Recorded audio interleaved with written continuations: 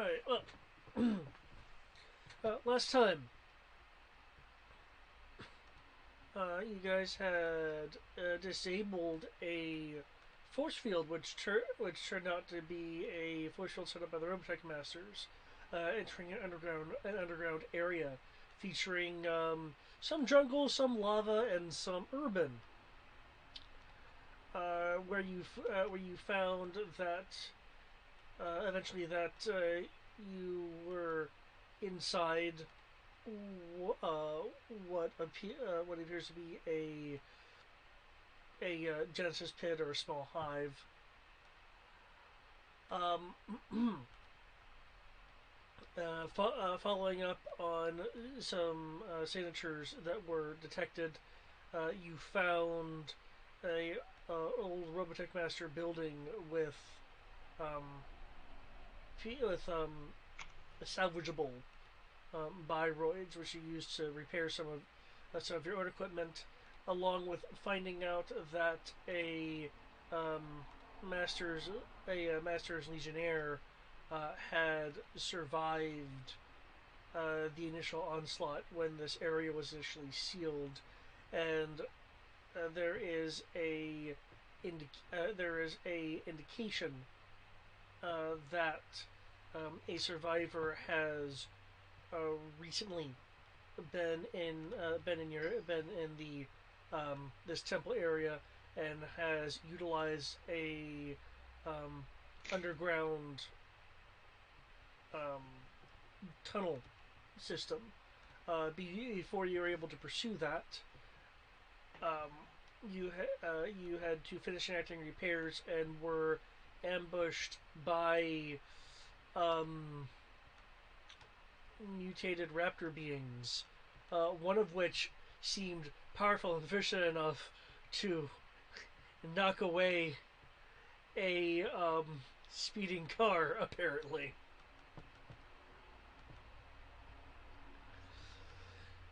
Hmm. And um, with our resident Kabaran being the shovel master, and the uh, VT pilot having initially defended the area, you guys were on the cleaning up side of the fight, and presumably going to resume the idea of trailing the indications of life that lead underground.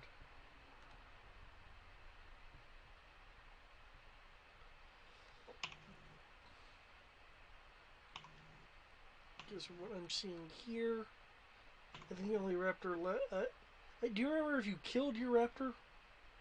I don't remember if it actually died or not.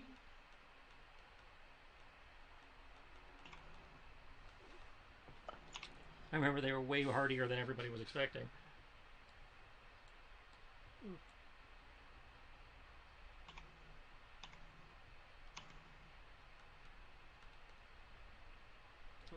I have revised my random rollers, so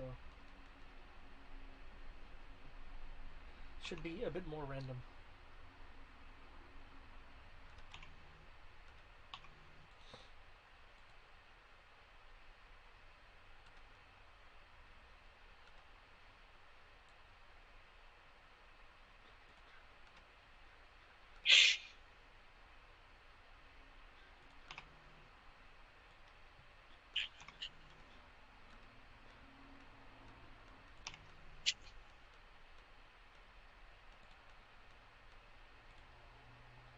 Oh, well, isn't that interesting? What's up? My turn order is blank. The one on the main screen, however, is not. Hmm? For some reason, that does not surprise me. Roll 20 being inconsistent? There we what? go. Never. I just had to add something random to my turn order, and then everything popped up.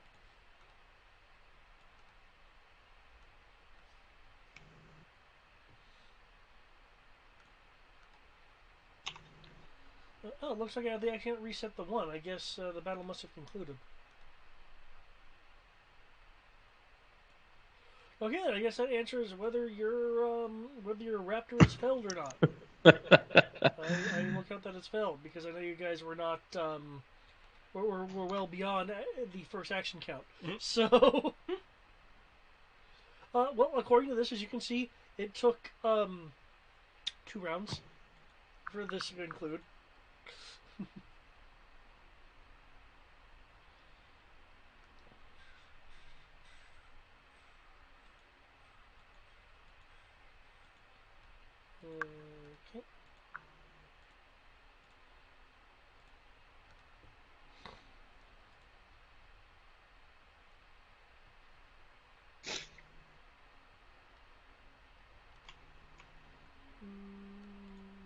This one.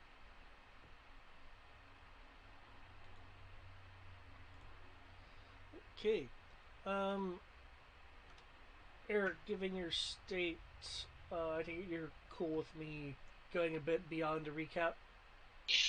Yeah, go right ahead. Sounds good to me. Yes. Okay. The Raptors having attempted to drive you from their territory, obviously failed. I think it has something to do with the fact that you guys have powered armor and they don't. Nah.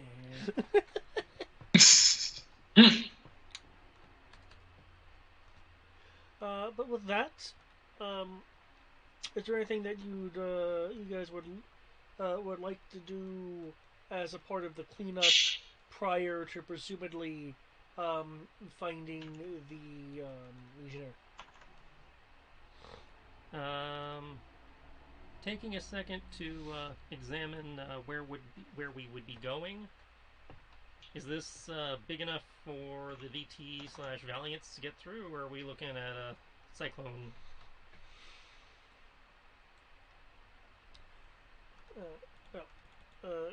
Also, I believe we were recharging something.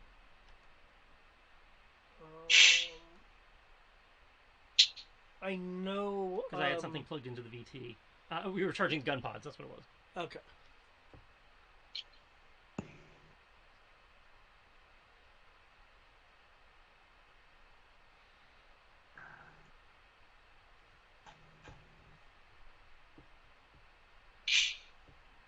Okay.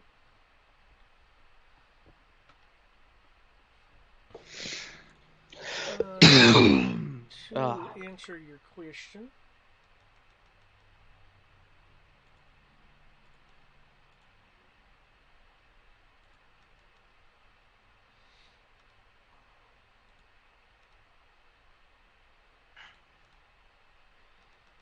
so you know there's a bit of a size discrepancy between these things. Okay. Roughly half of the Bioroid is underground, meaning the Alpha could do it if it crouches in battleoid mode. Okay. Sorry. Hold on. Okay, sorry. It would be scraping, but it could do it.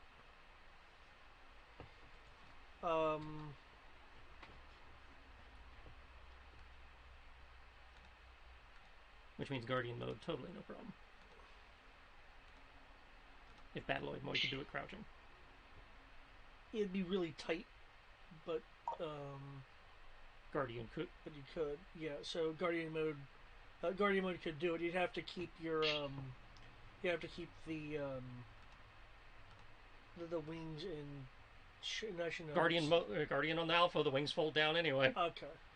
I'm thinking of the VF1. Yeah, you're thinking of the VF1. I'd say you're looking at my Guardian mode right now. Yeah. It's on the screen. I was kind of off to the side. Okay, then yeah, that would work. That would work.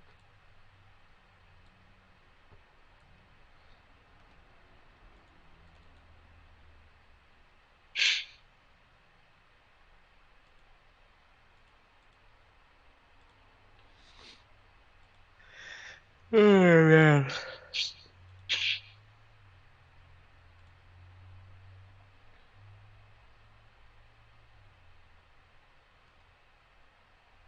I remember this. Yep. Yep. I had literally used my power shovel as a pogo stick, jumping from the top of my mech to kill one of the raptors.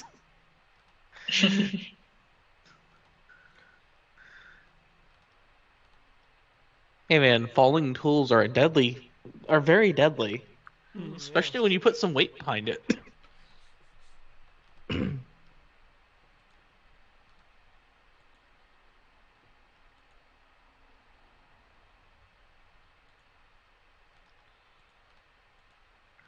Okay. Oh, that's right. We also have the ion cannon thing Yep. I from the believe we vehicle that we have. eventually need to jury rig. I thought that was already jury rigged.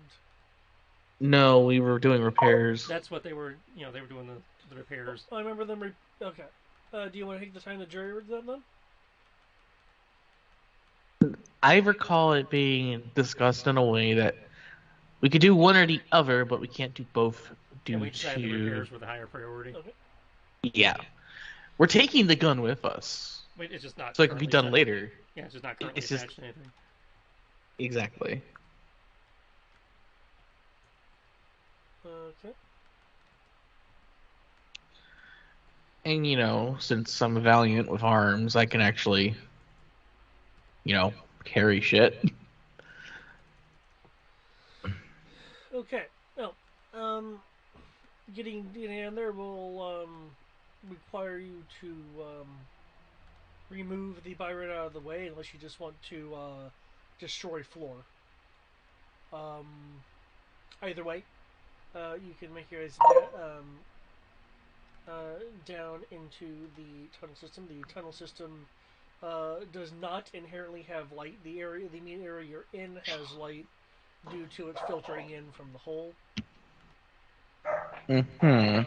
And it looks like there formerly was light, as I believe I mentioned some source of fire before. Yeah. I shall be right back. Food has arrived. All right. Well, I guess Guardian mode will take point again, unless experience dictates that. Well, with how cramped it is in here, if a fight breaks out, your options will be limited if you're wanting to avoid. Okay, that's what I was trying to confirm. So I'm better off taking the cyclone and leaving Okay. Because what I'm asking is, there is essentially physically enough space for you to fit, but. Okay, I will take the cyclone then. Okay.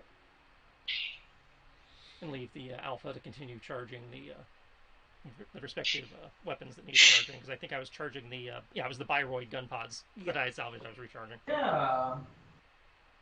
The way you described it was not. It did not register in my head. I ate the last two pieces that were in the box last night. Okay. It's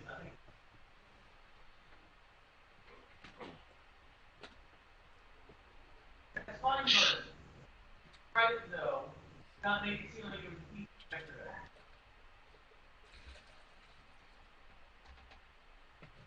that. However, because this is Robotech, I'm totally riding the cyclone. Fuck off. You said what? Gotcha. As I will take the tiny motorcycle, but because this is Robotech, I'm totally riding the motorcycle, unless the terrain dictates wheels are a terrible idea. No, you can use it. You can use it in the tunnel system. Yeah. Light has returned. You have returned? I now have caffeine and pizza. Nice. Dinner of champions. I can survive for probably a few hours now.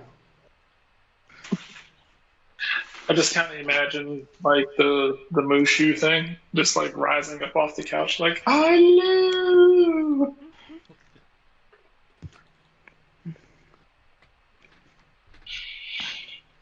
Yeah, that's kind of where I'm at right now.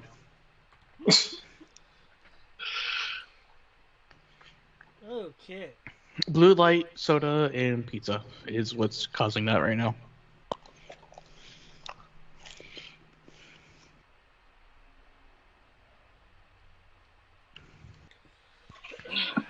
You said blue light? PC monitor, blue light, yeah. Ah, okay. Okay. Um, I keep forgetting I did turn my monitor to that. to follow this trail, ideally the skill to use would be tracking, but as you guys are aware, it's quite possible for there to be other skills or ways of doing things. Other ways, alternatives. What sort of witchcraft are you talking about? In the case of tracking, given the confines of the tunnel, there will be a 10% bonus.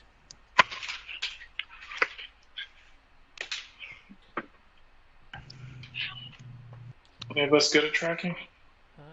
I mean, I have a 37.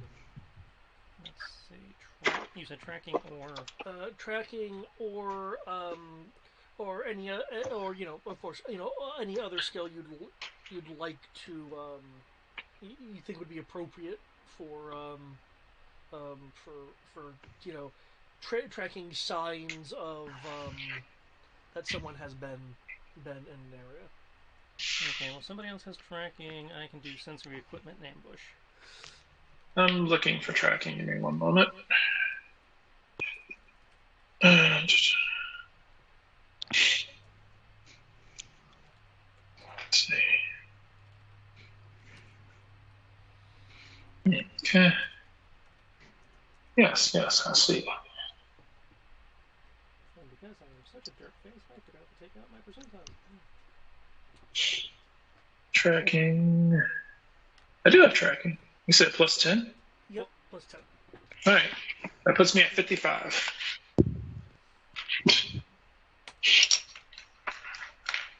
Cool. Basically 50-50 odds of working. Cool. I like it. Alright, so Wouldn't tailing also technically would be appropriate? you said what? Tailing. Tailing is a skill? Yep. Yeah.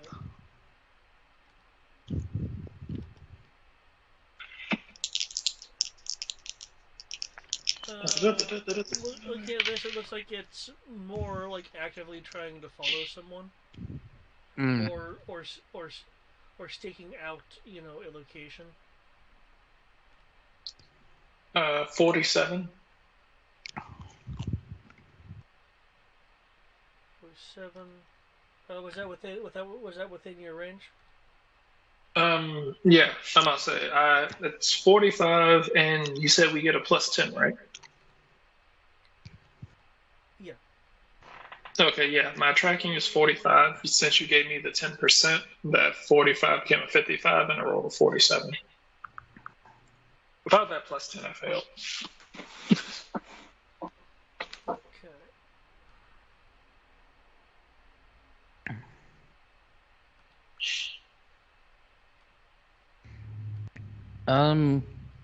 I rolled a 36 out of 37 before the plus 10. Okay.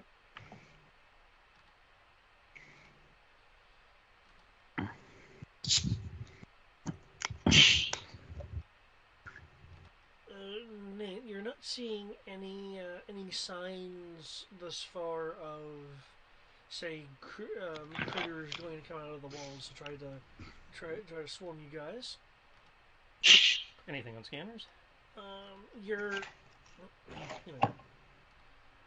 your sensors are. Let's see. As I recall, the Cyclone doesn't have much, but it does have something.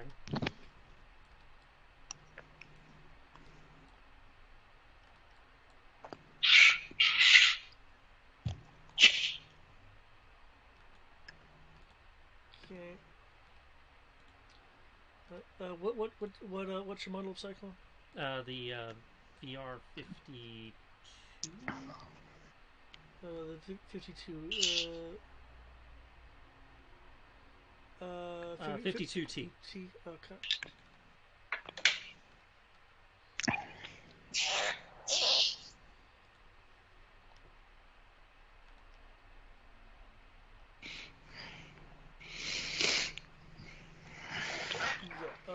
Yeah.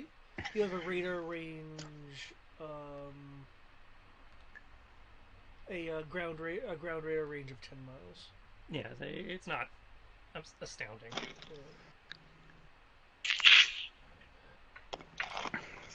Okay.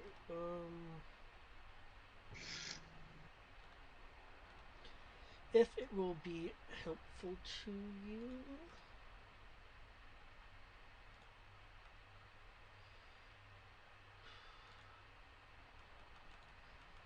in the journal, you should now have access to the VR52T, so you can look at its systems if you want. I don't know if you have those readily available for you. No, I didn't copy that on mine. Okay. Since I usually have the book within reach, I just kind of assumed I'd go with the book. Okay.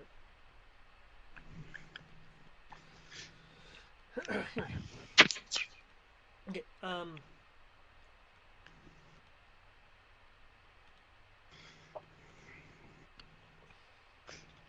It is. Let me just project something quick.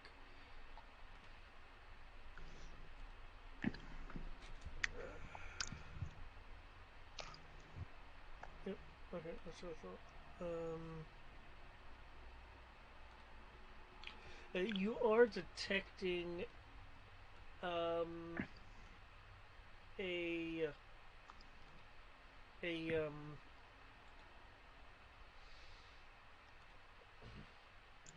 energy source 3,000 yards away.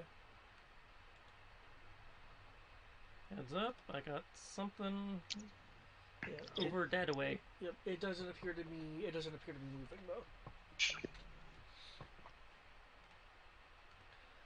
As for the tracking skills, through disturbances of dust,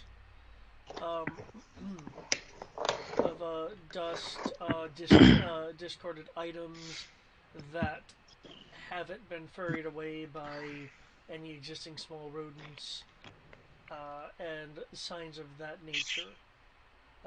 You're able to track the signs, clear signs to you guys, of a person who's been here for a bit, given the amount of displacement that you're seeing. I do want to ask something before I move forward, and that is, if Gio, if the bear is going to try to fit his Valiant down here, or if he's just going to be moving around in his Kabaran armor.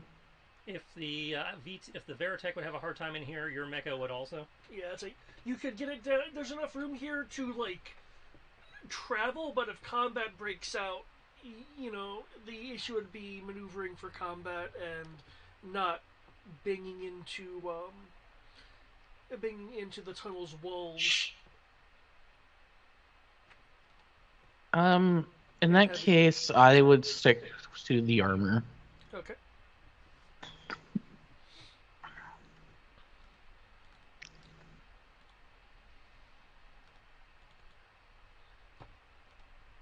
Okay.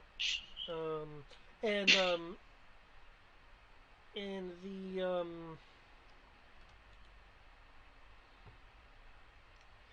case of Khalil, your silverback fits down here without much of an issue at all. Yeah, I would hope so. Need something. I won't be vulnerable. I mean, you still have your body armor, even if it didn't. But yeah. definitely would prefer it fit down here.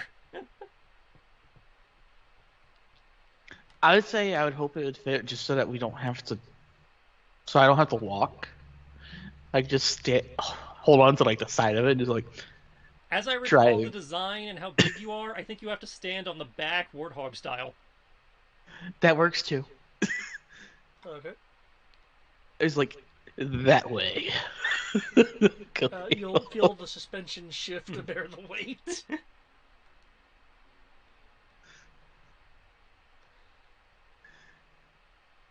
Hey, there. I ain't gonna be keeping up with a cyclone otherwise.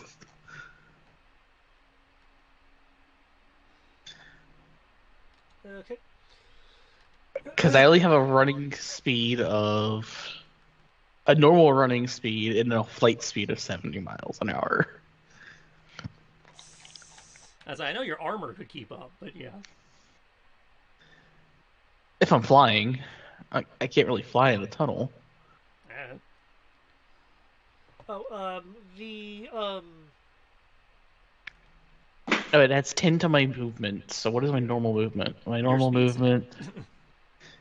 My speed stat. Da, da, da, da, da, da, da, da, da. Da-da-da-da-da-da. I can go 32 okay. Well, without incurring any fatigue. But yeah, riding on the back of the silverback makes a lot of sense. Yeah. I can probably keep up with a slow moving car. Or I can keep up with the car if I'm flying. But there's no reason to be flying in a tunnel. you said 32. Um, It's 32 if I'm running. Actually, that's just my normal movement.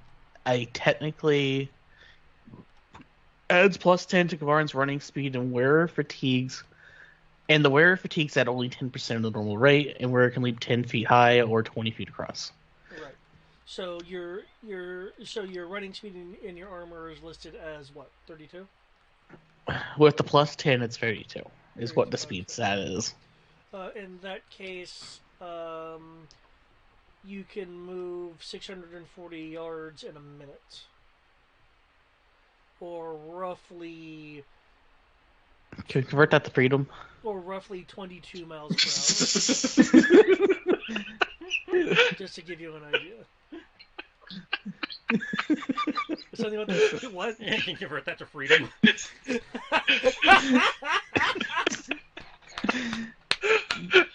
The best part was it was already in yard, so it was already in freedom.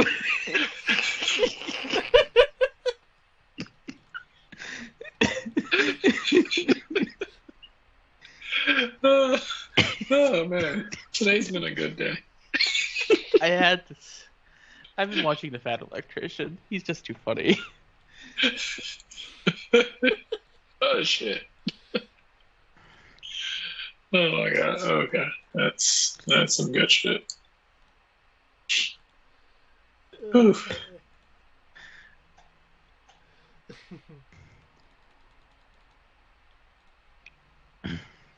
Well.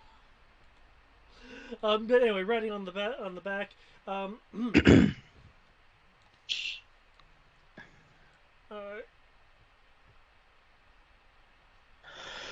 eventually, as it'll take a bit of winding through these tunnels, which occasionally split. Some of those splits becoming dead ends.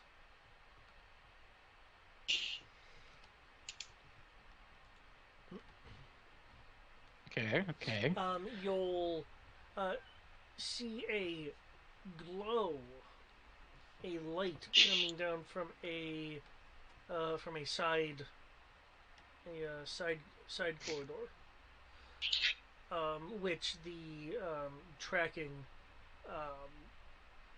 would point you towards, and Nate, your sensors detect that's roughly where the energy source is coming from.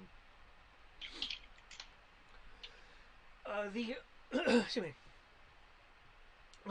The hull, the hallway has signs of battle Um, damage marks from energy weapons are on the walls and floor.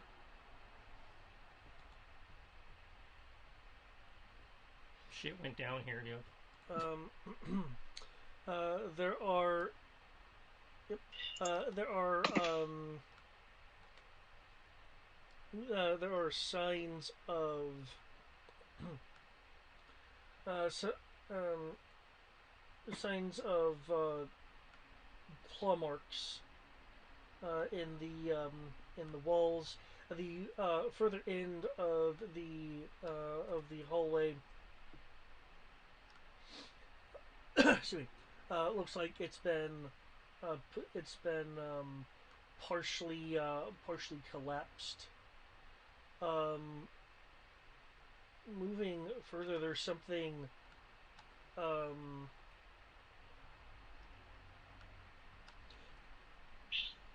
there is a pile of there's piles of inert dust around.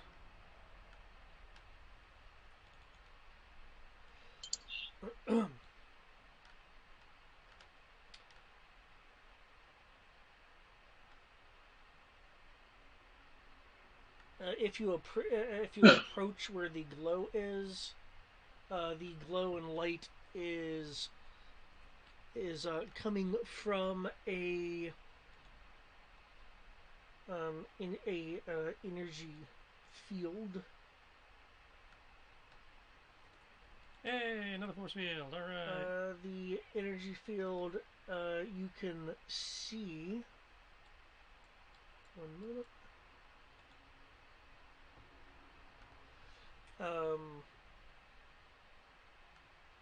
You can see a couple things.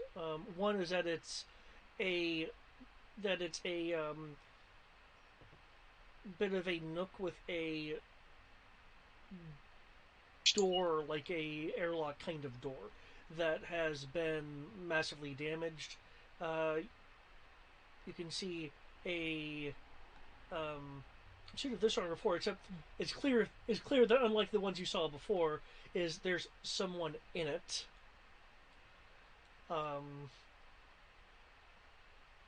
As They're actually alive? Holy shit. um, as they are bleeding, the Terminator armor is severely damaged. Um, the the force field is also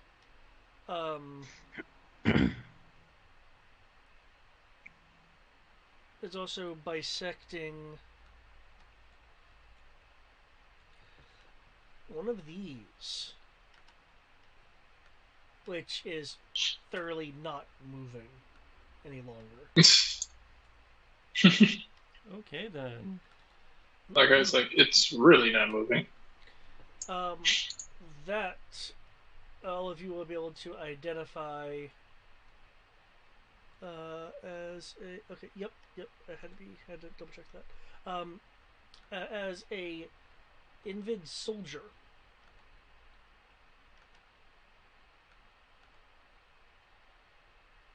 So that's their version of the powered armor, as I recall. Yeah.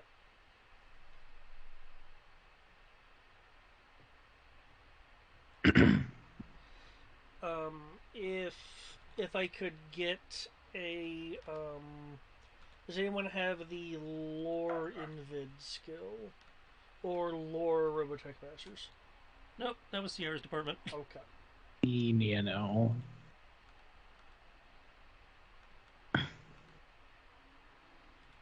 Okay, that's cool. It's non-critical, so.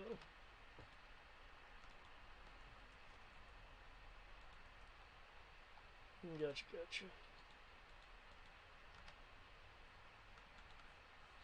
Okay. So the guy's still alive, but is just severely injured? Yeah, behind the force field, the helmet will shift, um, looking towards you guys. Ugh.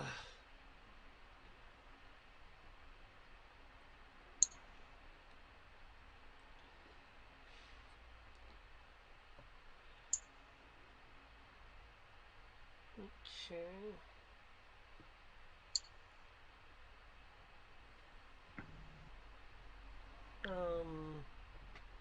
In a bit of slow movement, the individual will make a few gestures in your direction.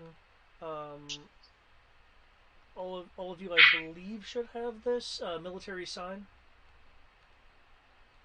Yeah.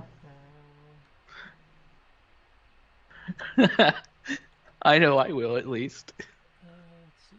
English. Military sign language, yeah, 50%. Okay. It's a military sign language. Mm-hmm. Okay. Since all of you actually have the skill, um, Military etiquette. No. So you don't. You should.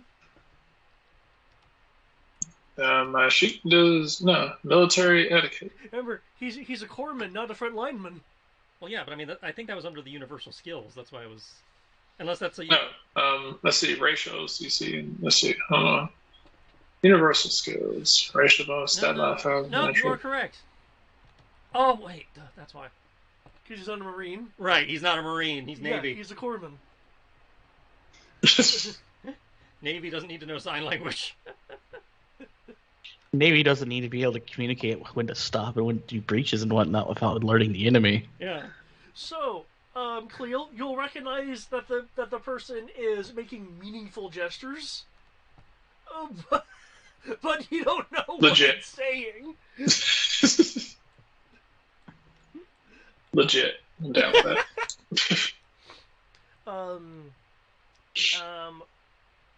For those with that skill, you'll recognize it. You'll recognize it not as REF sign, but as Tyrolean sign, which everyone who has this skill, due to the alliance with the Tyroleans, has as much of an ingrained understanding as your own sign, but you have a familiarity with their own with the Tyrolean military signs. Given his background, I imagine the Care Bear has even more of a familiarity than I do. Yeah. Yeah, I would hope so. Just in a small sense.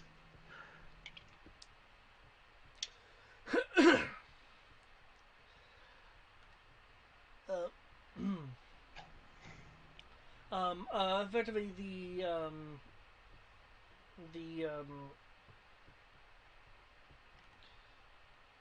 Legionnaire is asking you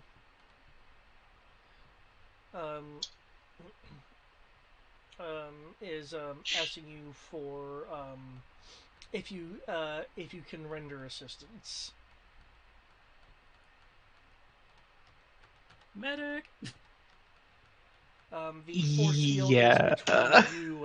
is between you and him. I would indicate yes, but there's currently a force field in the way.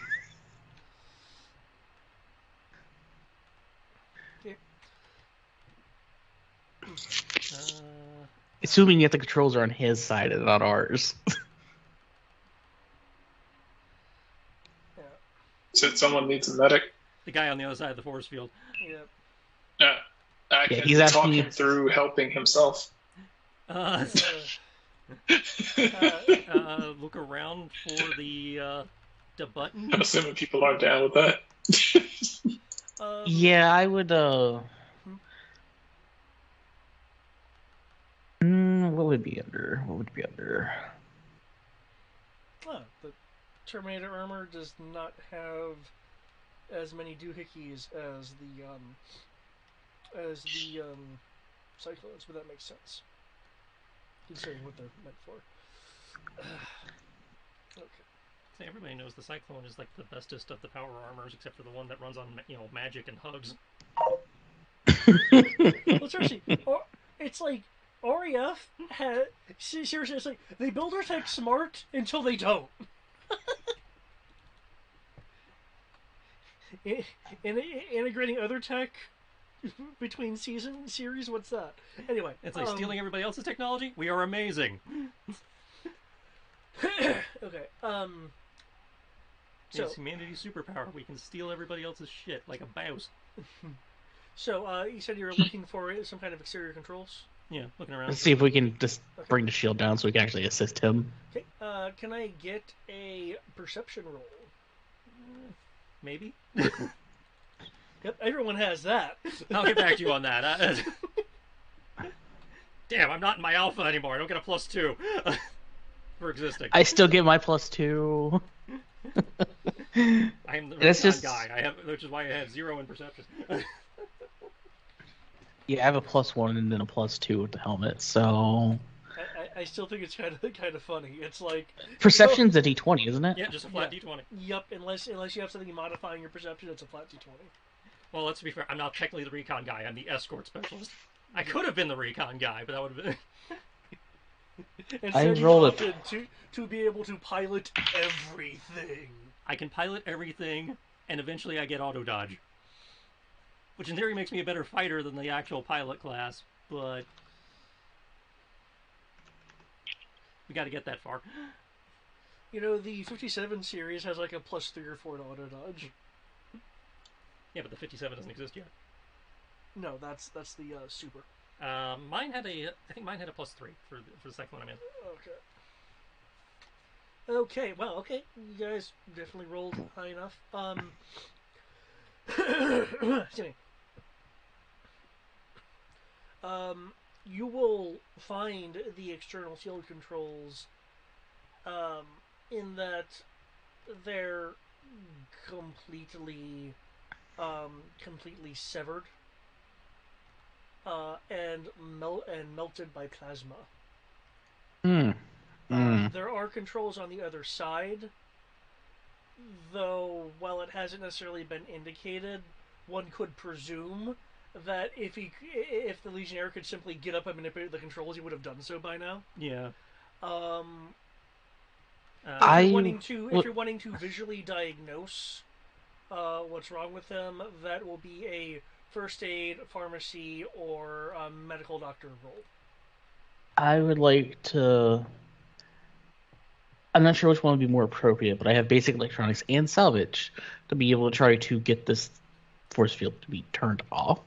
And Brian has jury rig, but Brian's probably going to be the one who has to make the diagnosis or first aid roll to find out how bad this guy is. Okay. You said you had basic electronics, and what was your other option? I have basic electronics. I have salvage. I would assume I can't do computer operations at this point. No. You can use basic electronics. This roll is gonna at first be to kind of look at it to see if you believe if there's anything left that you can repair. Or, well, we don't even have to repair. We're just trying to hotwire, honestly. Well, yeah, but that's what I mean. Like, you can use the roll to see if there is. Well, I'm just saying. If there's anything technically, left. you need less to hotwire than you do to repair. So when you phrased it as see if there's enough to repair, I was like, well, I mean, technically, we don't need to repair it. We just need to hotwire it long enough to open. Yeah, It was a phrasing. Yeah.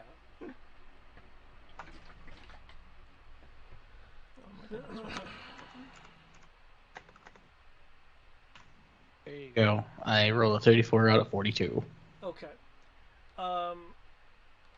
You are absolutely certain that the damage is severe enough that there's not even enough for you to jury rig on this side.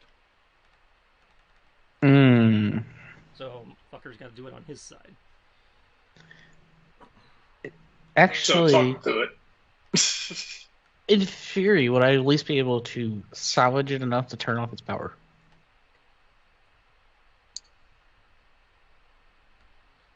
To turn off. I'm not talking about.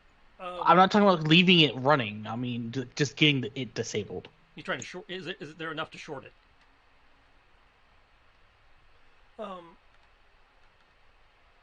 Yeah, there's no intention to try to keep this thing functional. no, not with the not with what has survived on this side. Hmm. Um, Can I roll military tactics to determine if my very fun, very Kabaran ion rifle would theoretically be enough to take down the shield? I'm sure you can give a roll. I have an alternative idea if that doesn't work. With if you make that roll, it'll also give some additional information. I just remembered something really stupid. What? Well, I mean, you're doing your thing, so you do your thing first, and depending on how that goes, I will suggest the other thing. Because this is rolled. This is the thing player knows that character would not, which is why I have to. Yeah. I rolled an 18 out of 52 for military tactics to determine if I would theoretically be able to bring this shield down. Before I get to you, Khalil, is there anything that you're wanting to do in the situation? Given given the partial cave in, the force field, the injured legionnaire, and your companions kind of looking around, seeing what can be done. I can't do much because he's over there. Is he conscious? Yes, he's been able to sign to you guys. Okay. How did Eric? Oh, okay. I haven't fully resolved it because I wanted to. Okay. Because you two have been talking about stuff, I wanted to make sure Khalil had. Yeah. Okay. I will shut up. Had a thing. Best thing I could think of would be to see if I could talk him through what he's dealing with right now. Well, it sounds like if you're talking about like his injury. Yeah. See if I could. Does he have any medication? Does he have any like healing packs or anything?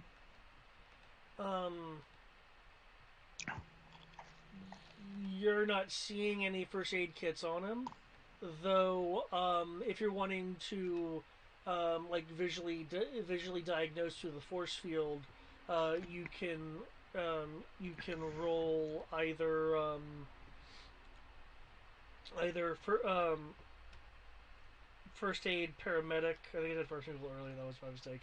First aid paramedic or your medical doctor skill, because I do believe you actually have a doctor skill on here. I'm a doctor. Ooh, there's field surgery. Yes, there is. I'm a paramedic. Is it paramedic? Because I'm not actually seeing the doctorate skill. He doesn't Field have a doctorate surgery. skill. Oh, okay, he's a paramedic. Paramedic. Field surgery. So yeah, field surgery, first aid, and paramedic. Yeah, paramedic would be paramedic would give you more information. Okay. That'd be a 55.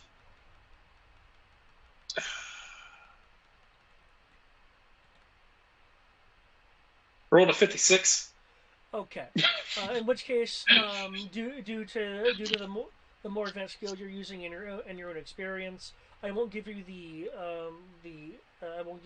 details, but I will give you what you would have gotten with a first aid roll.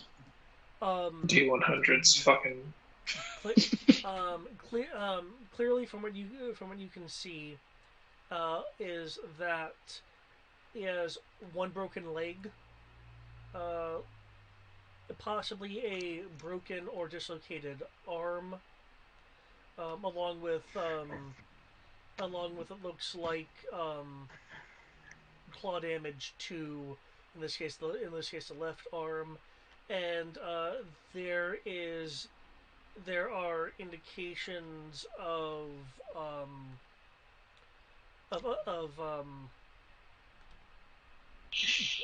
blunt trauma, as if as if being slammed very hard into something. Judging by the area, it doesn't look like that he has moved from the spot in a while.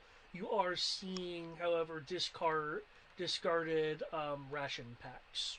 So he's at least been eating and drinking.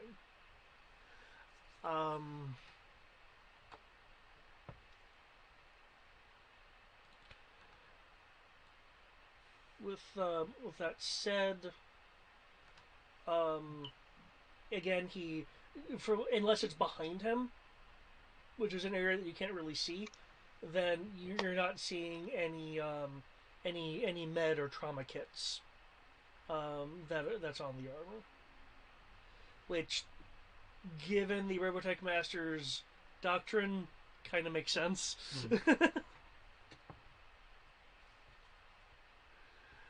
Because in theory, there's always more Legionnaires. Until there's not. Well, Which is currently now. That was not a problem. So. Well, until they decided to seal themselves in here, yeah. Then it became a problem.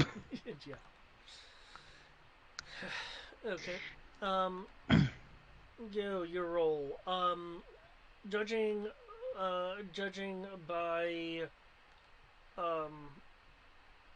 the looks of things in the force field itself, you're talking about your ion rifle.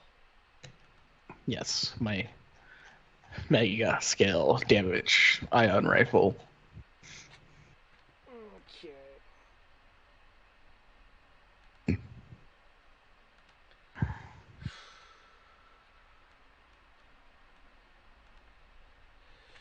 Hello? You would. Still here. Yep, can you hear us? Yeah, I can hear you. Okay. Apparently, apparently Skype just ended. Okay. You would estimate that that 20 bursts from your rifle would be sufficient to tax the field. That is 2 clips worth of shots, by the way. So that would leave me with 1 clip left. What you do notice that part of the field side wall before it reaches the collapse in the corridor is damaged. Depending on the design of this place, it would definitely be possible for you to breach beforehand. Not beforehand, with a lot less shots. You'd guess. Let me get the image here. So you're saying I can just break the wall around it instead? From one of your tactics are telling you, you could breach it to see if that gives any access to his actual room, because you're seeing the wall through the force field, and rather you're seeing the wall of the small area the Legionnaire is in, the perimeter of that room. The damaged area of the exterior wall that you're seeing is slightly past that, but if that leads into, say, a hallway that'll let you just go around, for instance, then that could work. Well, it's time to use a power shovel as what it is truly meant for, which is engineering. Okay.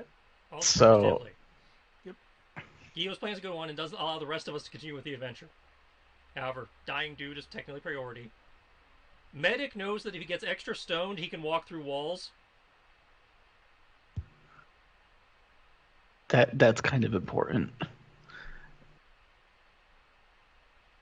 That is something... David forgot about that. No, that is something that Cleo would be aware of, yes. That's why I was like, this is something player knows, character does not.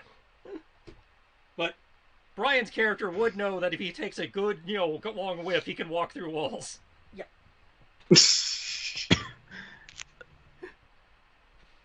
And hey, now, what's wrong with me literally just breaking the wall, walking Nothing. 10 Like I feet, said, breaking the what you're wall? doing is good for the rest of us, because that means the rest of us can continue on through the dungeon. But given that the dude is in theory dying on the other side of the force field and digging is going to take a minute, I am just informing Brian that he knows that that his character can walk through the wall and be treating the guy while you're digging if he is so inclined. Yeah, please do that. Yeah, because Brian can disbelieve the force field by getting really high. What? Just let's him do fair. quantum tunneling for some reason. Yep, ghost walking. Well, I mean, to be fair, everything that you interact with technically is a choice. There you go. Cleo, go. It's like, I'm eating this food because I believe that I'm eating, when in actuality you could just hold it in your hand and believe that it's in your stomach. And then it will no longer be in your hand, it'll just be in your stomach. So if you are concerned about the guy bleeding out, instead of trying to talk him through it without having the language, you can get in there while Eric is digging. Advanced levels of this skill would allow me to perform surgery because surgery needs to be done. Go, Khalil. Go be stoned and help him. As I proceed to pull out the power shovel and turn it on. He was like, all right, so people think I can only really get high in order to, do stuff like this. I see how it is. All right, cool. I guess I'm on Overwatch then.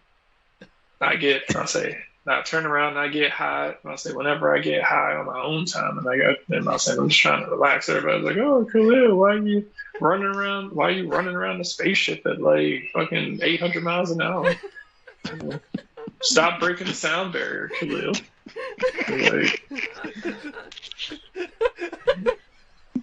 Stop stealing all the bras on the space station, Khalil. Let's see how it is. Okay, but when it comes to saving someone's life, I guess I can do this. All right, cool. All right, drugs. I'm just gonna I'm about to say, all the while he's doing this, he's just taking like a little folding table out, like a little dinner tray. He's just sitting there, just like just sitting there with like a little razor blade, just like chopping up some fine dust. It's like, okay, so I'm just gonna keep People on. are dying, Khalil. I know. I don't know why he's doing that. He just needs to take a toke of his air tank. That's a good Yeah, no, play. but this is the good stuff. Hold up.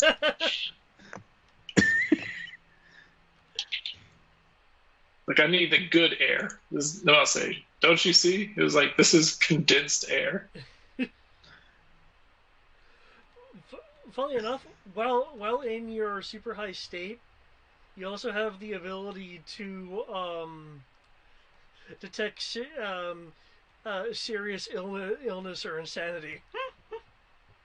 I think he needs to apply that to himself. But cool. I would like to apply boarding spaceships to removing walls because it's very similar. Okay.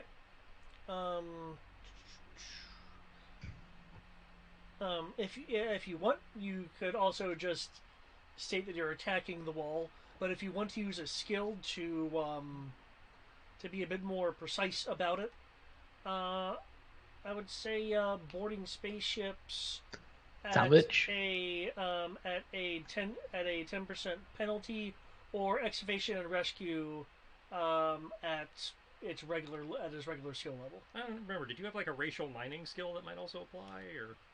Yep, if you have something additional like that would work to you. Right, so I have. what would I roll after to disbelieve the field, or does it just happen? It takes a full 15 seconds of of concentration, and there is a at your level there is a 30. There is rather there's a 60% 70% chance that you'll be off target. You have a 30% chance of arriving exactly where you intend to be. Even though he can literally see where he's going. Well, you're folding space. That's what I'm saying. Well, yeah, I'm just saying, like, you can literally see where you're going. You think you get a bonus. I mean, it's not like he's trying to do it blind. That's true. Because you can see it, I'll give you a 20% bonus. Yeah. That's all I was saying. It's like, Yeah, that makes sense. It doesn't actually say I have any bonuses for mining. okay, I wasn't sure if that was a racial skill for you or not. It just says natural abilities. I have engineering aptitude. I get a plus 10% to all mechanical and engineering skills, regardless of OCC and gender. And I can always pick mechanical engineering and electronic engineering skills, regardless of normal OCC restrictions. Okay. I also have motion detection. Yeah, that I My remember. ears act as motion detectors. Well, that's good to know. You might have to remind me about that. Sometimes. Demonetized. Well, oh. What? It's a sugar. It's flour or sugar or some shit. You don't actually know what that is. It's a picture. I must say it's my concentrated oxygen stash. If I recall, you don't breathe oxygen. He breathes. Yeah, no, I don't. If his natural atmosphere is not oxygen, he can breathe oxygen if it's mixed in with his normal atmosphere, which is normally what his rebreather does.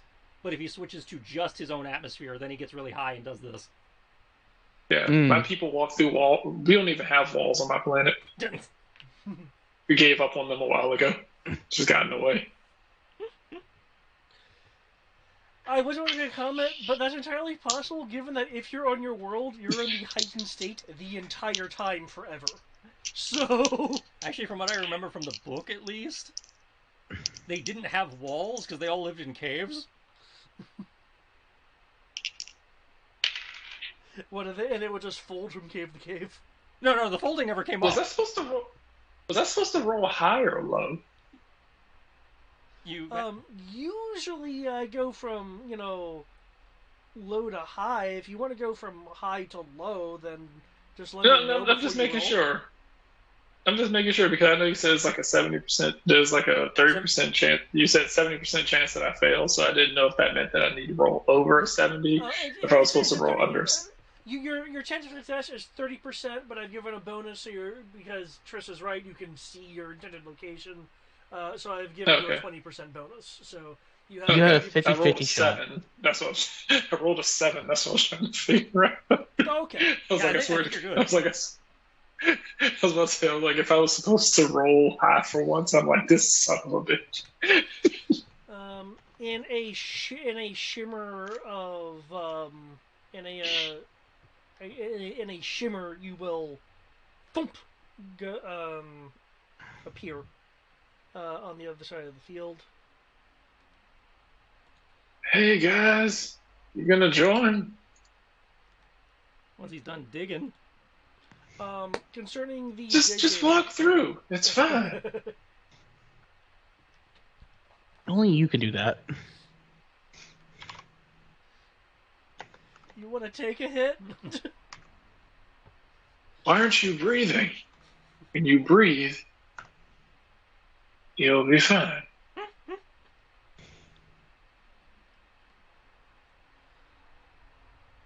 Okay.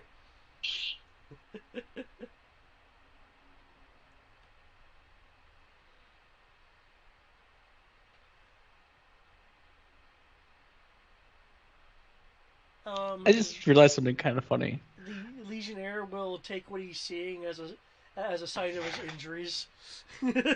Yeah, that's fair.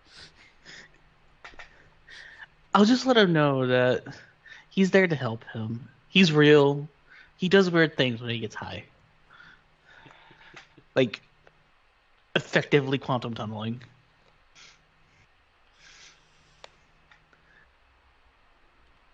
Okay. Now that you have a chance to look at this guy, Cleel, the left arm is not just dislocated; it is badly damaged, and will um, will need some medical supplies for you to actually fix. Fortunately, you have those with you. Okay, moving on to Gil, the bear. Using your boarding skills, you're able to safely breach the wall. On the other side, um, on the other side of the wall, um, you are seeing a Robotech Master style protoculture power generator that is going to be obvious to you given your previous okay given your previous experience with what you were looking at before that this generator is tied into maintaining the force field. However, the same force field technology is erratically acting in this area as well. Um, excuse me. I'm just going to turn it off. In what way are you wanting to turn off the power generator? Using computer operations. Okay. As I mentioned, with those erratic force fields, it is Oh, it's not next to me. I thought I just opened the wall and it happened to be next to me. Well, you break open the wall and in the room that's unveiled, you see the power generator and erratic force fields going to and fro. These force fields uh, do block any kind of safe access to the Tyrolean control panels. However, um, you are you are an intelligent bear and realize something.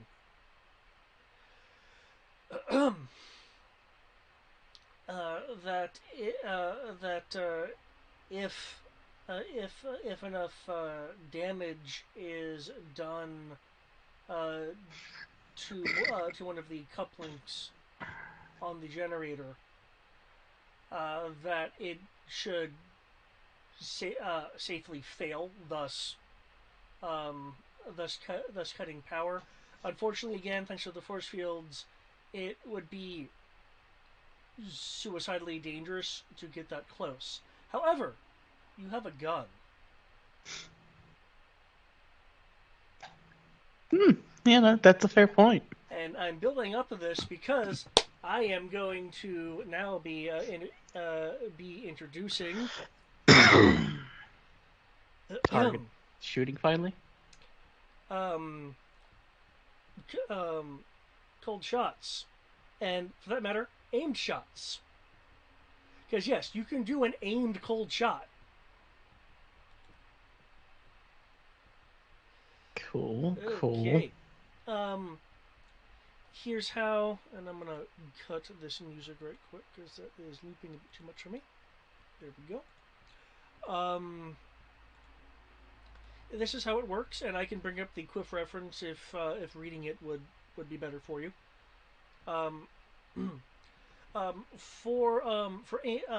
For aim shots, these are not for like aimed bursts. This is intended for single shot weapons, which many weapons can be fired in single shot. The aimed shot also takes advantage of the sniper proficiency if you have it, as an additional bonus. And as one would figure, aim shots are good for like if something is being especially evasive, or something's like especially tiny or inherently difficult to hit. in some fashion, then of course you can use an aim shot to either offset penalties or just give yourself more bonuses and potentially hit whatever the target is. Um, a a cold shot is targeting something specific.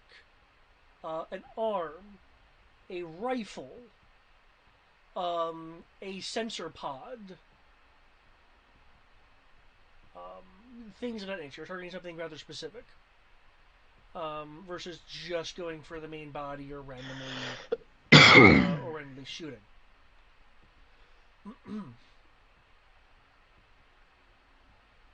Okay. And cold shots generally have some kind of penalty built into them. Usually, the minimum penalty is 3.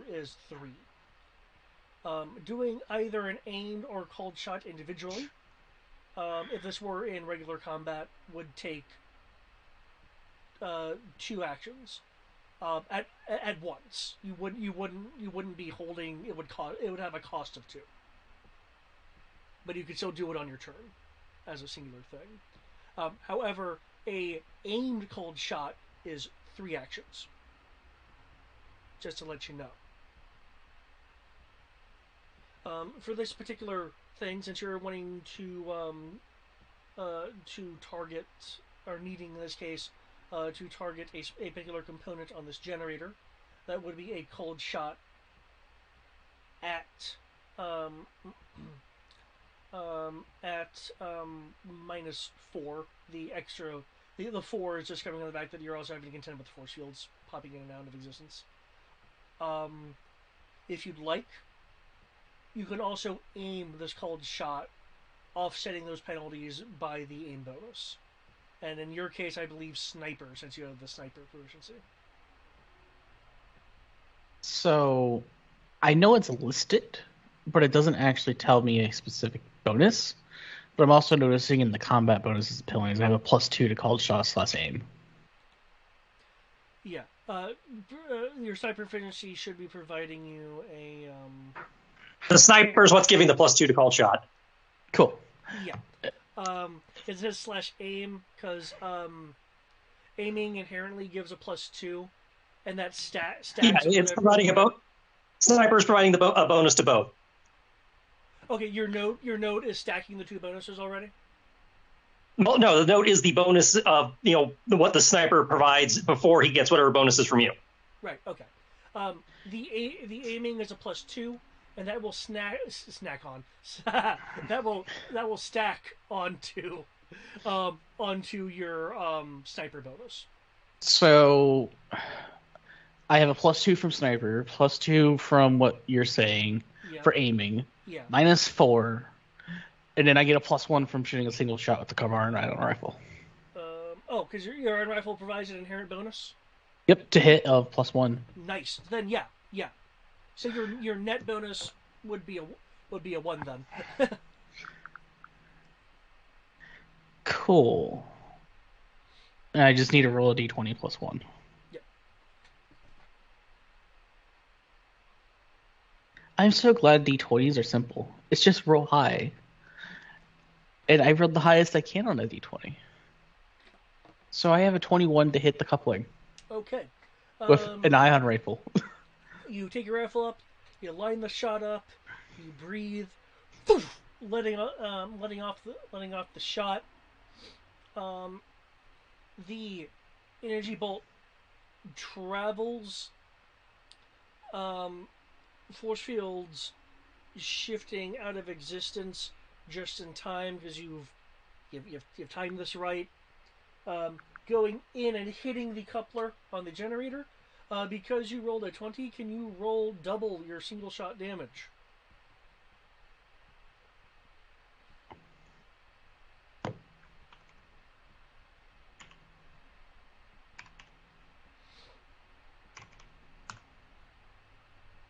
There you go. 21. Okay, that beats its damage capacity by a lot.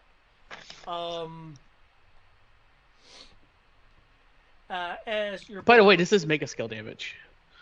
Yeah, I know your 21 is mega skill damage. The generator. Was this something I could have done with standard? Can your rifle even do standard damage? I have a double rifle, thank you. Oh, okay. I have a normal assault rifle, the giant ion rifle, a power shovel, and a bunch of grenades. It's actually kind of terrifying, and I'm effectively a walking armory right now.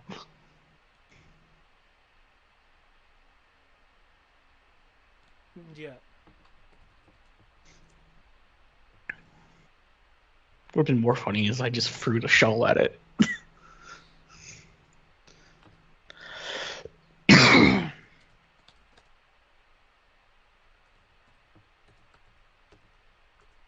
So yeah, I blow up the coupling.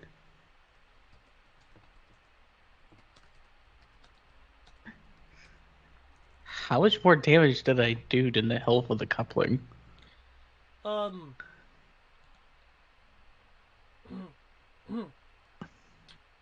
I'm kind of curious because it's already into non-existence at this point. Well, I was 20. It had a capacity of 100 SDC, which is the equivalent of one mega damage. So Me just hitting it would have been enough with minimum damage. your shot obliterates obliterates the coupling.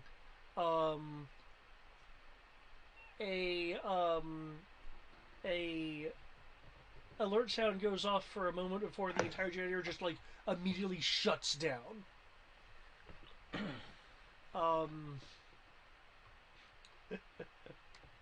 Problem solved. Nate, do you want to go help Cleo? I'm not really a medic. I'm not sure how much help I could be. That's why I was on Overwatch. That's fair. I feel like I'm more getting in his way. Okay. What is he doing right now, anyways? He rolled a 12 on his field surgery, so I assume he's doing medic stuff. Yep. He's having to remove areas of the powered armor to actually get to the person underneath. Because what he failed to notice before is that there is some internal damage that it needs to actually repair with the field surgery, along with things like properly healing the broken leg.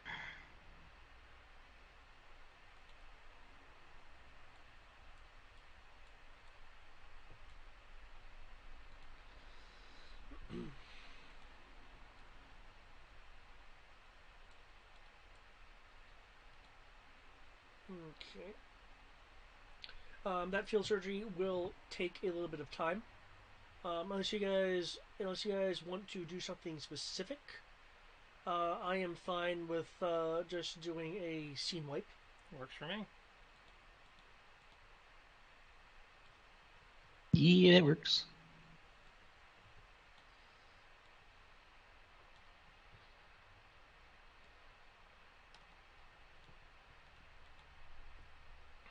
Okay.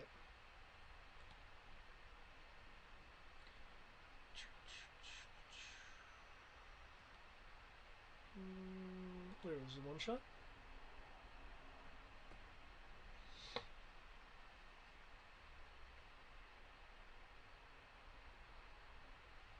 Okay.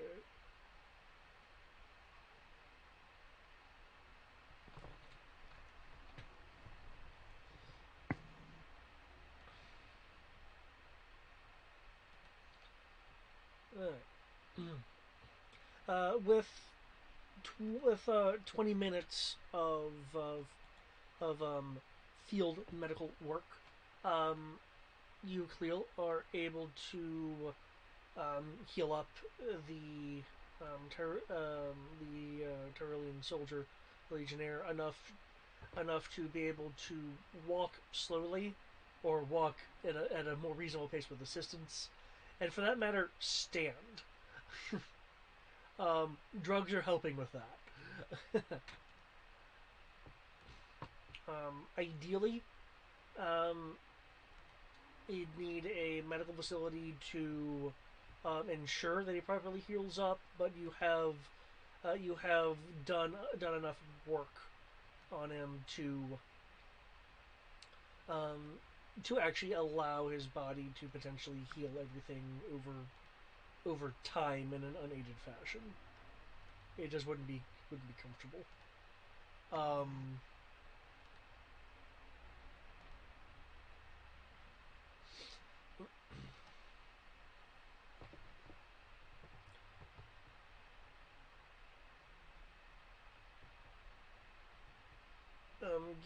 the generator room, since everything is powered down here, you you would also, given the amount of time needed to heal this guy, notice that there is a undamaged door in the generator room on the far side.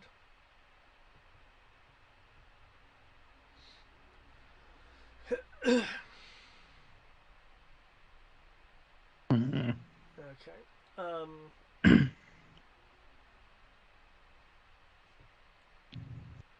The the Legionnaire um, will be will be signing a thank you and a question as to what unit you're with. Um, It's how clear do we? it's clear he's not recognizing any of y'all's armors. Well, except for yours. He realizes that you're a Cabaran and you're wearing Cabaran armor. So I guess more accurately, everyone else. Um, given, un, to my understanding, the Robotech Masters themselves are just clones, and the Alliance has the original faction of them that joined. We have the ones that they were cloned from. Yeah. Yeah.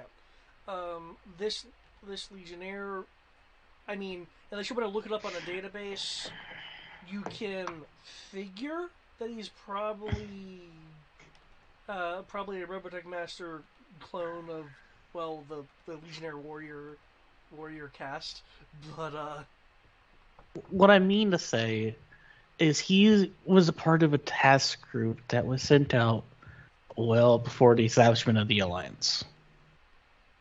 More than likely. Unless they're like a rogue group or something. from the information you guys have, everything is pointing to the fact that this is a Legionnaire from before the Robotech Masters skedaddled towards Earth.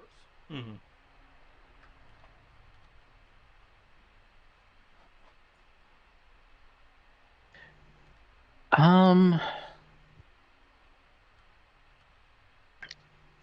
I guess I would explain we're from the Alliance in a neutral tone, like a neutral way, I guess is the best I can describe it. And that we weren't expecting to find any of the one from the Robotech Masters on this planet.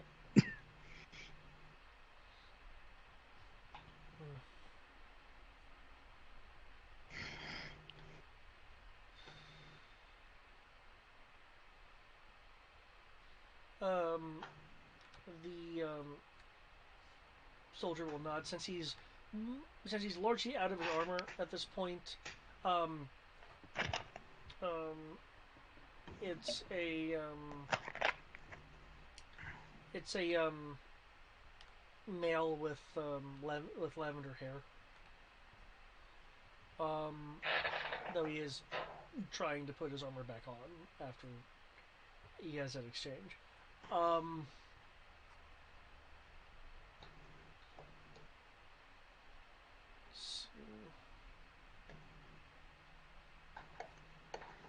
let's see. Okay. is he's not that. So okay.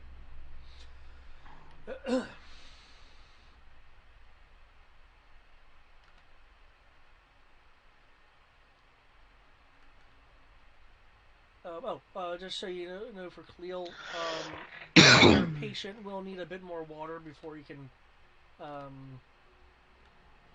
before he can do any serious amount of speaking, which is probably why he's so relying on signing. He is not in the call because of. He's still on that Gee. kind of. Okay.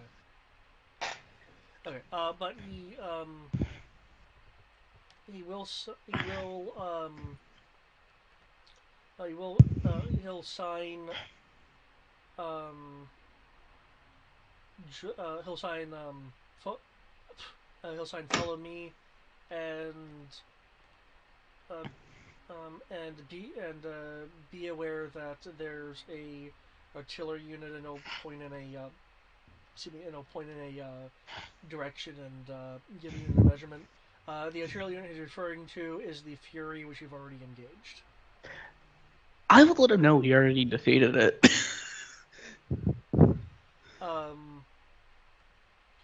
There'll be an attempt at speaking more of a what would have been a exclamation of The fuck now?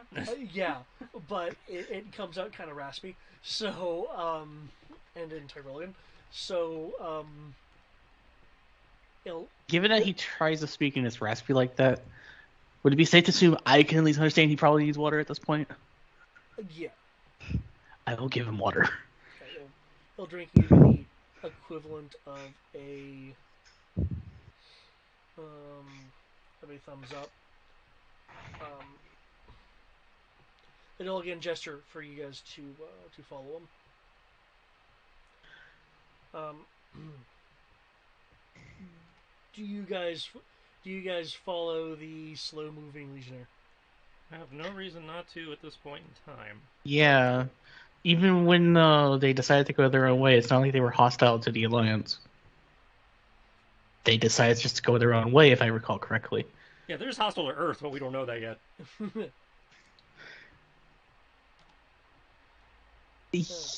Yeah, we don't know that yet. It's not like, as a Kabbaran, I particularly. I mean, I would care given that they're part of the Alliance, but. And we know we did come and liberate your planet, so it'll be only fair that you. Yeah, you did that too. But it's just like, oh, well, this is awkward. Oh, you liberated our planet, now yours is in jail? Nope, sorry, can't help you, going through a tunnel! What's that? We're busy mining, to be able to power our ships to go to you. Mining them, happy space rocks, can't hear you. Oh, no, sorry, the foxes are, disbelieving that wall over there. They disbelieve the Alliance for a few moments. Only what's convenient. I just want to make a meta comment and then I'll get back to the game. That is something that I thought was odd, in that in the Shadow Chronicles, apparently none of the Sentinel Alliance comes to help. Goes to help. I guess they were just like, we'll build you your ships, and that's our contribution. I want to say there was like a throwaway line somewhere in like the prelude, or this is our problem or something. So humans being like, no, we don't want to bother you with this. Yeah, I think it was like a really stupid throwaway line somewhere. It's like, humans are going to do human things over here. We should be fine. They get back to the planet. Oh God. See, no, we helped you beat the Invid. We got this. Oh God, we don't got this. In their defense, as we know currently, until they publish something to actually, cover this time period better than the one RPG book does, humans did all the work anyway. We showed up with the mecha that everybody else was using. We gave them the guns that everybody else was using, and most of the military was us. That is true. I think they had, maybe a small handful of spaceships. Yeah. So, if we're doing all the work anyway, no, we don't need your help slowing us down by making us transport your ass and our ass. Hey, now. I at least That just seems to be how the Comparins book were at is least presenting it. mostly. Until they publish something to contradict this, all we have is the one source book and the comic. I neither of don't which deny contradict it. this. I don't deny that, but Comparins were at least capable of military stuff. All of them He's like- are. But it seems like, yeah, y'all build shit and we'll just take it over there. It like- seems to be what we're doing. It's like you build our ships really quickly. What was it? Man, it was great we were able to restore the fleet in like a year after the Civil War. Yeah. Thank you, Kabaran Ambassador. So it's like, does that mean technically, even though I'm part of the Alliance as a military intelligence storm commando, I'm really just here as an advisor? No, It's it like- means you're the exception to the rule. I was saying, That's like 98% of your species is building. You're like, no, fuck this. I got a gun. Yeah, it's like the Sentinel Alliance is composed of individuals, so you like- can participate like you are. I saw their plan. It was stupid, and so I opted to ignore it. Okay. I don't disagree with this because I like engineering, but You're like the Rory, I'm- you know? It's like, I like engineering and I like shooting things, and I've discovered how to put them together.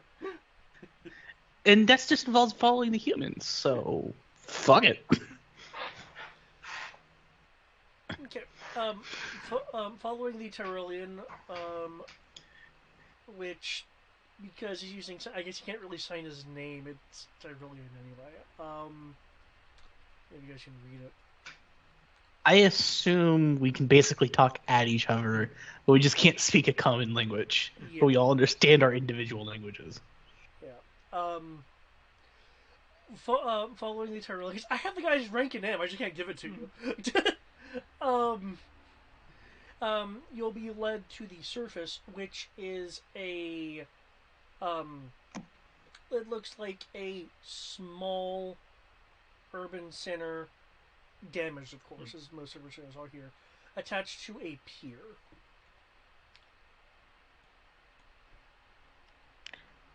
We should probably go back and get our mechs. Well, we'd have to drive over at this point, but Um,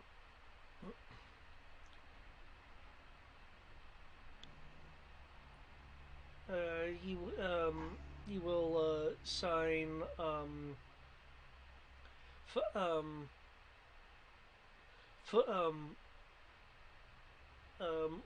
follow me to command center. Don't mind the debris. alright, boss. I can either set up to retrieve units and meet you there, or we can go there and then go back to retrieve the units. I don't think this guy's gonna want to sit around while we go get them and come back.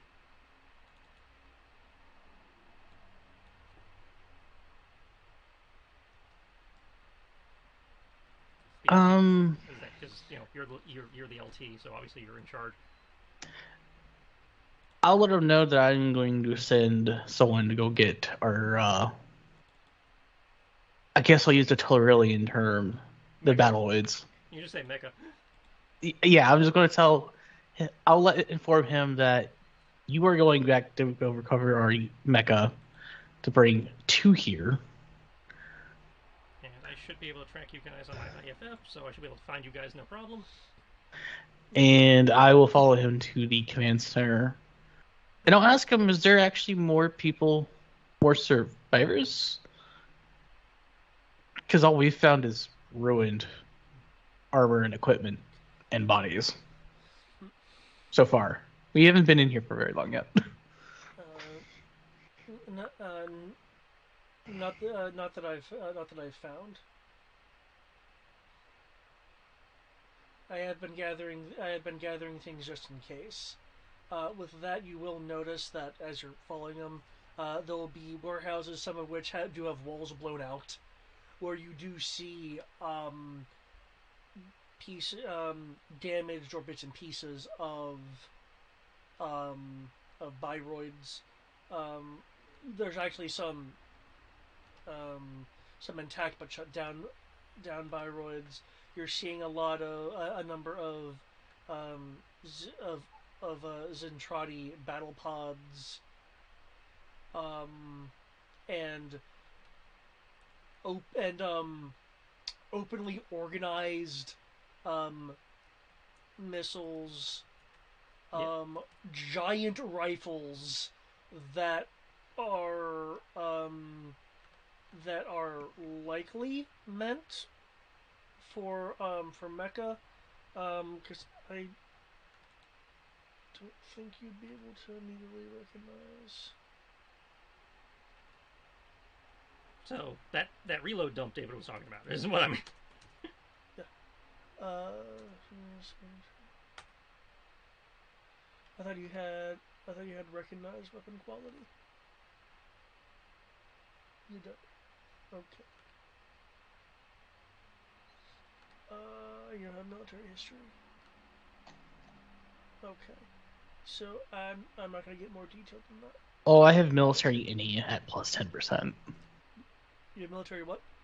OCC related skills, military any plus 10.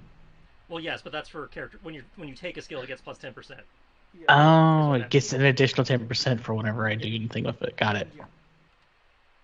I was wondering what that section was. Yeah, that means when you get a new skill, it'll be at plus 10%. Yeah. Okay. So yeah, well, there's a number of more person scaled weapons as well. The command center room is a blown out third floor of a fifth floor building. You do recall, as you're seeing all this, that most Invid do have trouble identifying equipment that doesn't have an active protoculture signature. At that point, they're actually identifying the protoculture, not the equipment, which likely explains why there are some fully intact units here. To put more plainly, if you were to say leave your Robotech fighter in an open field and your run-of-the-mill Invid flies over, they will have a % chance of going, oh, I know what that is. Otherwise, you'll just fly over it, not giving a crap because it's not emitting any protoculture.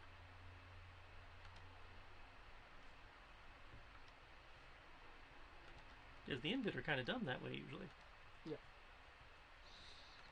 Which is why I can literally walk past them as long as I'm not in the Valiant. Usually, yeah. Yeah.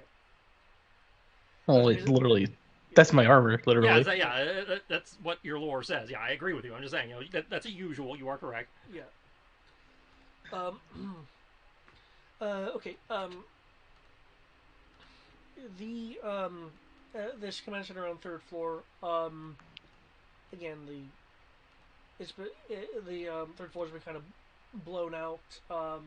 The general grandeur of the Roman-esque architecture is largely below the smithereens here. But on a excuse me, on a metal table with that's designed to look like a large stone table. There are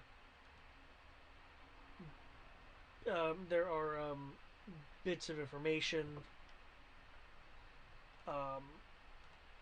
Some of the computer systems here are online. And he explains that he's been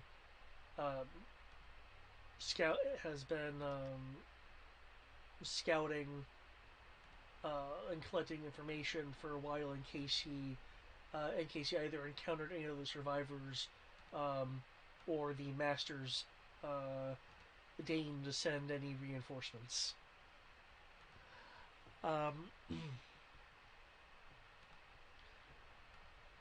While everything is in Tyrolean, fortunately, the ability to interpret information in a general sense can be done by pretty much anyone that is skilled in going through information.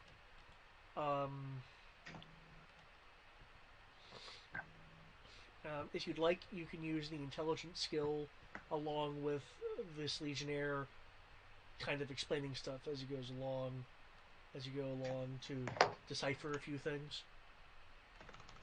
I would gladly do that because I have that. Okay.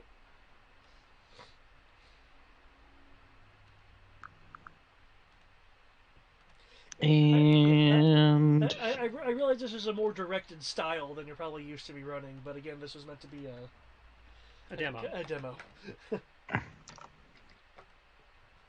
that I am fine with having a directed style outside of, oh, let's go fight the boss before we're supposed to fight the boss. Well, for all truth, he wasn't the boss. He was just really, really fucking tough.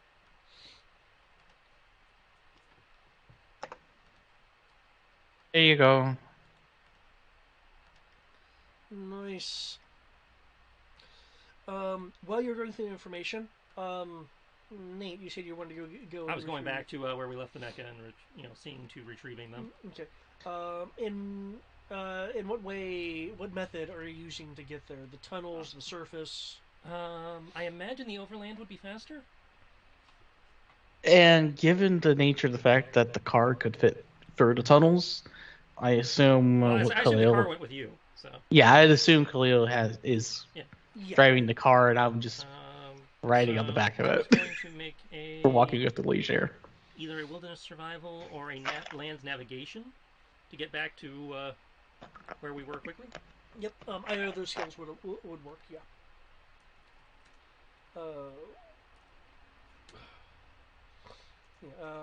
Land navigation would be the more precise, though. Yeah.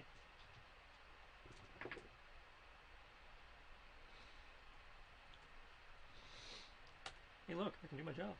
Woo! And what I'm going to do when I get there is, since I know the Valiant's a little bit bigger, what I'm going to do is, since I have piloting Valiant, Yep. I'm going to use the Valiant to put the Jurwalk in a full Nelson so I can carry it in one trip. Okay.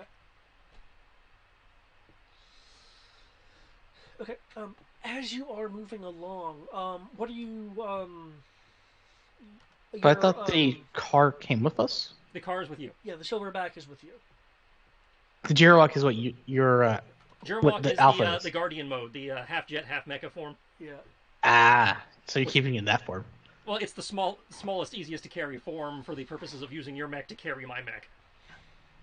Okay, makes sense. Because my mech can put yours in a full Nelson and then just go, whee! Though, admittedly, I have this hilarious image in my head of it being in fire mode and the Valiant just bear hugging it and carrying I thought about it. I around. was like, no, that would work with the VF1. It doesn't work with the Alpha because it's too fucking blocky. Yeah. And I thought about just doing it with the Battleoid. The Battleoid was like, no, because again, it could do it, but it'd be blocking my vision a lot. Whereas the Jurwalk's just nice and tiny. Yeah. Oh, that does remind me. In the future, for your little thing of opening your cockpit and sliding out, how I had to kind of make a call to time for that, Eric. I think in the future for something like that to represent the fact that your hatch opening takes a little bit more time than just say jumping out of an open frame, that it would take 2 actions instead of a percentile roll. Okay. That sounds like it'd be smoother to do. Yeah, that makes sense.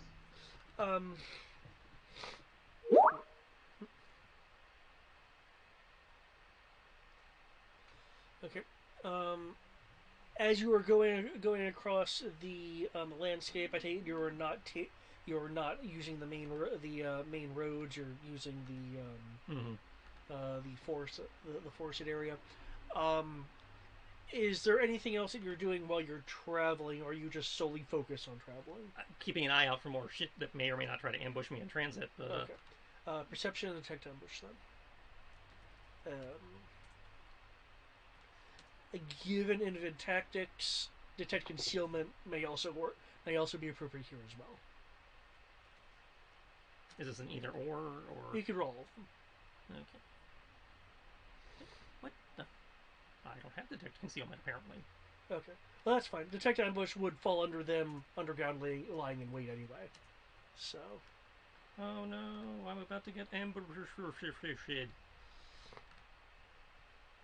I'm not saying they are. I'm just saying, as a member of the RAF who's been fighting in for a bit, you know that them being underground is a thing. Do I?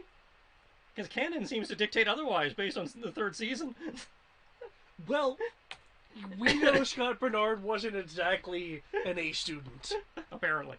He spent so much time with Marlene, he failed his studies, apparently. So I'm not very perceptive. I blame the stupid helmet. But Okay. I barely made it on the detect ambush, but I did make it.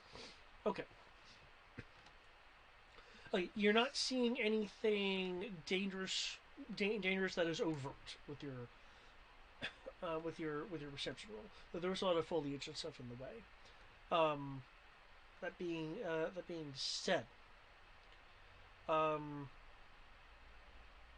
there is a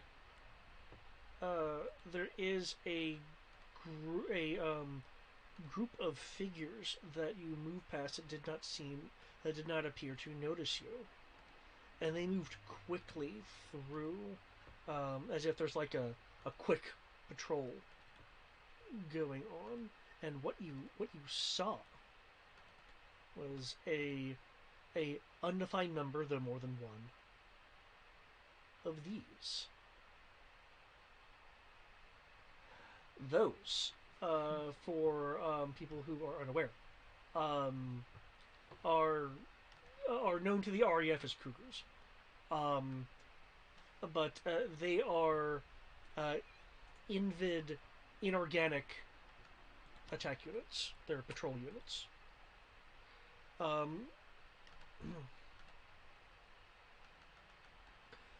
Usually traveling in groups of 4 or more.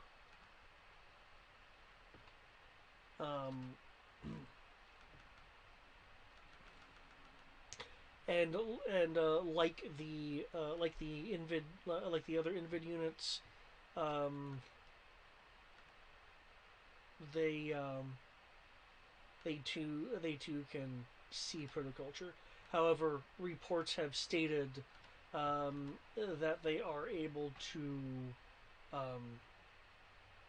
seek and destroy even hidden individuals in various other encounters that the RAF have had.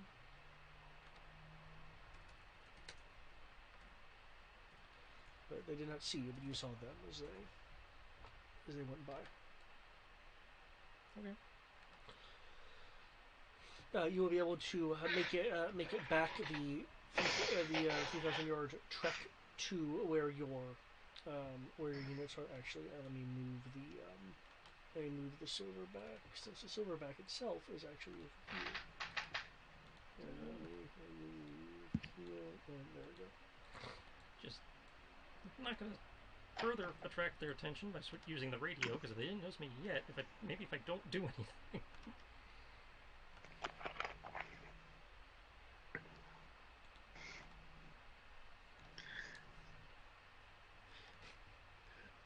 Just as a reminder, the typical Invid doesn't use radio, so No, but if I use the radio, I'm risking protoculture. Was my thought.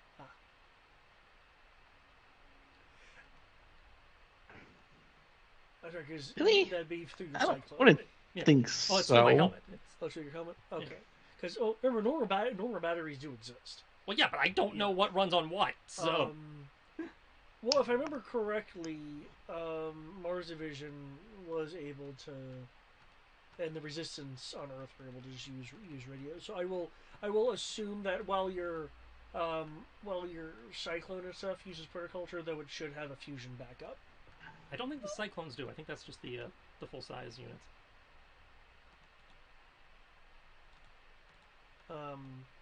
Yeah, I can believe the actual mechs would have power, like a fusion backup, to keep things running. But now something like your helmet in and of itself, I wouldn't think would be using Protoculture, like your handheld stuff. Mm-hmm. I don't think it'd be using Protoculture. No, it's probably just using batteries that get charged by a verticulture generator of some sort. At least that's what I would assume.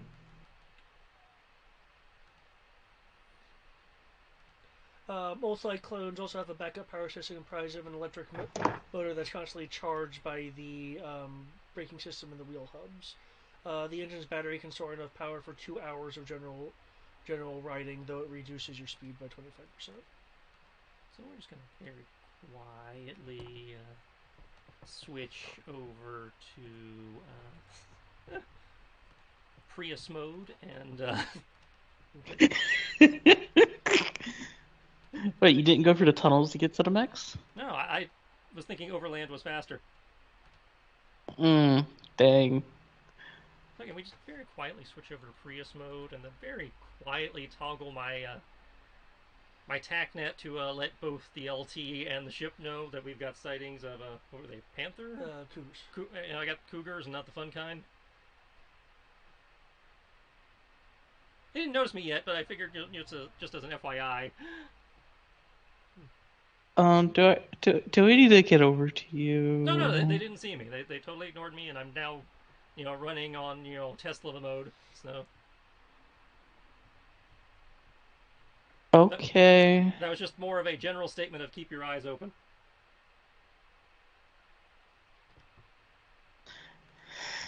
Well, that's mildly concerning. Also, it makes it more impressive that this guy is still alive using only protoculture. Especially since he's by himself.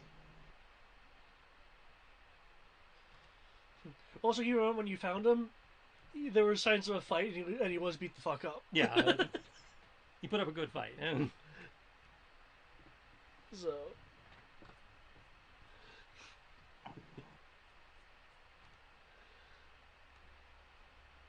Okay, so yeah, and you wanted to use, when you got there, you wanted to have the Valiant.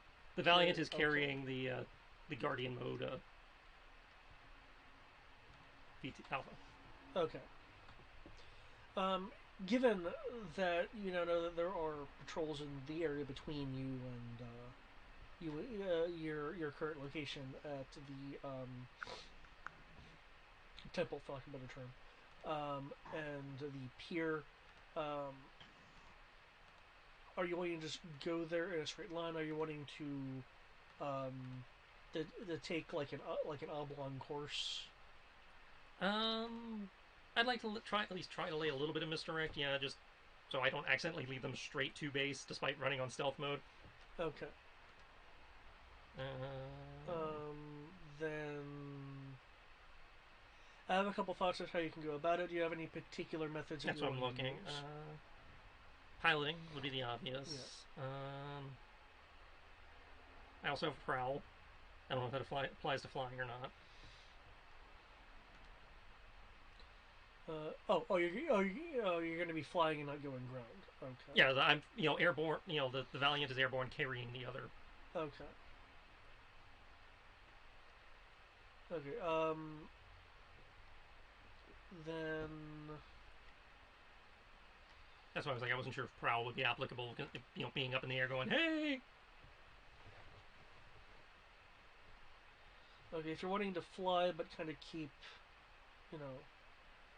out of sight.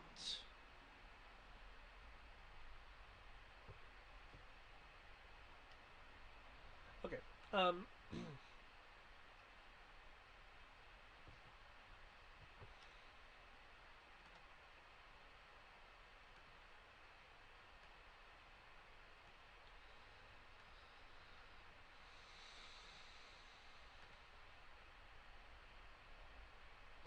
Okay.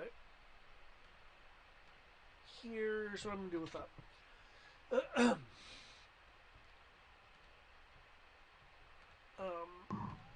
You you can roll at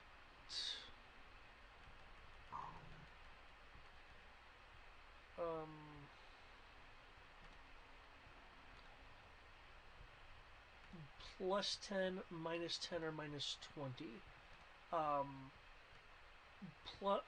Plus 10 would get you there faster, but if you fail it, there's a chance of a sizable patrol possibly intercepting you. At -10, you're taking a route that takes a little bit more time, but if you fail, would have a smaller patrol possibly find you. The -20 takes about as much time as a -10, but has a that will have a minimal patrol possibly find you if you fail. Okay, and this is what am I? Which skill? This should be the piloting for the Valiant, since you said you were. Okay, so pilot Valiant at +10, -10, -20. Yeah. I'm gonna go with the -10 because I have an 80 in it. Okay. By default.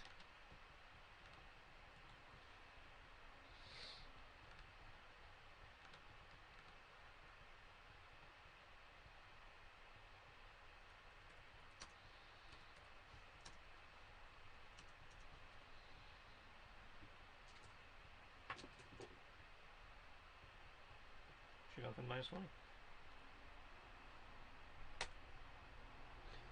Okay, you're on your way back then.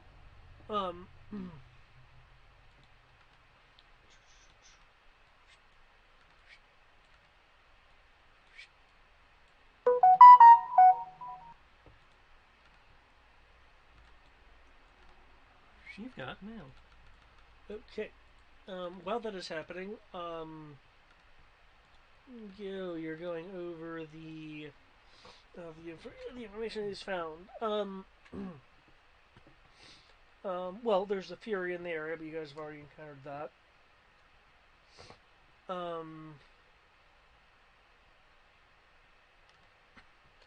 With the intelligence here and with what you're interpreting with the Legionnaires' assistance is that everything here is pointing to the fact that this is most definitely a Genesis pit. The Legionnaire believes that that this is a significant Genesis pit, which may be under the control of a hive brain. In addition, according to what you're seeing amongst the various bits of paperwork, is that the Genesis pit resources are being narrowly focused into the volcano area.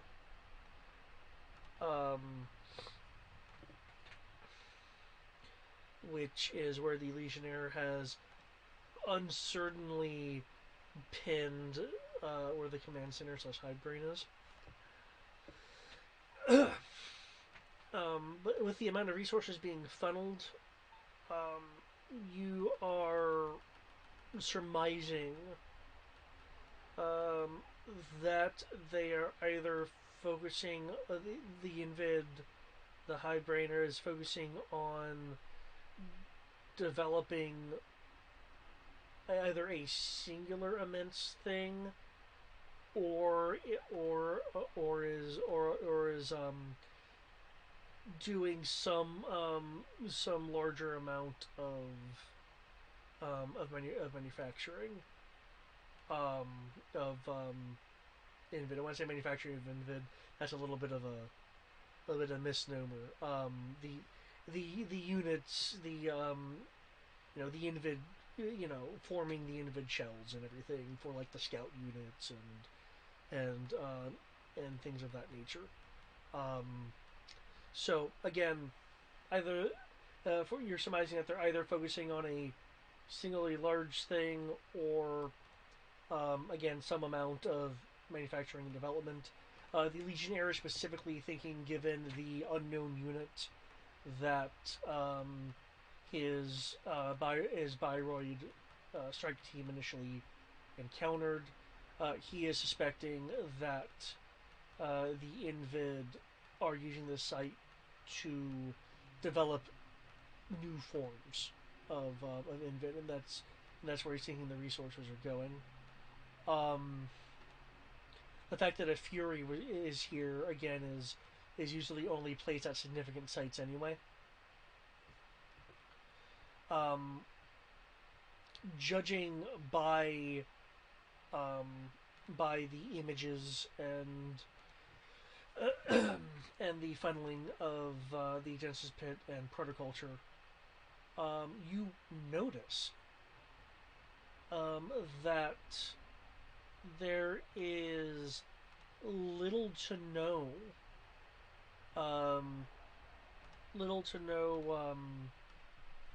repair repair areas for things like the Invid organics,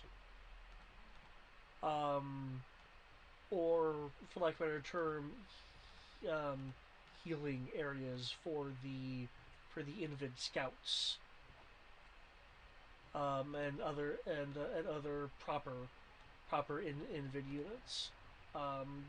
That very little is being spared for any kind of healing or repair operations. Spirit no expense.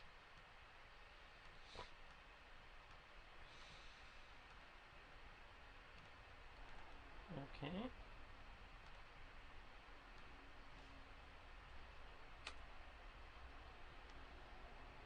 Hmm.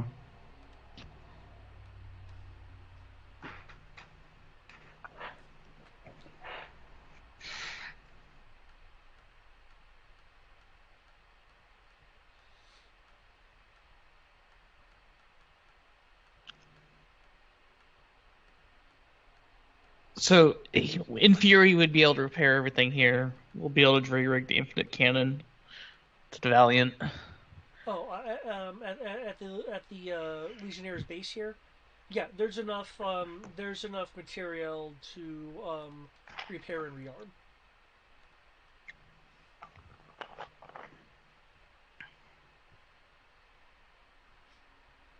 Yeah, we should probably do that part. And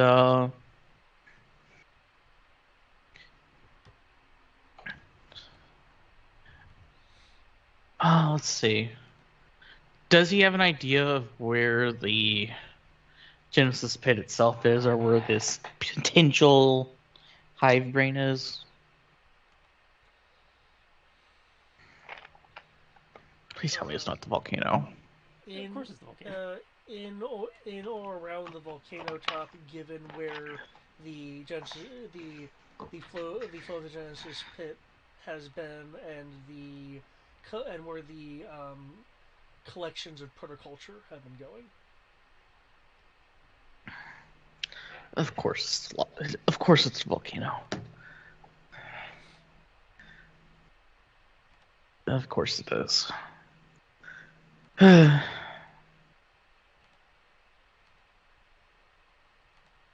Let's see. Gonna be flying into a volcano.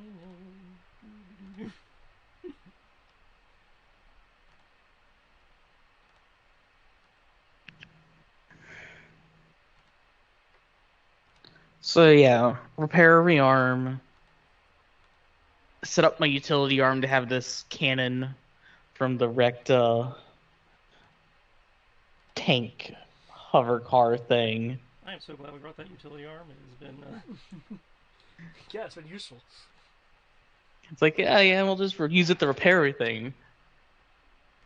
Or break down shields. Oh, now we're putting another gun in it. Wait, what?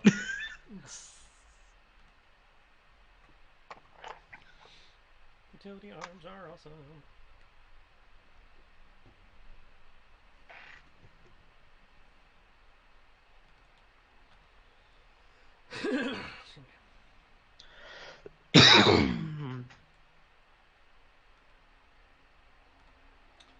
He also has a fairly decent map of the area, so you actually can see this essentially the map that we're on now. He has listed this area over here as being the where the primary Genesis pits are, where the protoculture is being like used to like settle, and it's being collected and shipped over to the volcano. So we should probably destroy the Genesis pits. Yeah. Well, considering if we don't destroy the Genesis plate, it's going to destroy the planet.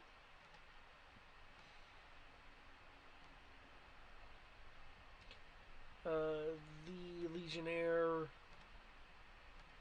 is insisting that taking out the hive mind would be the best tactical thing to do to interfere with the directiveness of the Invid. And he thinks that is in the volcano. Yeah, he thinks or it's at the volcano. He thinks it's at the top or like within the Caldera. or around the top of the volcano. That he is a been able lot. to get that close. He's just been able to observe flying units and such. That wouldn't be a horrible idea. And in theory, that would also reduce the amount of ability for them to react to us destroying the Genesis pits. But also in attacking what is effectively the brain, they're all going to come running. So, but if we attack the Genesis pits, it would be the same thing effectively.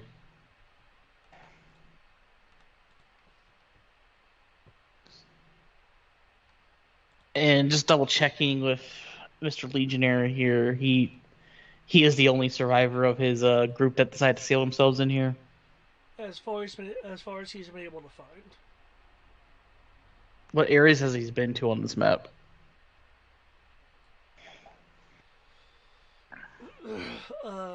He'll indicate the various urban centers and the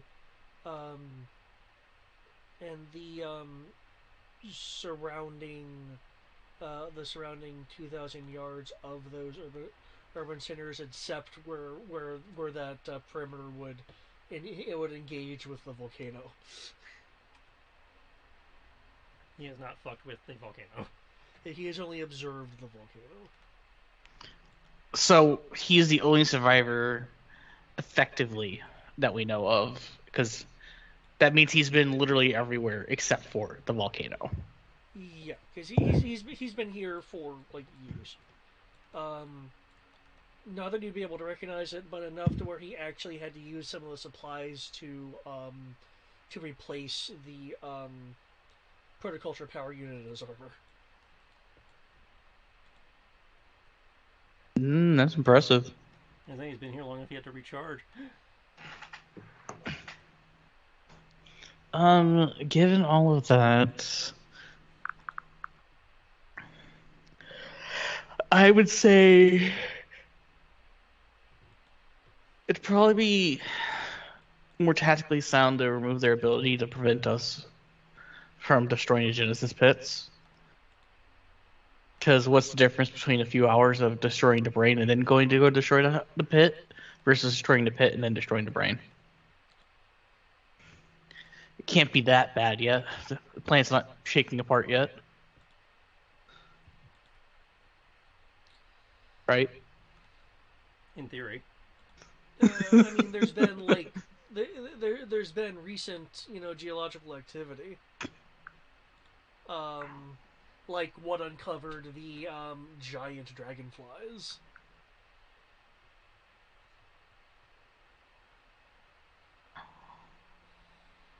What I'm trying to say is it's not that bad yet.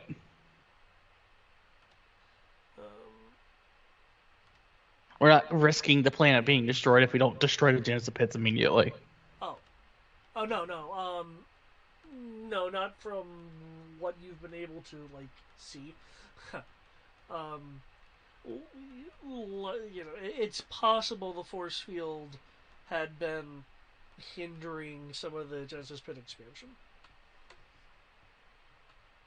But the REF doesn't entirely know how long it takes a Genesis Pit to completely screw over a planet. But from what you're figuring, no, if you leave it alone, the planet will still be here for a bit. It'll just have an unknown ticking clock on it.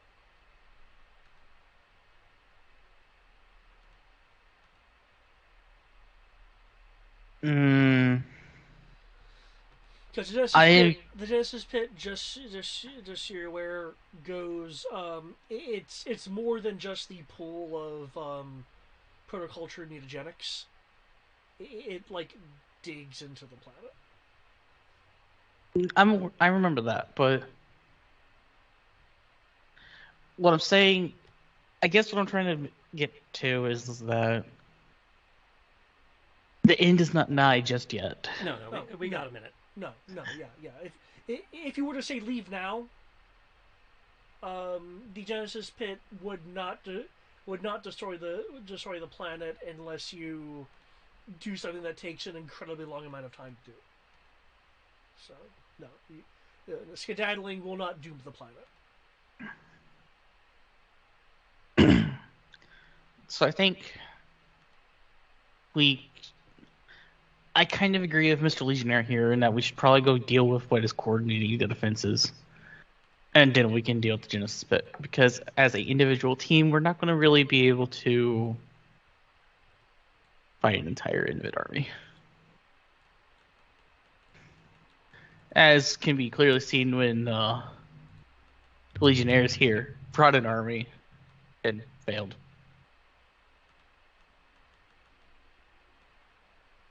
Yeah, we do fine. No, seriously, like, you are probably correct.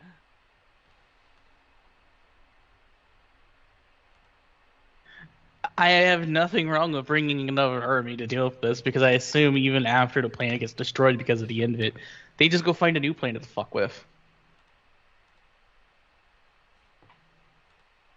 And they don't really... Space isn't really a barrier to them. If I recall correctly, the way the lore is. Not usually, no. Yeah, they have some means of self-transport between planets. So yeah, I'm not against bringing an army to deal with this, but we could theoretically go headhunting. Well, this is part of what storm commanding is about, is doing this kind of shit. But yeah, we do have the ability to check in with the ship and go, hey, this is the situation. What do y'all think? I think we should at least update the ship that we have confirmed that there are Genesis Pits and a potential hive brain. Oh, by the way, we found a Legionnaire survivor. Due to the data recorder beforehand that you guys got from the Green Officer by raid, yeah, that the Priscilla is aware that there's potentially a survivor. But you're just confirming, so awesome.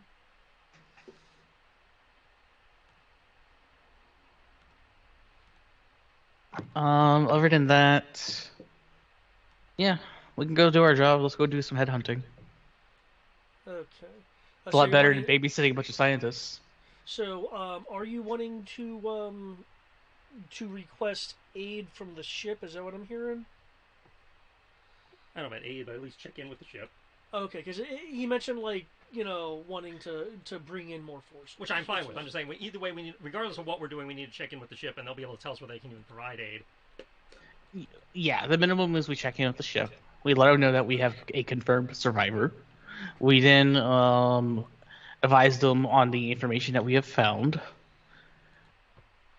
and based on that information, because we cannot fight an army of Invid, to take out the Genesis Pits directly, we are going to go deal with the potential hive brain that's somewhere near the volcano. And then it might be nice to have some type of army task force more than 3 people to deal with the Genesis pits, if that's possible. If it's not possible, that's fine. It just means I want a pay raise, damn it. You get paid. I'm pretty sure you do too. I was being sarcastic. Okay. I actually need to break out this real quick.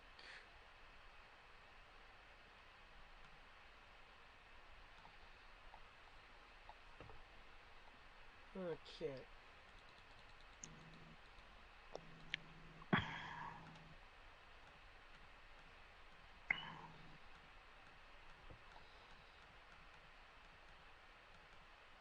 Okay, right,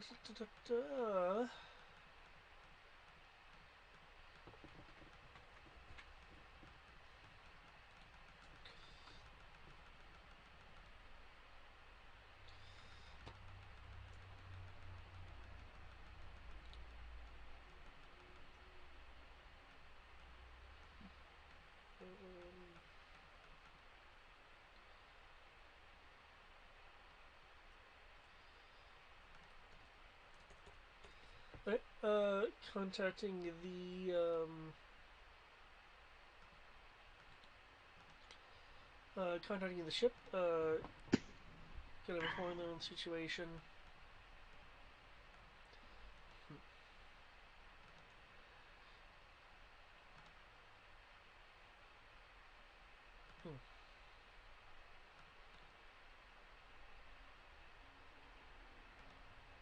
You'll be put into contact with the security chief in the CIC area, which is used to coordinate kind of large scale things for when the ship is using more of its resources or the ship is being used in a more of a theater support role. Um,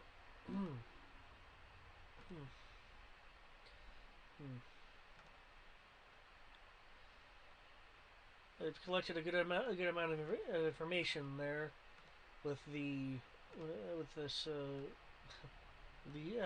with this Legionnaire scout.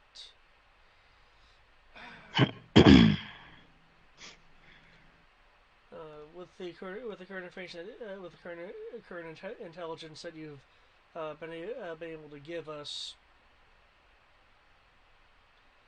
we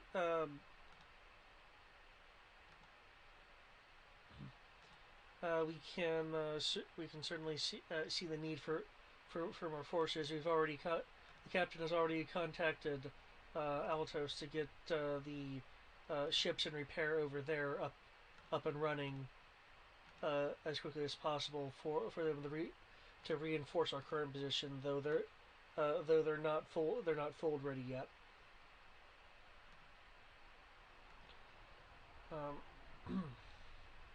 Yeah, given the current situation you're going in, I'd like to remind you that uh, while ships that have storm teams can bring some extra firepower and support down. We're not exactly a battalion. That being said, I I'm transmitting to you what we currently have available for support if you feel you need something now.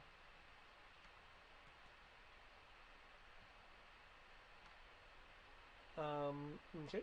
I have clicked the show button for the Priscilla. You can scroll down to its mecha complement where you'll see um, the the complement of things that it could bring down. Um, you can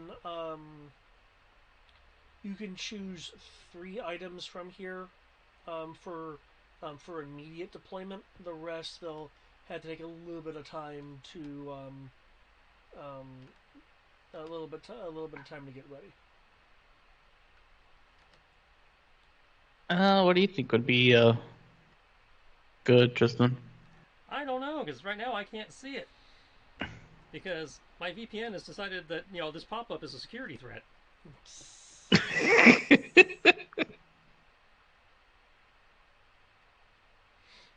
It must execute Order 66. Yeah, pretty much. You have become a threat to galactic society.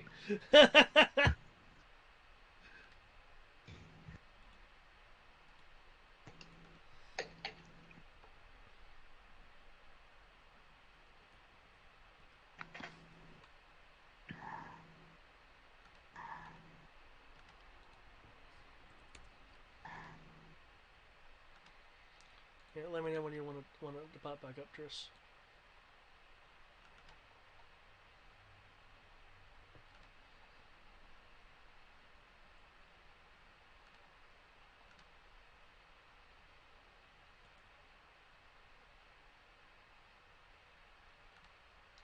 Oh, the I know I'm not gonna necessarily bar that. I just think it'll be silly if you choose that one. I have no idea what any of these names mean, besides, to be dead honest. Okay. Um. Well, for instance, the Veritech fighters, I primarily have listed there in case you wanted to say swap out like an alpha for a beta or something like that. Beta being the heavier bomber thing. Though I suppose you could just go into link mode. The fighters, you could call down air support if you wanted to for the non-variable fighters, and Okay, we can try it again. I don't know. right, boop. Nope. Oh wait. It should Sort be in your journal. Go to REF major ships, and you'll see the Priscilla. Unless for some reason it prevents you. No, that it let me do. Okay. It's about that I'm pushing it. Yeah. Is the issue. And I have no idea where to change my settings to get that to stop being an issue. So I was expecting something like that when you had with that. Anyway, yeah. So you can choose to swap in some units. The Spartas and the Golems are other kinds of destroids, like your Valiant, except not as configurable. I mean, a beta would be nice. We are definitely equipped for doing an assault or protecting the city. We can't do both. So you're aware, Eric, the Mark II Archon is a combination of APC and tank, because it has a combination of missiles and a heavy particle beam cannon as its armament. So basically, you have a tank, you have shuttles, an armed drop ship, a an ECW unit. You could opt for a different destroid. I think that's the only one who knows how to fly. Okay, never mind then.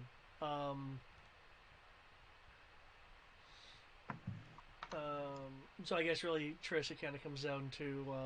I have a 57 to fly anything and a 67 for the Valiant.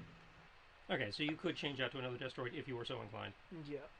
Yeah, I can do Ground Veritex at 62, the Silverback at 72, Battleoids at 57, the Valiant Battleoid at 67.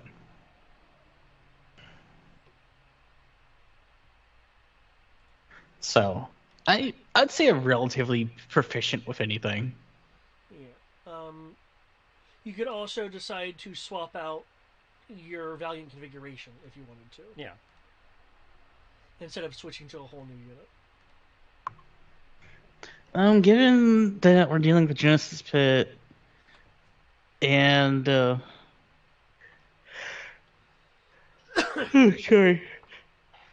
So Genesis Pit, Hive Brain. I think replacing the normal rifle with one of the Vulcan cannons would probably be a good idea, and just keep the jury rigged whatever this cannon is. We haven't gotten stats for it yet. Yeah, I thought I posted those stats. I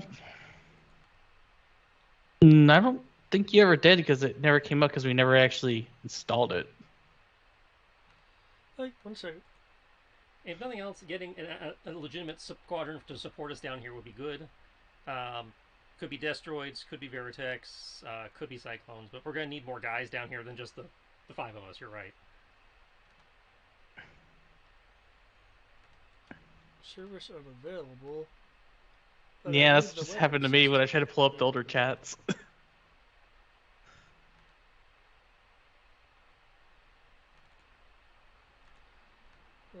Okay.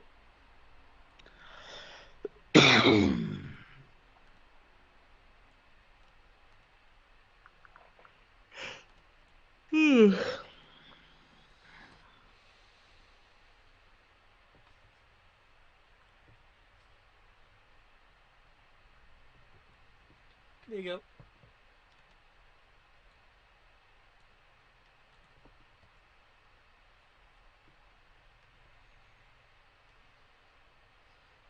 There are the stats.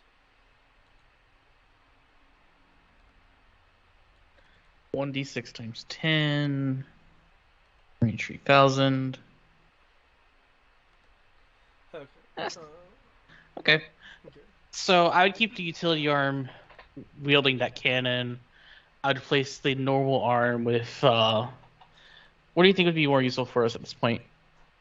Vulcan cannon or a single batch of missiles?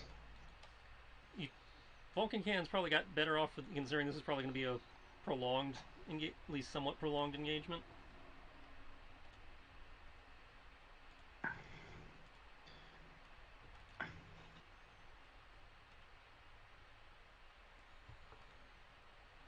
Okay. And it's 2,000 shots, and a burst is 10 shots, which does 2d4 times 10.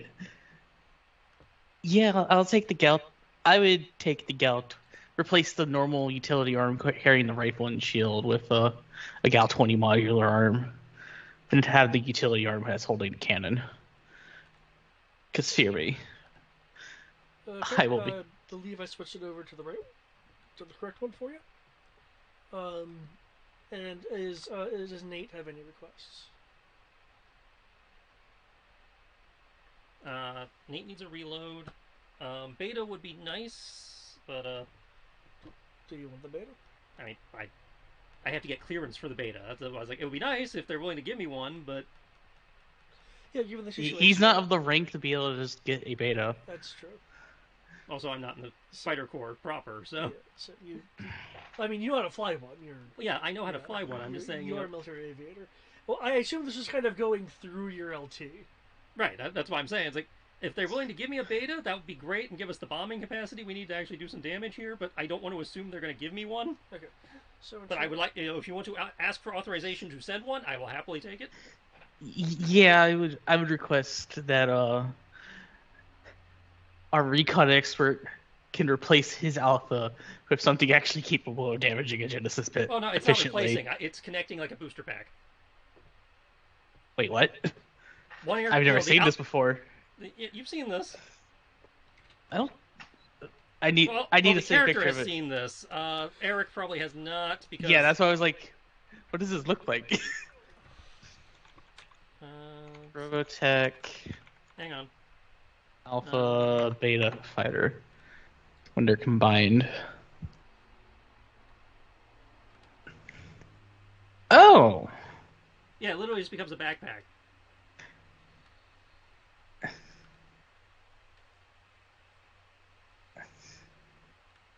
literally just becomes a giant backpack that sticks to the back of the Alpha. Yep. And when it's in flight mode, it becomes this weird looking, like, large thruster pack that's strapped to the back of a jet. Okay, that's your 3 for immediate deployment. The ARM, the full reload, and the beta. 'Cause the CIC said they would authorize 3. Okay. Are they providing additional troops for going after Highbrain and or Genesis Pit, or are they going to dedicate those to securing the city, or what's the? They're going to be dropping those, but they're prioritizing your requested equipment. This is the CIC of the Priscilla, not like High Command. Yeah. Well, obviously, I mean, we're out here in bumfuck. High Command can't really. High Command doing something that'd be impressive. Okay. I mean, they're capable of doing stuff. So what I'm getting is that you're soon going to be looking like this. Would that be right? That's got a few modules on it that we don't actually have stat blocks for, but conceptually, yes. Oh shit! What do they do to this? That's the heavy alpha thing that I sent you a while back, from the Mospedia source book thing. Okay, yeah. Yeah, my understanding is you'd be probably closer to this guy. Hey, Tris, you can either use the book or use the link to the beta that I have unlocked for you. Okay. That's the fighter mode, but yeah. Yeah. What you mentioned, if it's like a booster unit strapped onto the back. Yeah.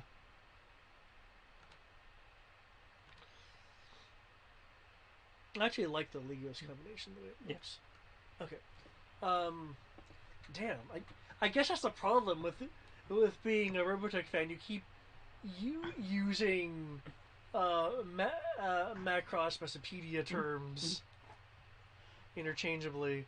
I'm sorry. I realize I can be confusing to you, Eric. I will try to stop that. It doesn't matter. I don't know any of it, so it just makes it's all equal. My fighter get more boom. Because now it's a combination fighter bomber. Okay. So, I take it Brian is still not back. Okay. Okay. Then, with some time passing, you'll be able to, with some support people. I say support people. I mean, obviously, someone's having to bring the beta in. Yeah. That'll be delivered. The part of the Gardener's science team, along with a tech team, will be sent in to give you your new arm, kind of detach and such, as the pier is becoming a little bit of a more lively place. The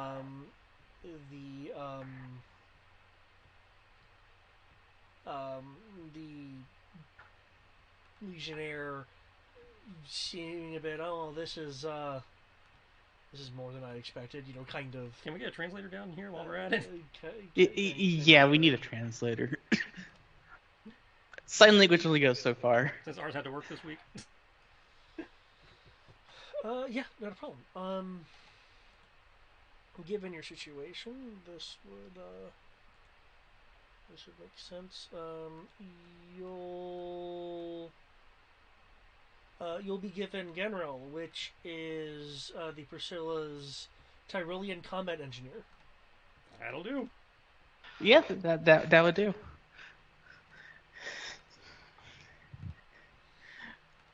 I'd explain to General. You probably want to tell him about the Alliance. He's probably been in here before that was a thing. Oh, poor guy. No. He's been surviving in here for years, dude. I'm starting to question how, but you know what? I'm just going to accept it as being well trained.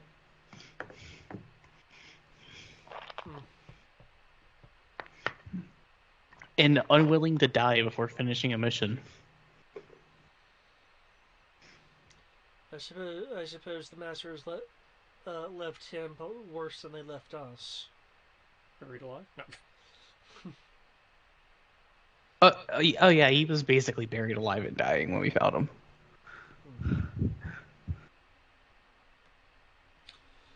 Okay. I'll serve as your go between them.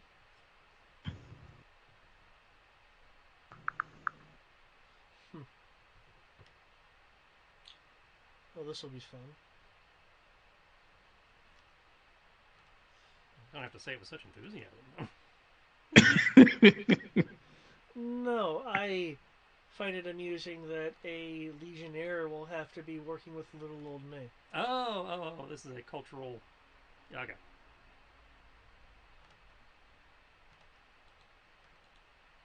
Well, he's in for a whole bunch of culture shocks. So, Unless somebody can download English into his brain. Okay.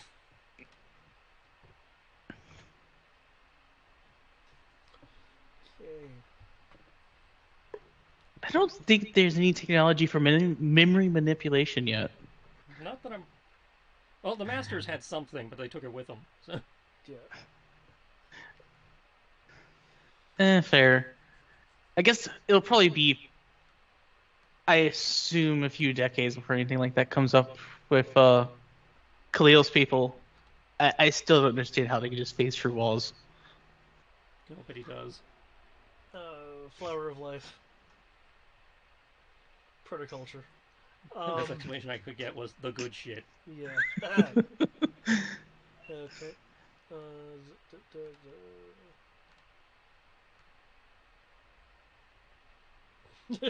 Advanced math. Okay.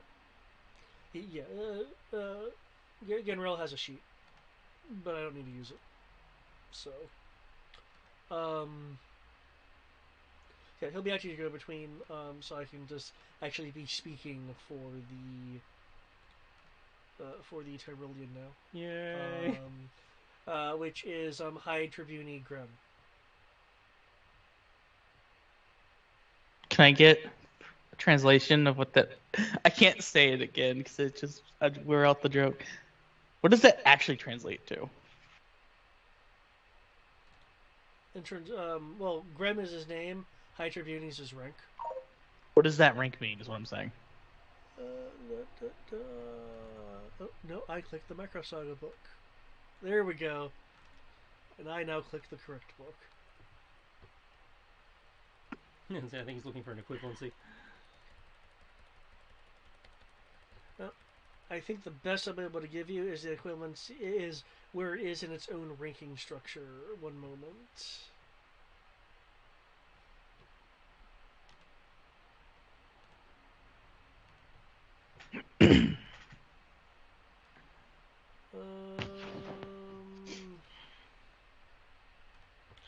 Okay, I will place that as the equivalent of a lieutenant colonel. Oh. There's a good chance he's the commander of this entire operation that failed. Nothing against him. He's still alive, so it hasn't failed yet. Technically.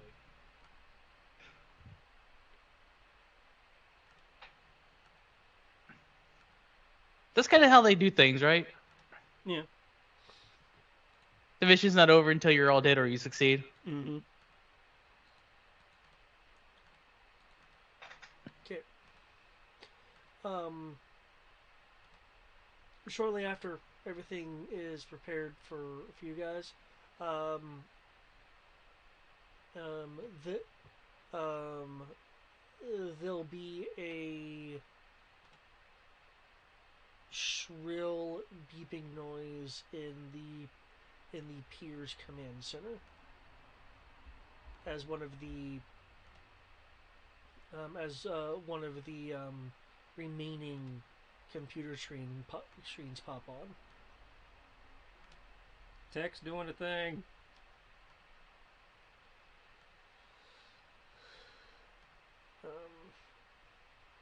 Grinnell will go. The fact that it sounds like an alarm, it probably means Invid are coming. The British are coming? No. Are they coming by land or by sea? The worst part is there is a lake here, so that unironically work.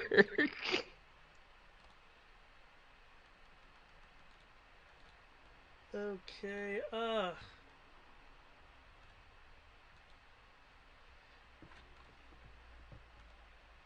it looks like his alarm system is picking up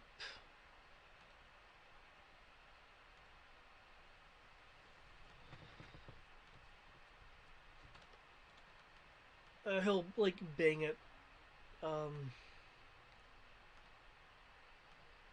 bang it a few times. Percussive maintenance. Woo!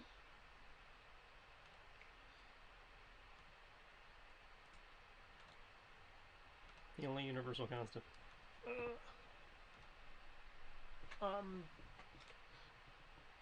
um, 30, um, 30, 30 bandits coming in. They, they are vectoring into the pier. They're slightly over. I know you guys don't want me to use meters, so they're slightly over slightly over 1,000 yards away. 1,000 units. Yeah. And I want to. Oops. I want to reveal to them. At least we got rid of the Fury already. Yeah, they lost their artillery base. Hopefully the rest of the Invid are a lot easier to deal with. Okay. Especially if a gal. I have my Bert. You having, so there are incoming units. And there's about 30 of them. They are still some distance away, so they are closing.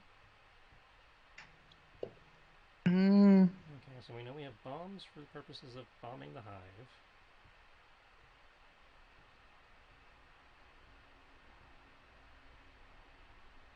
Alright, form up, guys. Let's start getting our locks on or whatever. Okay. For the purposes of this, since I know your alpha versus the standard stock of the beta actually has the HE rounds because you were planning for saturation. Mm-hmm. Because of that, due to the proximity of their flying, each square will be that has multiple units in it will be considered close enough to be within your HE envelope. So HE covers everybody in the single square, not the adjacent squares. Due to the scale of the squares themselves. I was just confirming. SRM, 2d6 times 10, high explosive medium. Gotcha. For what support staff is here, Grinnell will be speaking with Grim a little bit of an argument. What Grinnell is trying to do is get Grim to assist in readying the area for combat, so Grim can do his combat engineer thing. The other support staff will be pulling things like diagnostic cables away from the beta.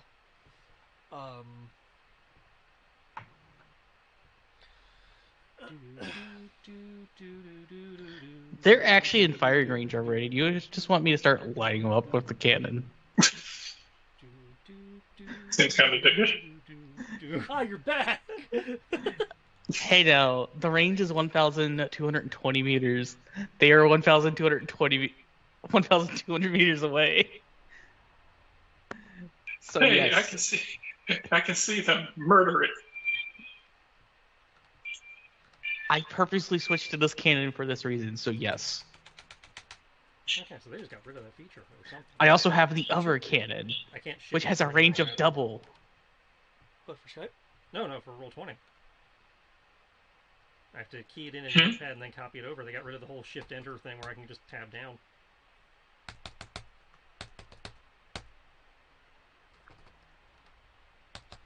Okay, that is annoying. Mm-hmm. So I can't. Oh, it worked. I can hit up and down and Well, get no, the same not thing. up and down. I'm talking about the thing where you can have multiple line, force a line thing in the second post. Yeah. Because I used to be, yeah. Because I used to be able to do a thing. Well, you saw where I did it. I did it all as one post. Yeah, I remember doing that because I did it too. Yeah, and now you can't Yeah. do that apparently. That's lame.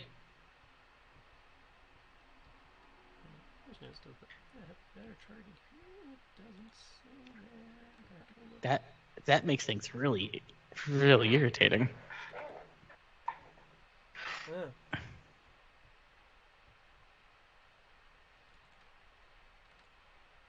Well, However, I know from last night that I can just type it over here in a Notepad and then copy it over, and it does keep the line breaks. Yeah, I know, but I mean that's It's annoying. yeah.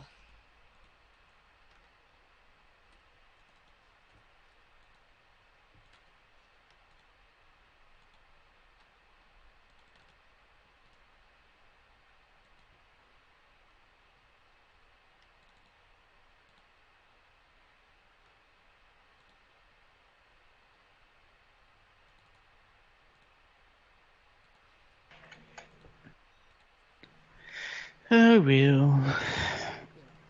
Okay. Because your systems are better than the jury rigged systems that Hydroni Granol was able to set up. It's half damage to the adjacents, as I recall. Yes. Yeah.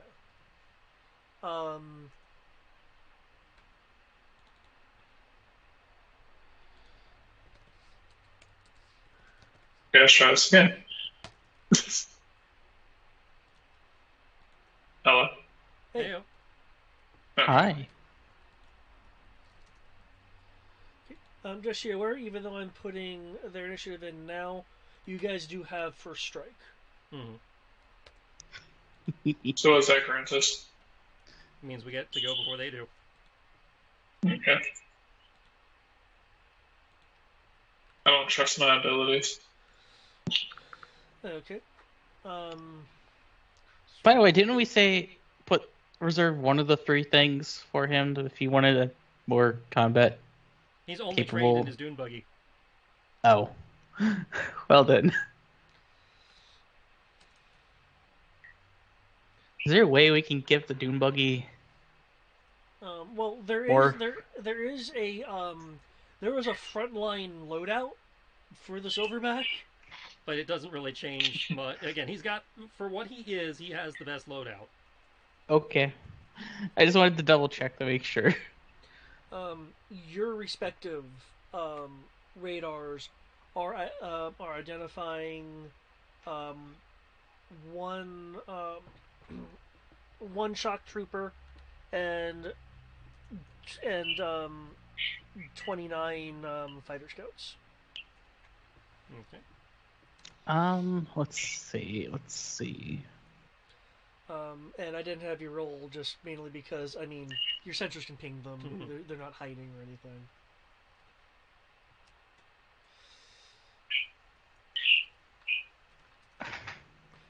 And now that your sensors are working, you can, as characters, be more aware of the integrity of the units. Because I believe you have optical zoom. Mm-hmm. Yeah, I would hope so. Like you should be able to see their bars.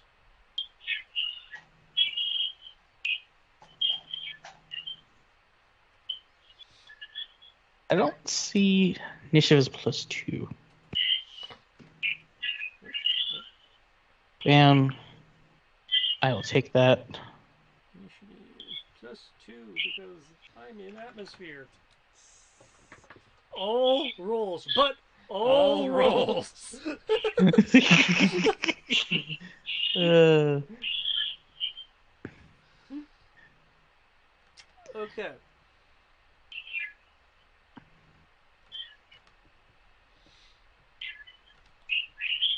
Highway to the Orkin Zone.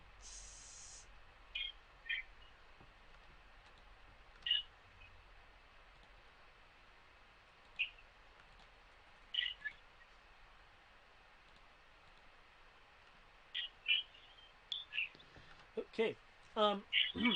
Yeah. As I mentioned, you guys have first strike. You will hear in the distance.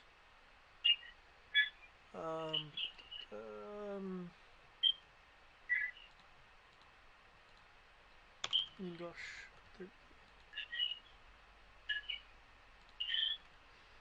Okay, you will hear in the distance the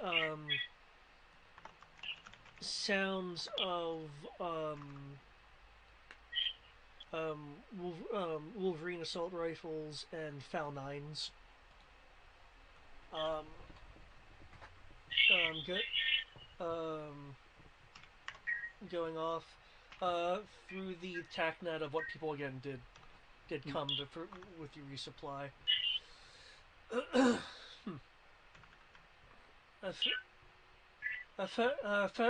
Found a pack of cougars.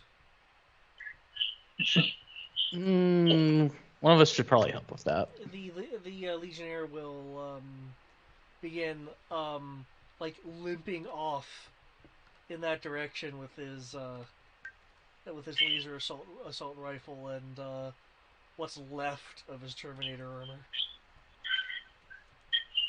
armor. More in a response to hearing the fire than understanding what was being called out. Just heads up, guys. You got a Legionnaire heading your way. He's here to help. Okay. Good. Hey, so, Khalil, you want to help the Legionnaire deal with the cougars? While we sit here and shoot a bunch of Invent scouts that are flying towards us from a good distance away? Actually, what range do your weapons have? Him or me? I know you theoretically have the range to shoot at him from here. But more for Brian, because I don't know the Silverback.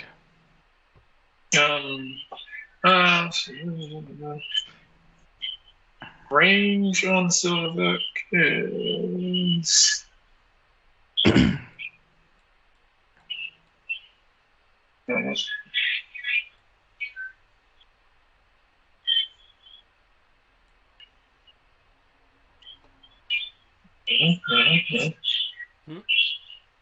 Okay, range.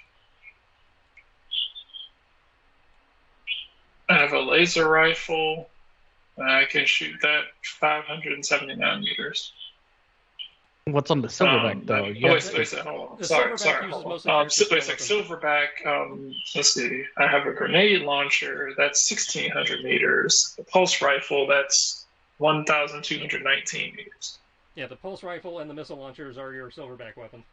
The heavier one has like a rail cannon or something. So I can do 1,200 meters. Okay, so you can help with the Invents stuff. You don't want to fight the cougars.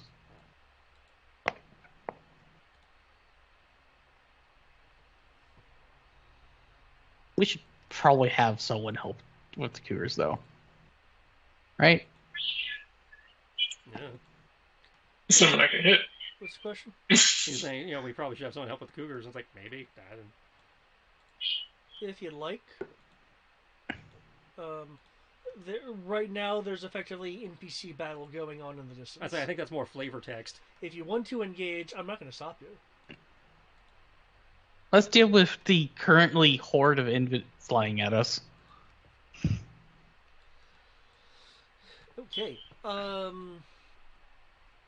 Okay.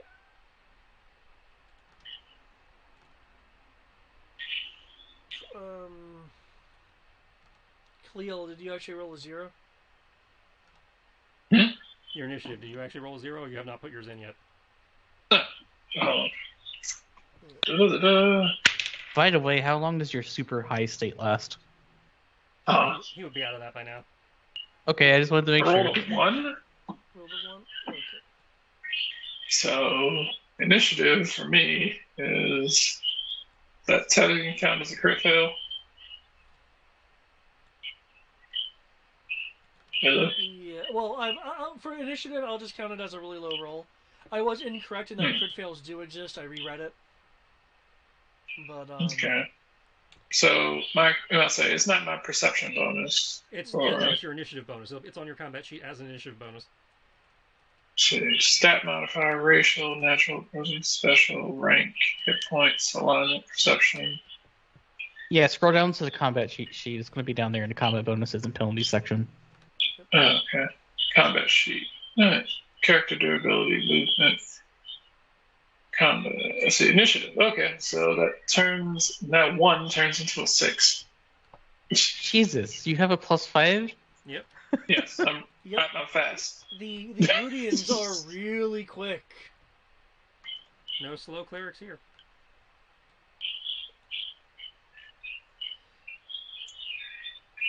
I specialize in fast as fuck clerics.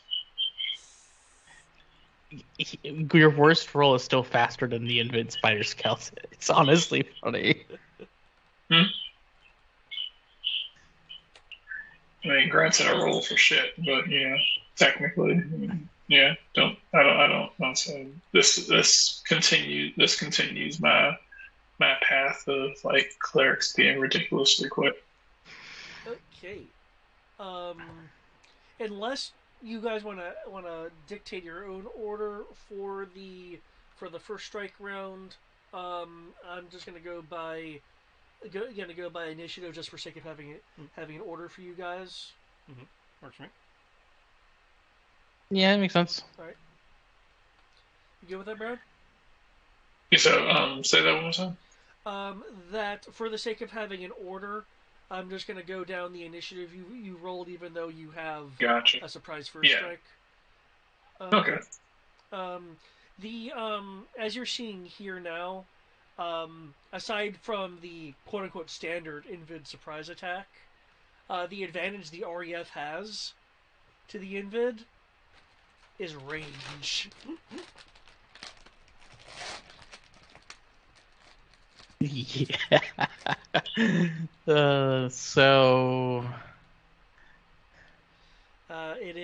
It is your turn for the first strike.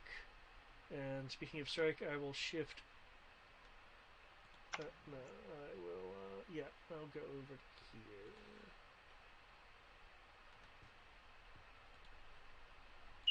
There we go. Assuming it decides to play nicely, I'm shooting the group of 20 that are low health just to try to finish them off. Okay. What is it that you're using? I am using the Gal 20 as a 10 round burst. Okay. Okay, so you're targeting an individual one then. Gotcha. Yeah, I'm targeting the group of 20 with a 10 round burst. Yeah. But,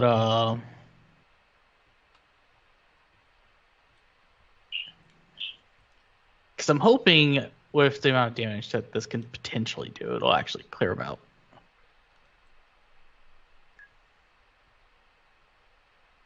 There we go. Because I don't feel like using missiles just yet. Okay.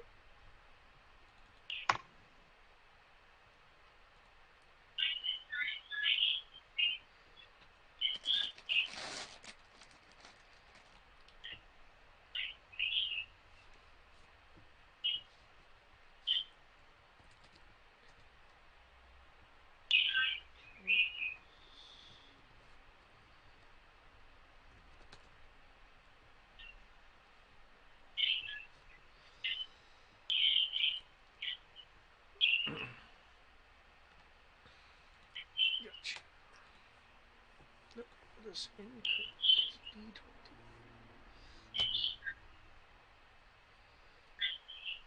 Okay. Now you hit your burst strikes damage 80.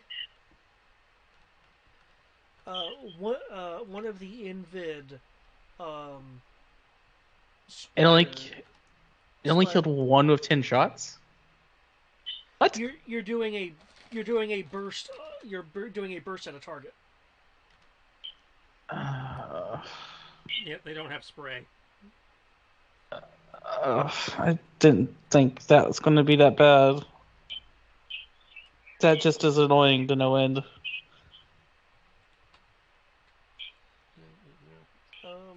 I would so take this back and just use missiles. I didn't think it firing 10 shots would be. I'm just going to target one almost dead invid with 10 shots because that's just overkill. Well, I Well, mean, it may not be because but again, that's how you get the higher damage is by using the burst on a single guy. yeah. Keep in mind, there's this one over here that has a bit more health.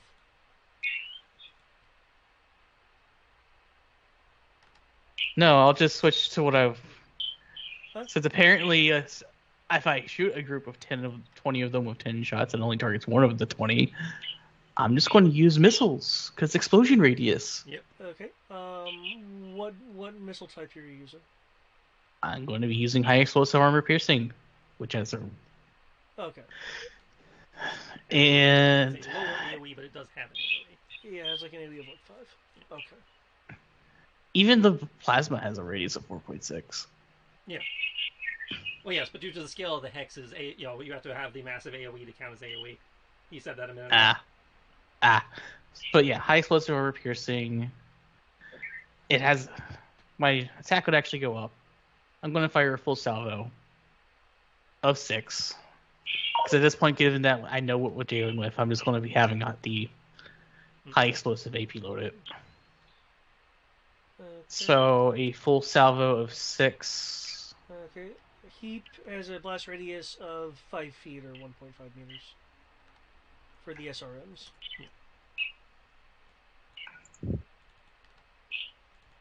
And I'm firing 6 of them at the group. So yes, I'm firing a volley. Okay.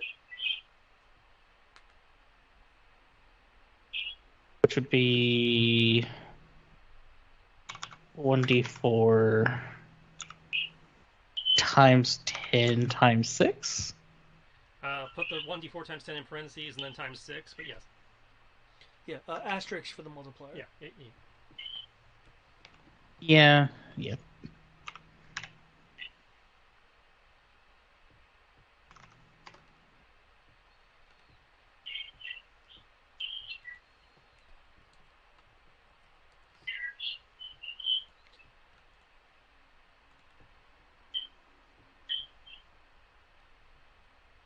Okay, since you're using heap with a smaller AoE, you'll splash 7 of them.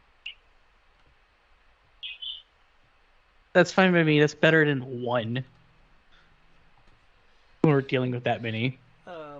As they're flying, missiles impact, explosion in the distance.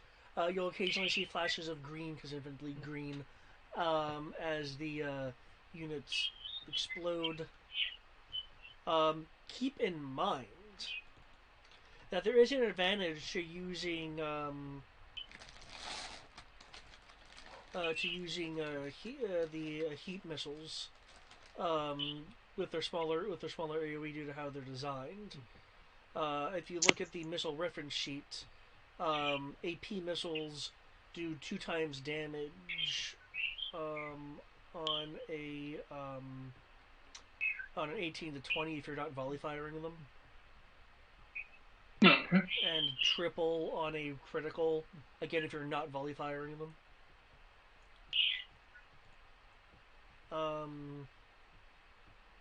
Okay. Nate, with your beta, the support aviator will say that the beta was checked out, should be good to go. Awesome. Sorry, I'm still stuck in the Shadow Chronicles where they don't provide you a co-pilot. Oh no, he's comment. He's. Oh well, you said support aviators. I thought he was aviating. Ah. You meant the tech. Okay. Yeah, I meant the tech. Okay. That's me not knowing term. Okay. Okay. You're like, Roger that. VTOL. I used the wrong term there. He would have been a support. VTOL up, transform, close the distance a little bit because as a Veritech, it is my job to keep them away from the super squishy destroids. So I have to get in their face and be annoying. But at least you could fire missiles while closing. Mm-hmm. And to that end, I too will go for the group of 13 with my HE missiles. Do it. No, yeah, you're using HE. I'm using HEAP. Yep. Yeah. And I'm firing a group of 8, which I believe means they don't get the dodge. Yeah, they don't roll regular dodge. They have options to counter fire or whatnot. So we'll start with 8 and see how we go from there. But again, this is kind of representing you striking before they really kind of. Oh shit!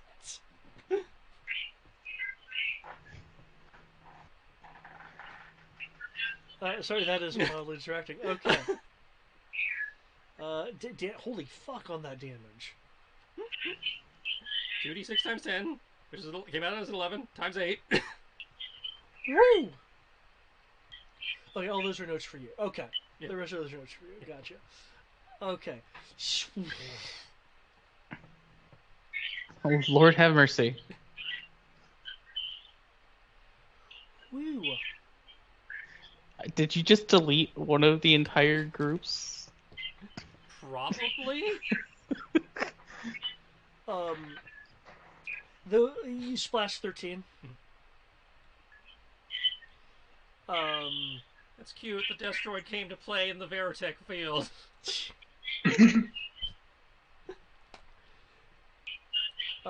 As plasma discs are firing forward, trying to intercept the missiles. Okay. Well, now there's only, what is that, 10 of them? That's much more manageable. Yeah. My bad. I did not expect 8 to be quite that much overkill. Well, your image is definitely representative then. I don't recognize that eye mover thing. What is that from? That's Frontier. That's Frontier? Okay. Okay, because I didn't think it was Robotech. Yeah, that's Macross, the armored battleoid from Macross Frontier. Okay. Shit. Khalil, what would you like to do? Again, there's sounds of firing in the distance. Darnell, your combat engineer is trying to set up some defenses, or of course you could try to engage the oncoming, which I will move a square forward just to indicate that even though you have first strike, they are still moving. Are you sure they want to keep moving? Seems like it might be a bad idea.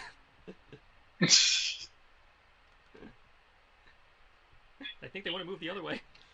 Oh wait, this one should stay back here because it can't move. It's gone. It has ceased to be.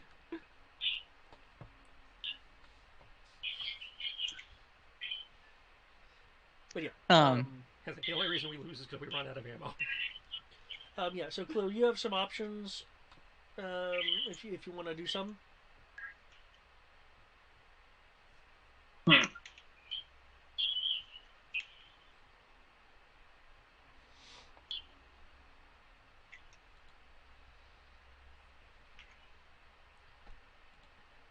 So it's clear the invid, bomb the volcano, right? That was the goal, yeah. Okay. Good thing I have a bomber now. True, and because the beta, my new backpack comes with a bomb bay. I still feel some kind of way. He's like, oh look, the Destroyer is trying to come to a Veritech fight. There's a long-standing rivalry between the two groups. Do not feel. I know. So I'm just like, How am I going to one-up the fact that he's literally carrying more weapons than I can fit on my mech? Yes, you picked the wrong Destroid if you're trying to one-up me. I know. That's why I was like, how can I one-up him? Get a I don't. phalanx. I don't think I can one up him right now. At least I can pull rank. Yep. Because you're all within the same. You're with the exception of your medical attachment. All of you are Marines, so you're within the same structure. Yep. And you outrank me by a lot. It's like, yeah, you did your job because I let you. Okay, but yeah, Khalil, is there something that you're wanting to do? Your combat engineer is trying to set up defenses. There are, of course, the incoming Invid units, and there is the firing from a different area of the pier, where apparently some cougars have gotten in. Right. So you have infantry fighting cougars, which I don't think that's a very good situation. Well, in theory, our infantry have cyclones, so they have the motorcycle armor, which is designed for fighting that kind of thing. Yeah, they have the 52Ts. Yeah, that's right. We don't just get normal infantry. I know we don't have just normal infantry, but the more I think about it, it's like you have people not in mechs fighting invid things that are the size of mechs. That's probably not the good idea. The cougars are like large cats. They're roughly people sized. Yeah, the cougars. Oh, that's not that bad then. Are Again, the motorcycles were designed for fighting that kind of thing, so it's a fair fight. Okay, that makes more sense. I thought it was like height 4.5 feet, length 8 feet. Yeah. Yeah, I think it makes more sense for someone with cyclone fight. I just thought it was, like mech-sized cougar. So I thought I described them as like large cats. I missed that part, honestly. And every time I think about it, I just remember the Xbox game of FPS survival horror-esque game. Because you don't have enough ammo ever in that game. It still surprises me that they can do that, but whatever. They're made of space magic. Wait, what's made of space magic? Everything. The infinite organics, but specifically, the cougar. The cougar can track by smell. None of the other things can do that. Ryan is definitely made of space magic. Again, is there anything that you would like to do? You have the cougar encounter. The cougar encounter on the other side of the pier. The combat engineer trying to set up defenses, and of course, the oncoming invid force.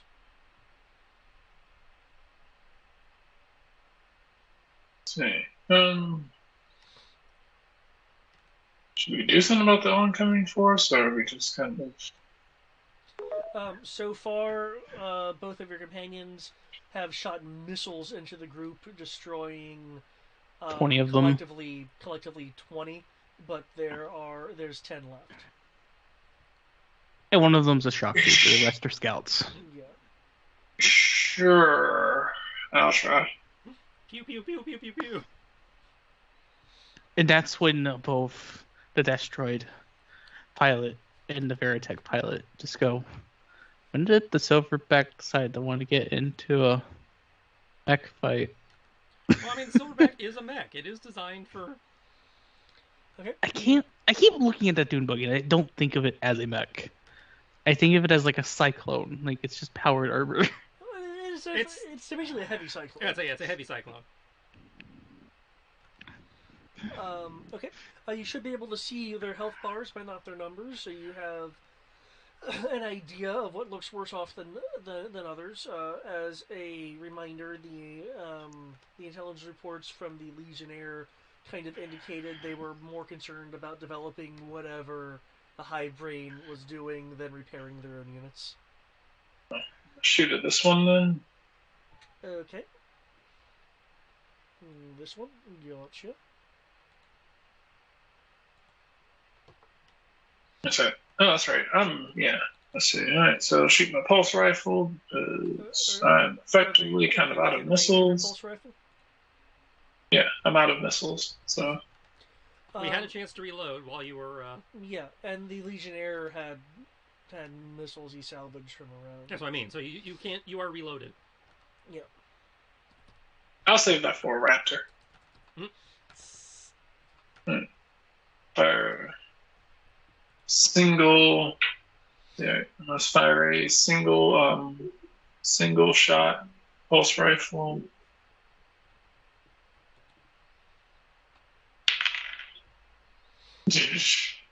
That's a total of 13 to hit. Okay. The one you shot at evades. Okay. And then kind of moves back. Goes into the formation.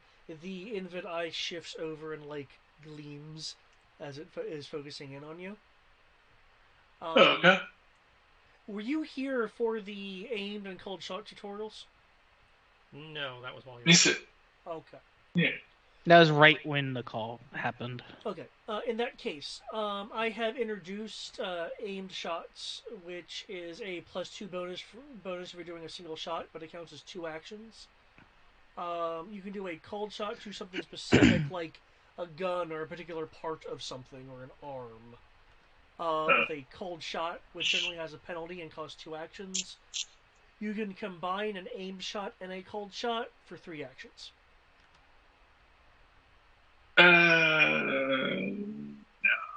He only has 4 actions, so that would. Gotcha. I'm just giving the breakdown. By the way, a cold shot can be used with a burst, unlike an aimed shot. Okay. That'll be alright. Okay, with that, I will now be going through the initiative proper. I will advance the action count to 2. Okay, Eric, in your Valiant.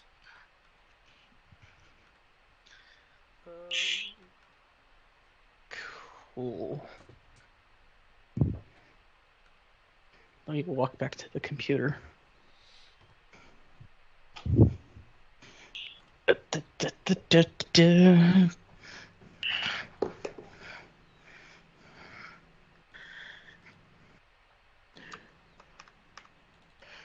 I shall shoot the gal at the shock trooper. I shall do a 10-round burst. Okay. So that is a +1 to hit.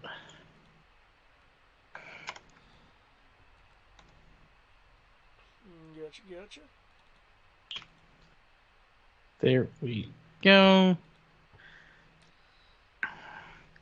I'm just double checking something. It only cost me 1 action to do this. Yep. It'll be 2 actions. I want to do a cold shot though. Yeah, if you want to do a cold shot, that would be 2. That would be 2 actions. Keep in mind, this is something that you'd be well aware of, as a person who's been REF trained and in the fight with the Invid for a while.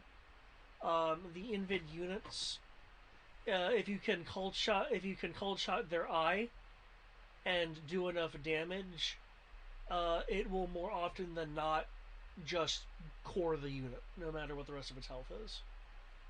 That's actually what I was going to suggest. Is I was going to spend because we're at action 2 of however many for the rounds. I have 5, so I already used 1. I'd use 2 for the cold shot. If I do that, I get a +2 to my hit, making it a +3. If I do an aimed shot, it goes up to a +5 for 3 actions. Yep. Keep in mind you cannot aim bursts. True. I'll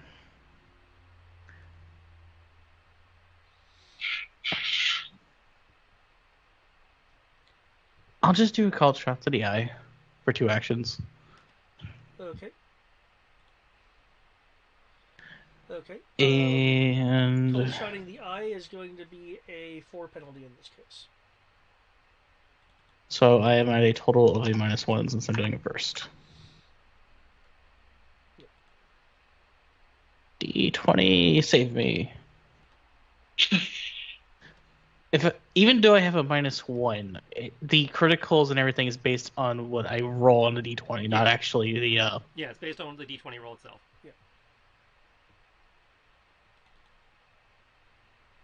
Well, that makes me feel better. Because of the -1, I have a 19. So I rolled a 20. They Okay. still get a defense, but they only can defend if they roll a 20 themselves. Yep. Nope, that's Most assuredly not a 20. Okay. So Your damage is doubled as your shot goes directly into the red eye. cool. I mean, you could just double the 70 into 140. Okay. If you want to be simple, otherwise I can, roll 2d4 times shot 10 again. goes into the eye and through what amounts to the head of the unit as it starts falling to the ground with a stream of green behind it, crashing into trees below. You might have fancy explosions, but I have precision shooting. I'm a Veritech. I'm not designed for precision shooting. I can be ammo efficient. I can be ammo efficient too. I got how many rounds? Let's see.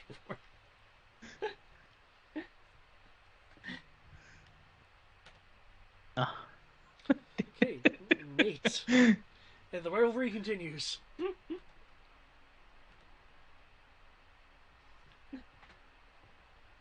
I'm kind of curious how much health their eye has to be able to just. Because I wonder if I could do it with a free shot burst instead of a 10-shot burst. Thinking I also have 2,000 rounds, so I don't think it really matters. I have a lot of ammo. We're only gonna do 6 this time. To which one?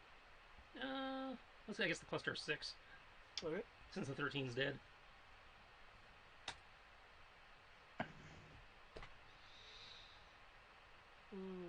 Okay. I just enjoy the fact that I'm standing here literally just going, Bert.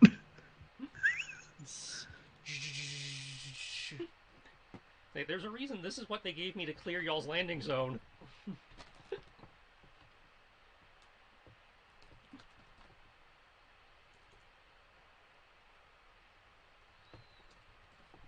I'd say if an Alpha Fighter cannot secure a landing zone, we probably should not be landing there in the first place.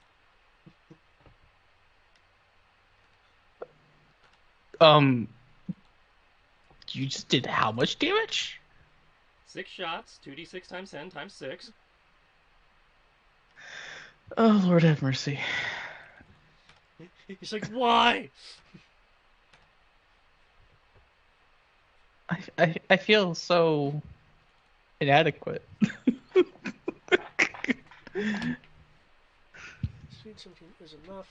This is the one thing my mech's good for, missile spamming.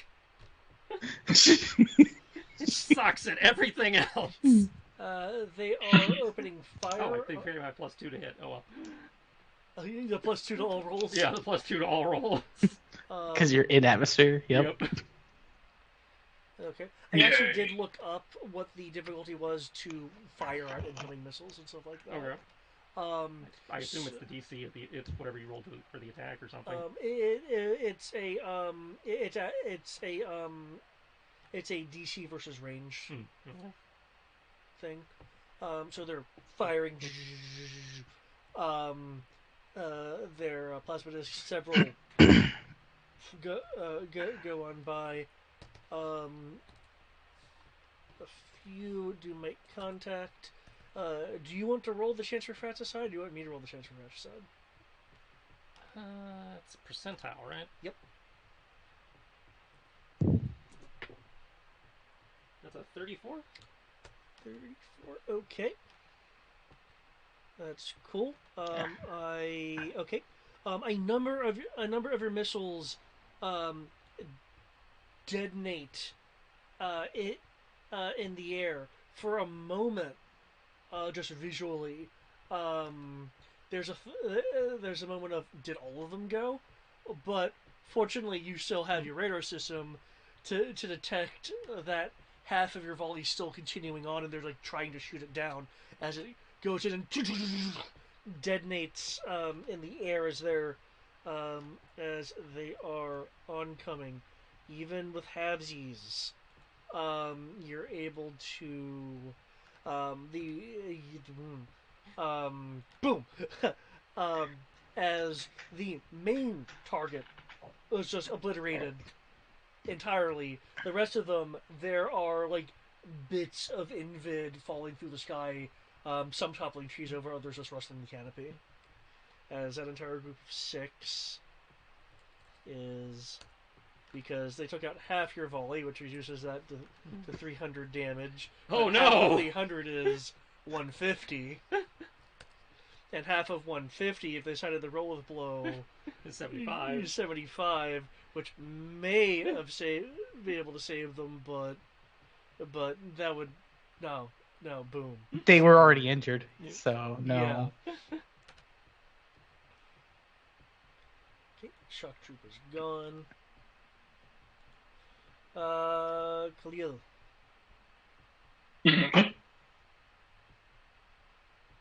Let's see. Yeah. So the pew pew. Okay. Gotcha. Are you aiming for anything specific, or are you just shooting? I'm just shooting. Okay. I'm not a marksman, so I hit what I hit. Okay, so that's 17 plus 8, so a total of 25. 25. Okay. They are not going to dodge given their current action economy. Yes, they have to keep flying towards us. Which I assume they don't have the move to be able to go more than 200 at a time. Are they? Well, Are no, they slow? They can move fast. They just weren't moving at a particularly accelerated speed at the time. They're, casually meandering. They are they had basically lifted off and begun accelerating from the tree line, and your initial strike was as they were in the process of accelerating from the tree line. Ah. Because, we're assholes that way.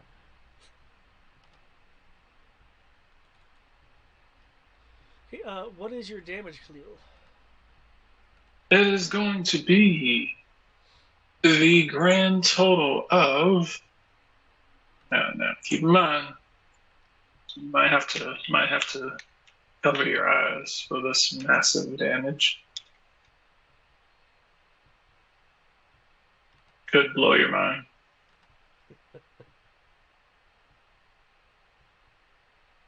Behold.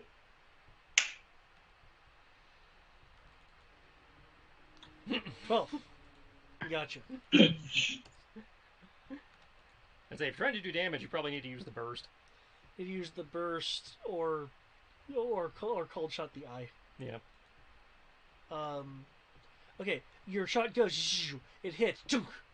One of them shifts slightly as they feel the force of the hit, but is not significantly damaged.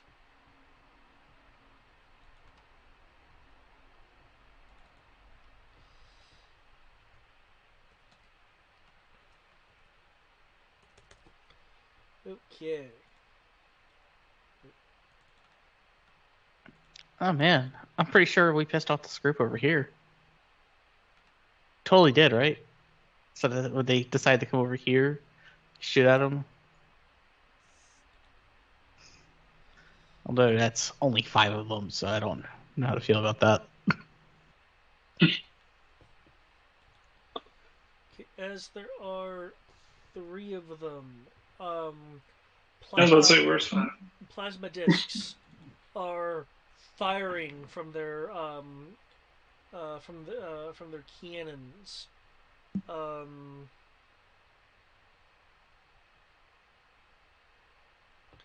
As they're firing a series of dual shots, one one at each of you.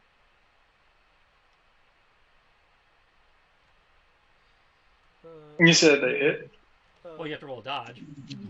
You can. Do you want to dodge? They're plasma discs. You cannot roll with blow because they're energy. Yes, I would like to roll a dodge. So, you will spend one action dodging. Let's see, I am in flight.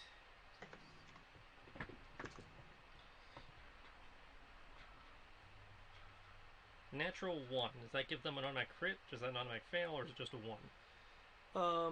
One. I know what it does for to hit. It means you miss no matter what your total. Yeah, I knew what it did for the hit. I wasn't sure if it had anything for dodging. I am not recalling a crit fail for defense other than it being just an incredibly low roll. Gotcha.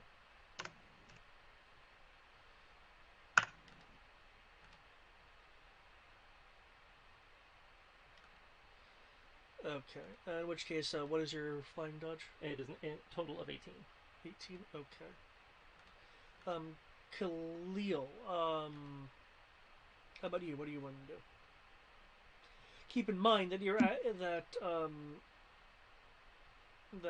your silverback may have auto dodge functions. I'm not It sure. does not. It doesn't. Okay, never mind.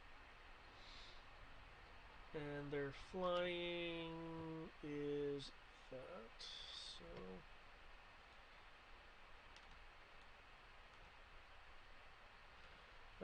Leaving their Invid brethren behind. That's right, you're airborne. They have to make a choice. Yes, they have to see what's cannon on the ground. Or rather, the hive mind has to make a choice for them. Okay. Instead of going towards one of the ground-based targets,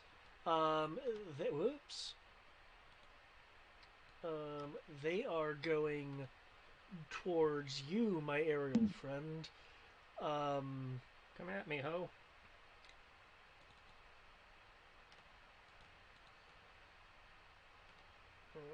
Okay.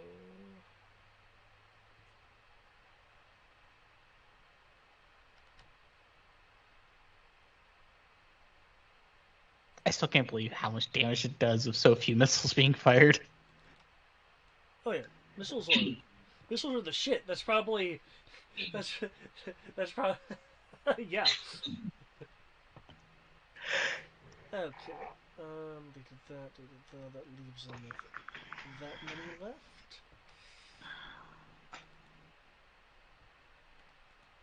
Okay. Okay. New initiatives, please.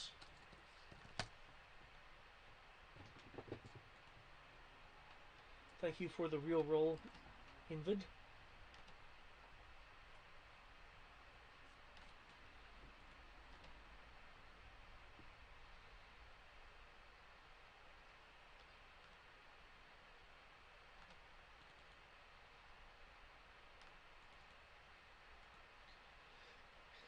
You know what I approve of the old Macross era battle music?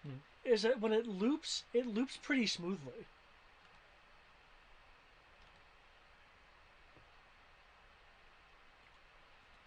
Okay, Valiant is 21, still your initiative. And Khalil is 6, still your initiative.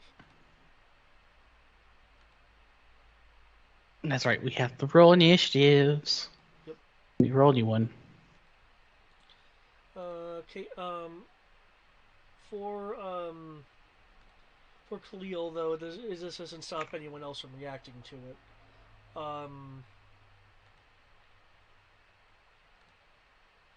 Gamrel, your combat engineer, will say if anyone can give me a hand, I can get this up a little bit quicker. What are you trying to get up? Yeah. I've attached the power unit to the to the excuse me, um, to the remains of this old officer battle pod. I was wanting to set up a kind of turret.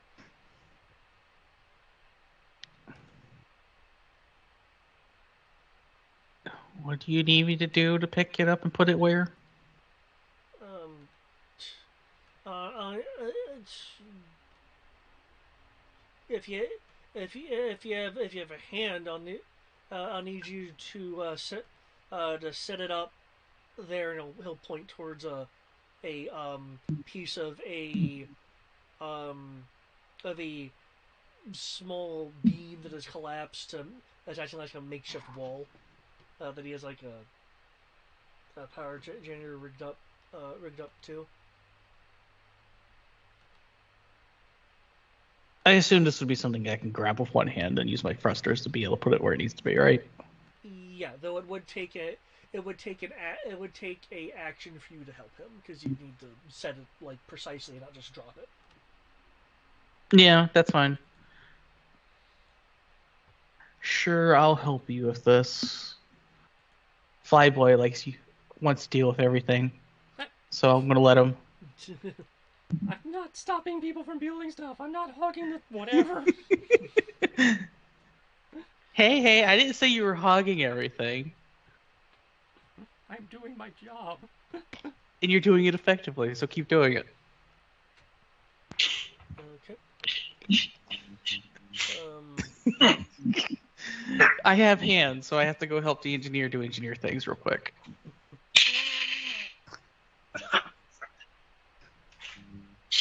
At least I have that over you. Wait, no, Veritechs also have hands. Yep. And damn it! And silverbacks also have hands. There are hands that come out of a cheek. Okay. You have more hit points than I do. You'll be spending True. daddy action doing that. You guys will now have a limited arc turret that can help you. It is a single 120 millimeter charged particle cannon. That sounds effective and ineffective at the same time. Somebody forgot to sort. Then I saw. Oh, there it is. Well, I just noticed the Invid has an initiative of 19, but he's all the way at the end. Shoot.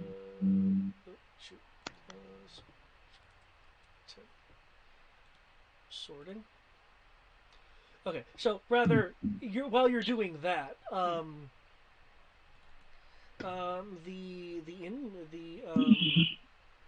Invid are going to be doing a thing, provided they have the skill for that. Provided they can survive. You're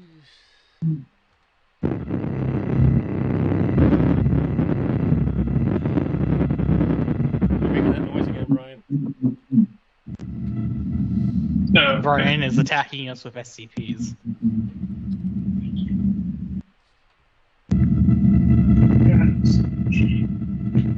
I don't know what you're doing over there, but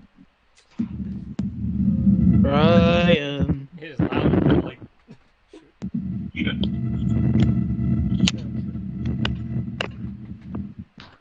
Okay. They will just try to How's that? latch on. I wanted to see if they were smart enough to do certain things, but they're not. Is that any better? It's much better. Better for the moment, at least. Okay. They are. Okay. They are accelerating towards you. Nate.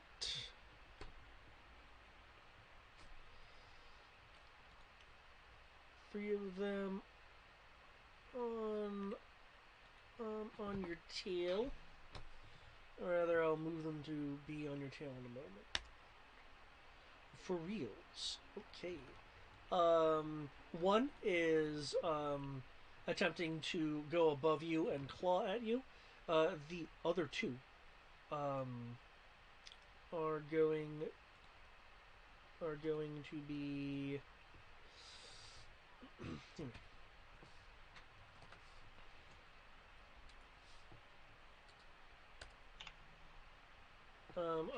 wow, for reals.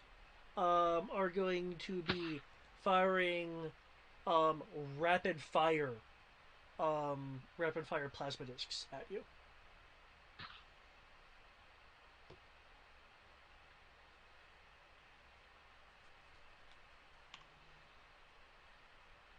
Okay, so they're not chasing. Tilt dodge doesn't seem to be applicable here. Well, I mean, your tilt dodge, I believe, would work on any of these attacks as they're also flying, trying to get you. Unless I'm just looking. missing No, one. I'm looking at why would I do a tilt dodge in this Okay. instance? Because it would be a skill check instead of a dodge roll. If I'm reading this right. Yeah. So, 6 plus 17 is 23. Well, keep in mind, a tilt dodge. Oh, so it's cannot avoid more than one blast. So the evasive action will avoid everything. Okay. Oh, is that so? That's so. I do want tilt dodge. No, evasive action would avoid multiple simultaneous attacks. A tilt dodge. To avoid each individual attack. Yeah. And then it says tilt dodge cannot avoid more than one blast from multiple. From simultaneous assaults. Okay, these are not simultaneous assaults though. So okay, yeah. A tilt dodge can be used an attempt to avoid each attack. So essentially, you would roll your skill roll for each instead of rolling my d20. Instead of rolling your d20 for, you know. Alright, yeah. So in this instance, there's no reason to do fancy dodge shit. Okay, so yeah, 23. Okay, 23. Okay. Okay. Because there are 3 attacking you. There are 3 attacking me. Yeah. I only have 1 action remaining. I can't roll with it because it's plasma. Can't parry it because it's plasma. Though you were asking about your tilt dodge. If you're like, because you can roll against multiple attacks with that. And it would still be the same action. It would still be the same. As my understanding, yes. So I could roll a tilt dodge versus all 3 attacks. Yeah, it'd be tilt dodge, tilt dodge, tilt dodge. Okay, then I will go with the tilt dodge instead of the. Yep. So I will hang on to that action. I mean, it would still. It would be 1 action instead. It would be 1 action to use instead of 3 to use the tilt dodge. Okay. So tilt dodge is minus 35%. I believe your combat flying affects that. It halves it, yeah. So it'd be minus 17%. Okay.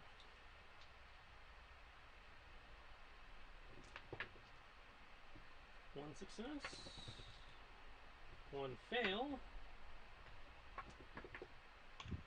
2 success. Okay. And because I'm tilting, I will lose my atmosphere bonus for the next attack. Yeah, there's -2 to strike, so yeah, because of your maneuvers. Okay, as you're moving around, you see an invid overshadow your canopy as its claws begin to come down. You tilt until you turn to the side. That does put you in the line for one of the volleys. As the volley impacts, you quickly tilt to the other side, avoiding the third attack of volley of shots coming at you. Okay. Oh, unfortunately, that dual burst attack vented the rest of their action. So there's still that one that is to the claw. So these actions are vented. Okay.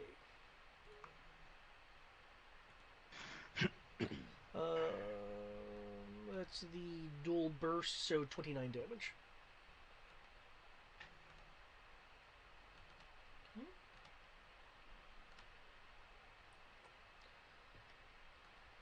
A little charring there.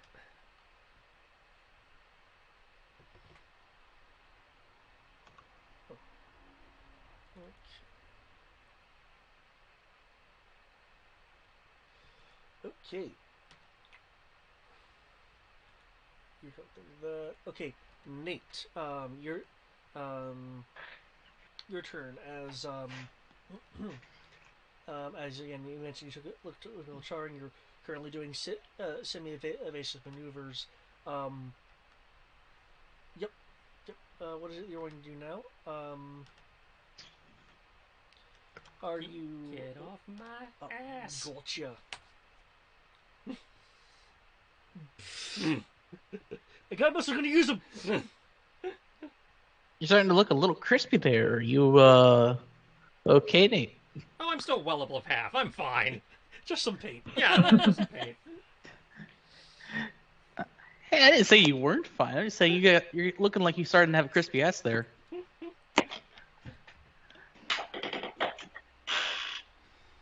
Okay, the one that did the claw attack.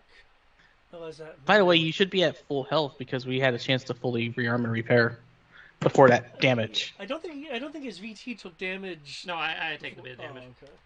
He did take some from before. Okay. Because, killer dragonflies that have stupid amounts of HP. 7. Okay. Actually, I think it was the artillery platform that did it. Really? Yeah, because the dragonflies sure? never touched me. Then, yeah, it must have been the Fury. Okay.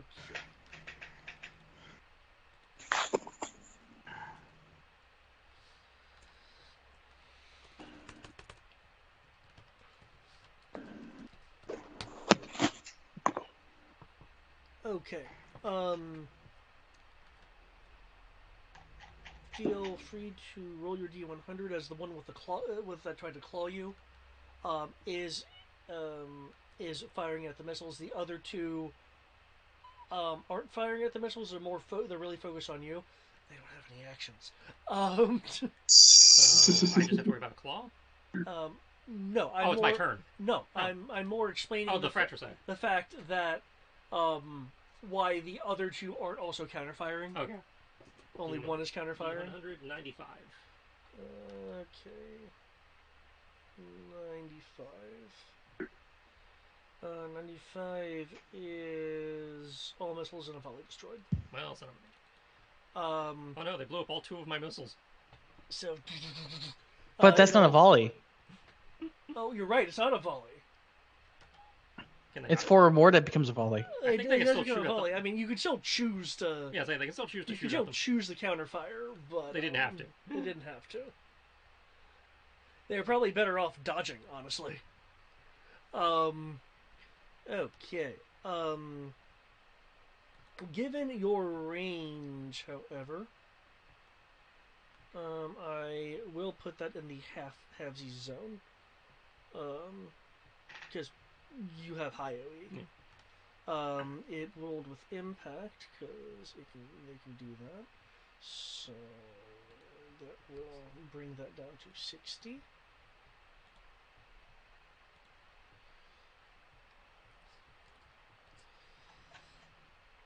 Okay. Even with the fratricide, all they did was prevent optimal AOE spread. You're seeing charred areas on all the invid units. Armor has fallen off. You're seeing definite signs of damage on all 3 units, just not a single hit kill. Works for me. Okay.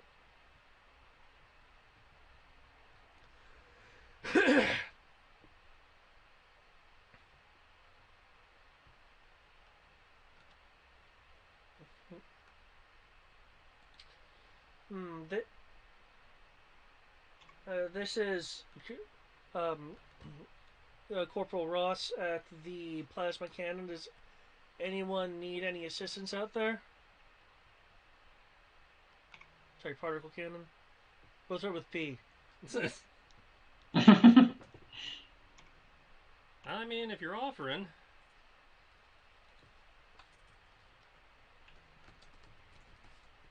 Yeah, Corporal, you where I can't shoot something at the moment. Please shoot it in my stead. Otherwise, I'll be disappointed. There's a swoom as the particle cannon is aimed and goes off. It rocks. It rocks a bit. It rocks the boat. Thanks to the damage your missiles did, one of the Invid gets hit in the side by a. Did it not go down? By a.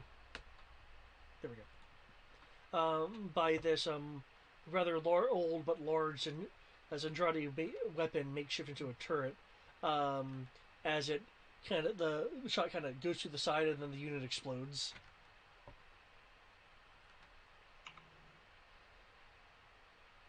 Okay, Khalil.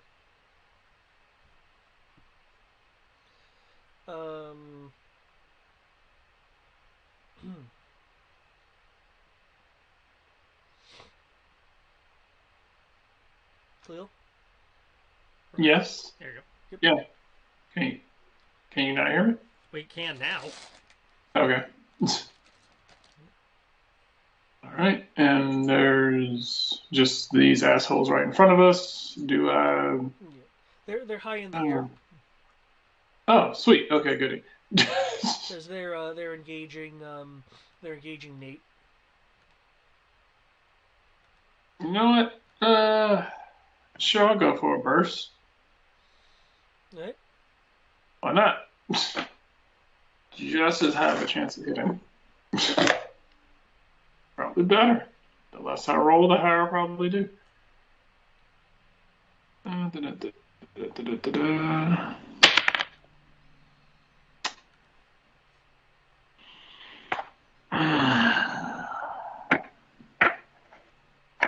You can go right over there. I rolled a 1. You rolled a 1. Okay. That means you just missed no matter what your bonus would otherwise have been. So, yeah, it would have been a 5. That would have actually fallen below the threshold for hitting an undefended target in range attack, so that would have missed regardless. Fortunately, you're shooting up in the air, which means your background is pretty much the rock sky in this case, but nothing too important. So you see a shot come down from the ground. Oh, okay.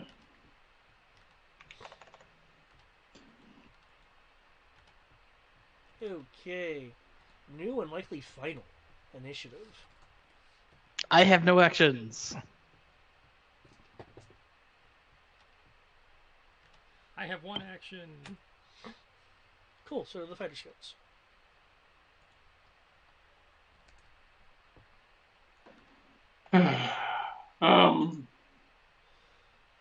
Are you out of actions as well, Khalil?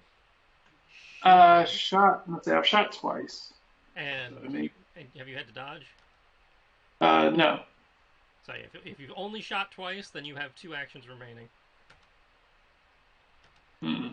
Feel free to adjust your initiative. Gamrel, the combat engineer, is excuse me, is wanting some help with a barricade to slow Invid ground forces from encroaching. Let's see. Which you don't have to do, which is a thing you can do. I suppose I'll take one more shot at him.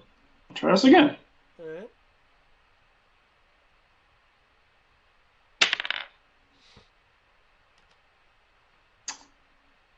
Yeah, I'm not doing this again. I rolled a 2. Okay, that once again misses. For a total of 6. This is not me. Oh my god. Was not Okay. okay. Yeah, I'm like 5 seconds away from just handing you guys my guns and hoping that you do better. Okay, the one that tried to claw you earlier. We can't use your guns; they're too tiny. Maybe that's why they can't hit anything. Yes, the one I clawed earlier. Yep, the one you clawed earlier is thrusting forward with its inward thrusters. Um, um, looks like it's oh,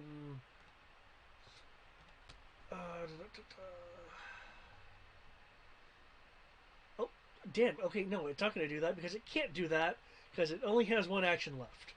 Haha! It was going to try to body ram you. Okay, instead, it will go in for a swipe at your launchers, which I realize don't have their own individual thing as part of your main body. So now I'm rolling parry because it's trying to claw me. Yep. I suppose you could. Oh, well, no, you're not in fire mode anymore, so. Right. Also, parry's free. Yeah. Okay, plus 13. That's a 29. No, plus, yeah, 29. Right. Okay. Boom. Parry. Okay. Out of actions. Wait, hold on. I didn't. Did I cycle that? You clearly did not sort Okay. that. Sorry. I need to do that. Okay, Cleo, what would you like to do? Which you shot, you missed. It did that. Okay. Fucked myself up. And this is the last round before it starts again. Yep. Okay. You know what? Whatever. I'm just gonna go ahead and try and shoot again.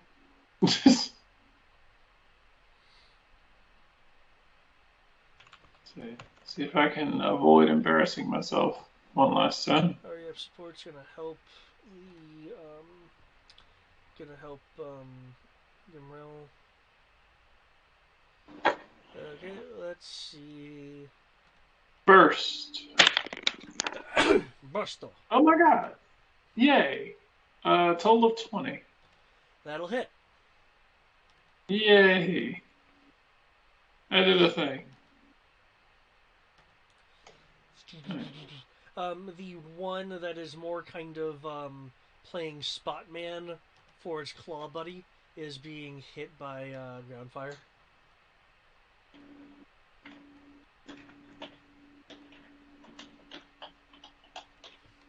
Alright. 20 damage. 20, okay. The one that's kind of spotting turns on that it's been hit to try to identify what hit it.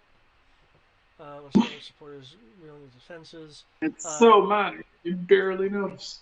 Nate. You could use your missiles. I'm out. You were reloading. You were rearmed. Oh yeah, that's right. Fuck, that's what it was, reloaded. That's right, yeah, I'm saving those. Okay. How many? Considering how I've been rolling, I'm glad I didn't use the they're out of missiles, because Oh, you're right. I'm out of action. Oh yeah. No, I'm talking about the bad guys are out of actions because David was about to try and defend himself, and I'm like, haha! Okay, yep. And they're down.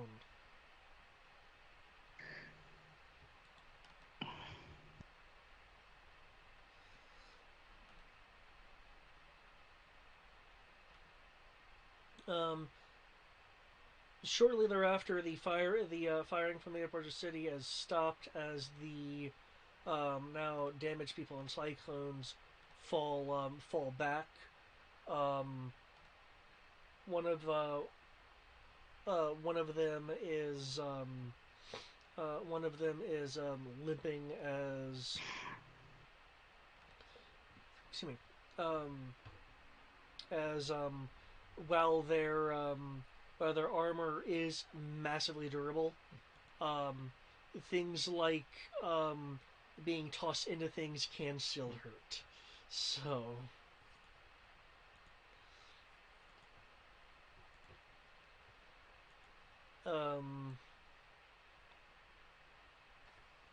one of the troopers will speak up. Well, clearly we've got their attention. I believe on my way down, someone mentioned something about taking out its HQ. Yep.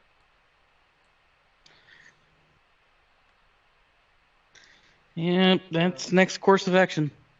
We should be able to continue maintaining the defense here. Another soldier will speak up. What about the injured? Well, they could be a part of the inner line of defense then. All right. So who's up for storming the hive?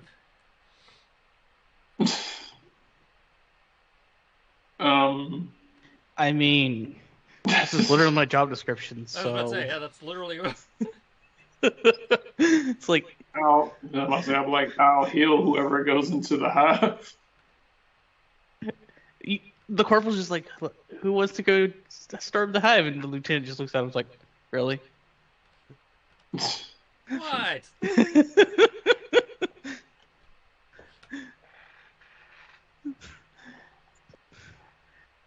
You are overly enthusiastic about this. I got a fully loaded bomb base slowing me down. I doubt it really slows you down that much.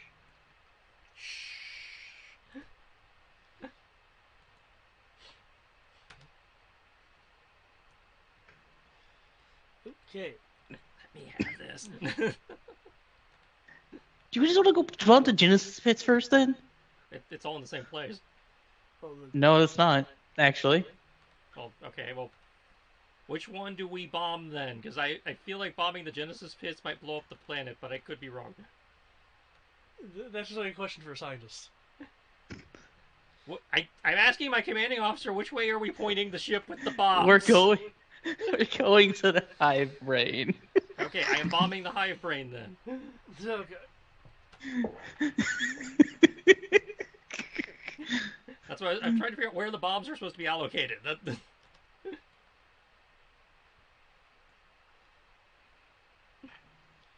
Come on, man. What do I blow up? Okay. Well, literally, I mean, that's all I got is explosives. I need to know what to explode. Don't worry, you're gonna go blow up a hive today. Okay. Okay. Are you just sending Nate over there? And No. You're staying here. I mean, how's this planned? Because I mean, he can fly faster than you, so I don't know what the. Well, no, I'm going to plan of pace attack them. is. Okay. We're working as a team, so I'm not going to. Gotcha. Okay. Someone needs to carry poor Khalil.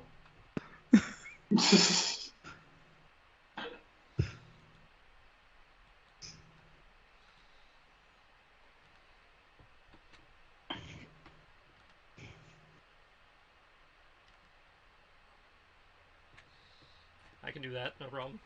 This worked last time, where just get my little hands and. You're just gonna carry him and bomb and do everything.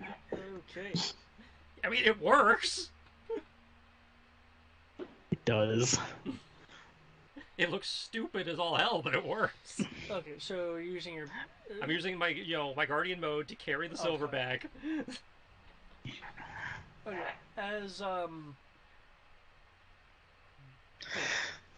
Okay. As you're flying over, you're seeing lots of like invent scouts moving through the lower canopy. These invent scouts are closer to the volcano side. Along with some inorganics like scrims and stuff moving towards it looks like they're being directed to use the canopy as cover, which admittedly would help with missile bombardment. Downside, it slows them down. Since you're having to use, legs instead of their really powerful thrusters.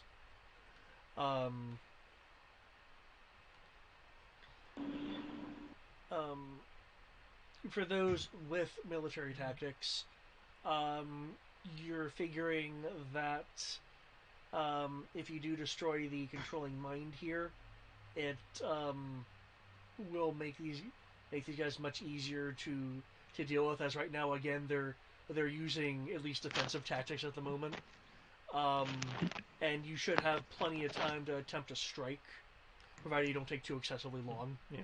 Before they actually get to Okay. the city or the pier. Okay. As you are approaching, there are units from the ground just generally firing upwards. They're not actually hitting you. There's, shooting around you because you're moving really fast. Because I assume you're not using jaunt No. as your point of motion. As you approach a very translucent looking orange generates itself over the top of the volcano. It's a lot less bright than you have seen hive shields. Shields are up. Can we get the railgun to make a hole? Yeah, that'd be appreciated.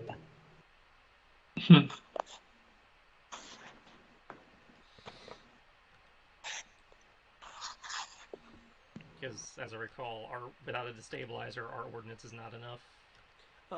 Well, clearly the field is not acting at full strength because it's not a bright orange. It's much more of a translucent.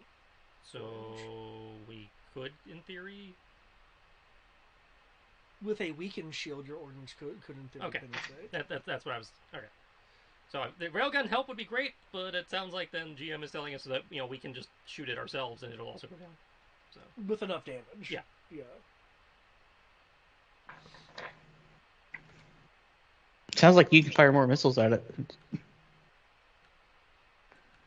I mean, other people can shoot stuff too, but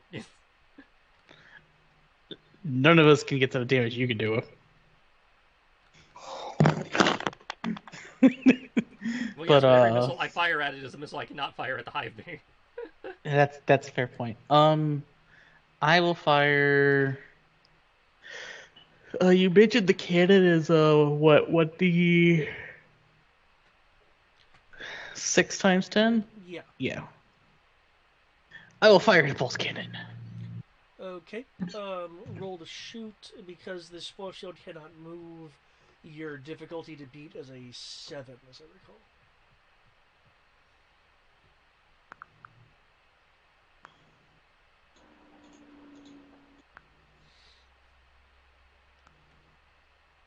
I rolled an 8. 8. Okay, excellent. Roll your damage.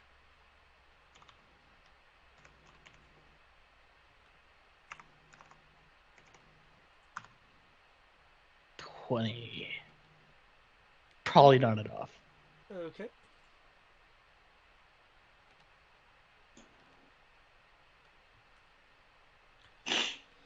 Okay, you weaken the shield further, allowing more damage than before to be able to penetrate. More damage than before.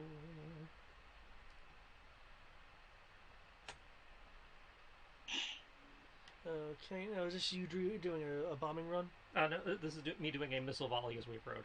I'm firing 5 missiles from the MM-20 on the Beta. Okay. Again, trying to make a hole so we can get into the bombing position, because as I recall, with the shield up, I can't get to where I need to do the bombing. As I recall, it's like a wall. Yeah. Missiles. The missiles come in 550. Okay. As you're approaching, the Invid hive shield will collapse. All right, you guys are on covering fire. Do we have Yep. the hive, or just can I? You want to know if you can just fly over it and drop your bombs? Would this be a bombing maneuver, or do we actually have to go into the hive and shoot the thing on the inside that I know from the show was in there? I'm guessing we have to fly inside, from what I recall in the show, but I want to confirm before. Given the nature of this, you can do a bombing run, which would definitely cause cause damage. However, here is what it looks like. Okay, so my memory is correct. We do have to navigate inside a little bit. Yeah, because as you can see, there's something in the center and then things built into the wall around it. Okay. So, like, if you do a bombing run, you could probably collapse some of the stuff built in. But it would not be a confirmed kill. Yeah, and there is also a central spire which you can see on the tower thing. So, doing I mean, you could always would roll a cause 20. damage, but it would not necessarily ensure destruction. Yeah, it's not a confirmed kill. Yeah. So doing that and then us going in and confirming the kill afterwards probably wouldn't be bad either. It wouldn't, but it runs the risk of us, accidentally sealing the only ways of getting in. Well, there's still the general hole that is the top of the volcano. True. It's just that getting into the surrounding area may become obstructed. Okay. So. But what we need to do is get to the center anyways, so... Commander's call, I guess. Yeah. As do you want to navigate the hive proper, or do you want me to just dive in through the open volcano? I mean, what do you want to do? What was your thought? Bombing run and then go in and see what's left? I believe was your thought, Eric. Yeah, I was thinking bombing run, and then go in to confirm it. That way we can at least deal with the majority of stuff with the bombing run. So all we have to do is clean up. Okay. Supposedly. On the beta, there actually should be a special maneuver if you want to actually perform a bombing run, versus just dropping your bombs at a specific thing. Okay. Sweet. So we're trying to pull Maverick. Yep. That's kind of why I was thinking. I was like, you know what? Let's just let the Maverick happen.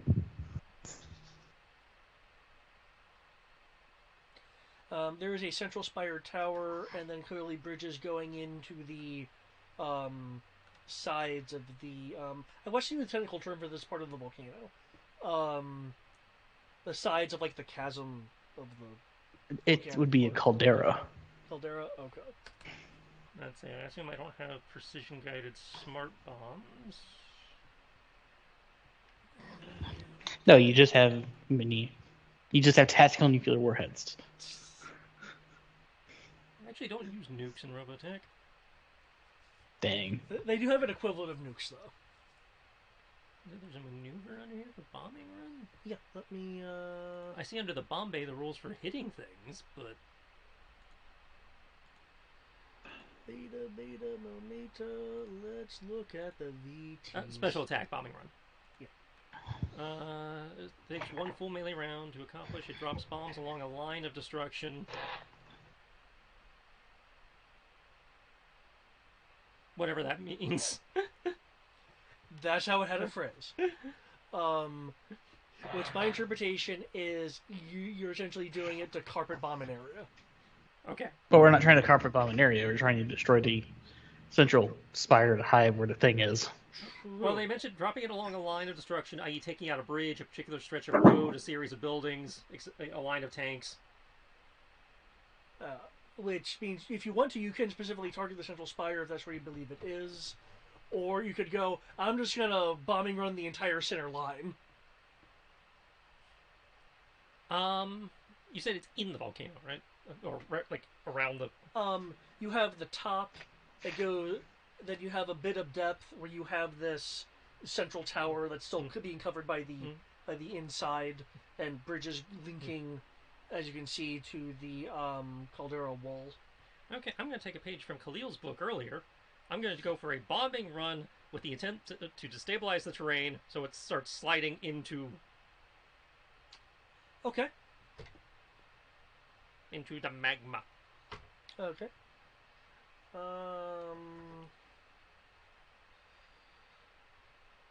Okay.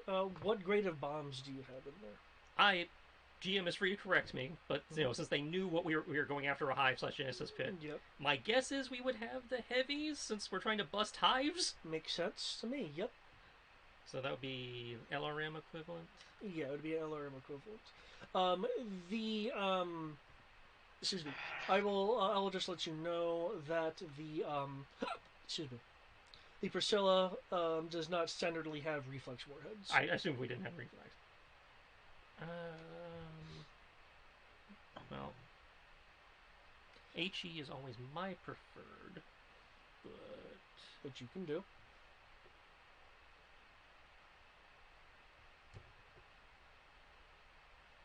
well, I never get to play with the heavier ones. Okay, we are busting a hive. We are pre-destabilizer, Yeah. so we want big damage. Since they would have loaded it assuming we have to bust shields. Yeah. So I'm going to assume that we loaded it with the proton torpedo. Gotcha. Doing a proton bombing run. I'm Gotcha. doing a proton. I'm trying to hit their exhaust ports with my proton torpedoes. Okay. While carrying a warthog. And praying my CO is not using the beta as a goblin glider. Going after you, Invid Man!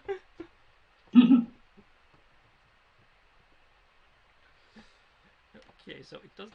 I assume it's a normal attack roll? Yeah, make it a hit roll, and I would apply it to the dodges or whatever the difficulties are for the things on there. Again, buildings generally cannot dodge, so they are dealing with the standard I'm at a range and you're trying to hit me difficulties. Okay, it's 4 heavy bombs.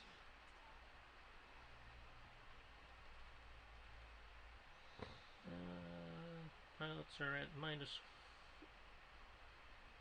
Okay, that's at an altitude of 15,000 feet or higher. I'm not that high, so I'm in theory not taking the penalty. Yeah. They're not smart. So you'd be, and your point is to like to stabilize stuff, which I will actually count that as a called, since you're trying to produce a particular effect. So you'd be looking at stationary, so -4, because you're trying to do a particular effect here of essentially kind of trying to have things collapse into the lava. Mm-hmm. And that's going to be an additional -2 for a total of -6. Okay, I don't have combat flying as an effect. Yes. Okay. Fortunately, the DC for attacking things that can't generally move is low and regularly. So basically all it does is negate my bonuses.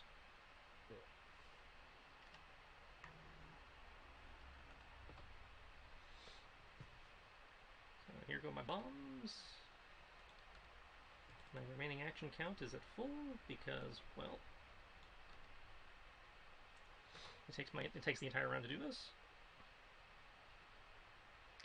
And to confirm, you're wanting the sides to collapse in, or like everything to collapse in? The intent is to try and get as much of it as possible to start sliding into the Okay. down into the bowl. Gotcha. That's what I thought. I just wanted to confirm. And then mavericking down towards Okay. where the brain's supposed to be. 66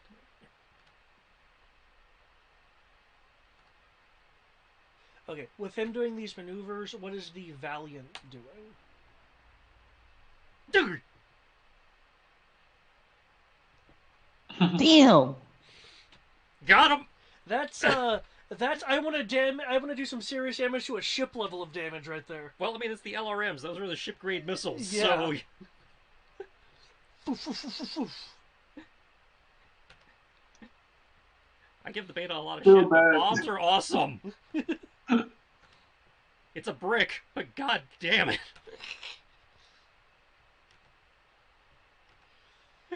It's a fugly bastard, but apparently it is the apocalypse.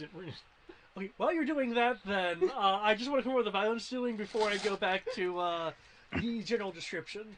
Like, are you trying to follow close behind? Are you waiting at the edge of the caldera? I would have been following him up to the point where he begins the run. Okay. And then I'd just maintain altitude to maintain Overwatch. Okay. So, nothing tries to mess with him. Okay. Are you looking for things coming in from the outside or things attacking from the caldera side? General purpose, prevent ambush. Okay. In that case, I could use a perception roll if you want to use like your sensors, or if you have detect ambush, you can roll that as well.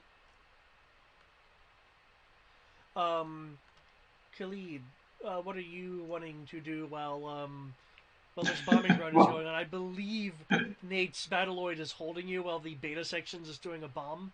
Unless he wants to be put down, you know. You probably don't want to be put down in the hive. Well, I could have put him down on the way in. That was my. Or you could be carried by the Valiant with its one arm still. There's nothing really for me here to hit because the bombs are killing everything. We could hope the bombs are killing everything. In Uh, 1000 look, if his bombs didn't do it, my bombs aren't going to do it. in that case, then, if I can get a perception roll from you,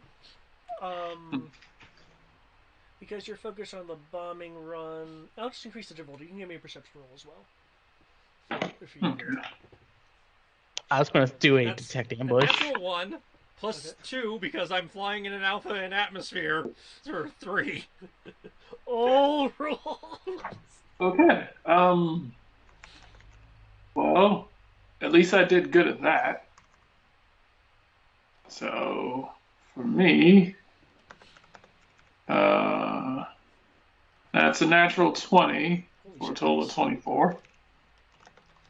Okay, I'm gonna wait for Ultra Bear to finish his rolls. Well, I was going to do a detect ambush, but I'll also give you the perception. Okay. The detect ambush is a 20 out of 47. And I rolled a 18 for my perception. Okay, Nate doesn't notice this. Probably because of all the explosions. Yeah, I'm a little disoriented. Like, oh god, never done that before. But both Gio and Khalid, you will notice something strange, and it's not that there's a light show going on. You actually notice this, like as he's releasing the bombs for the run. There's something odd with the lava. More specifically, not the lava itself. You are looking at a. Well, your perception roll is really high, so I can describe it like this. It looks like there is some kind of membrane under the lava. Because there's an 18 and a 20 plus there, I'll also say that you will notice that it's affecting the lava flow as if whatever membrane is under lava is like, I think the term is undulating in portions, causing unusual shifts in the lava.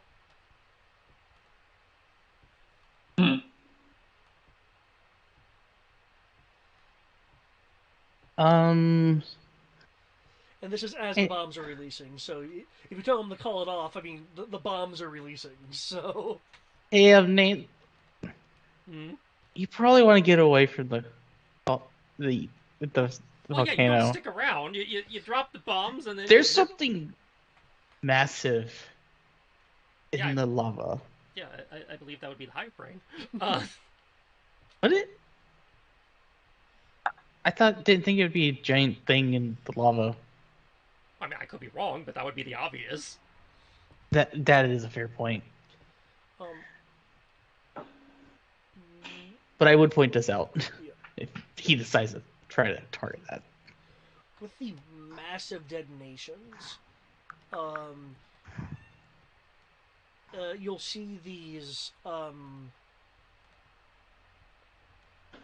organic cables being dislodged from the central spire as the spire is being torn apart along with other things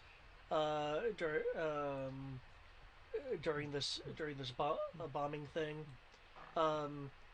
Exposed at the top of the tower is this massive hive brain that is like wound itself kind of like into the structures and the various individual things, but the tower itself is collapsing because of where its position is. The area around it, without following the bright flashes of proton detonations, is beginning to come down. You'll see a few of these fall out of the sides and slide into the lava and begin suffering I'm in lava effects. I'm not familiar with those. Um, Yeah, those are new. um, um, since you are on Overwatch, um, while it appears that the hive brain is going to suffer the unfortunate effects of gravity, as with all of the built up armor in the spire in the building, it is kind of difficult to repel 1,000 points of damage. Um, you will see that things inside are trying to are trying to escape. However, many of them are uh, many of them are being excuse me are being just like essentially like in the avalanche of things collapsing going on, just getting hit and kept in and being swept in and down and downwards. Though a few, where's my wings? There they are. A few. Um,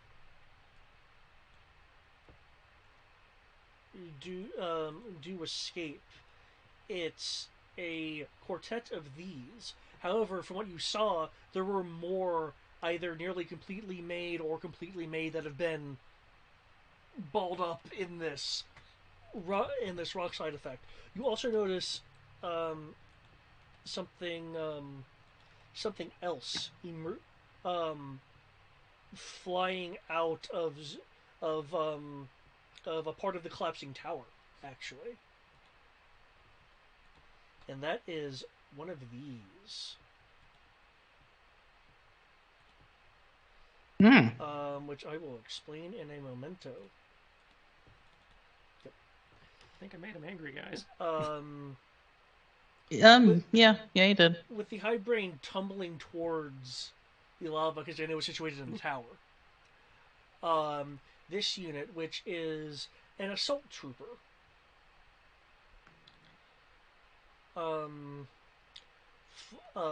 flies. It's trying to catch the brain. I'm going to shoot it. It's not trying to catch the brain.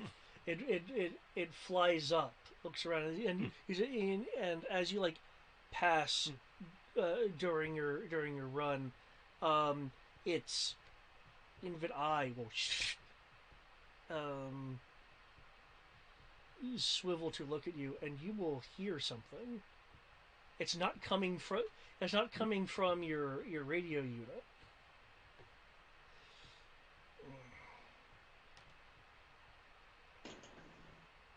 Oh boy. You must have opened the gate, but now you cannot close it.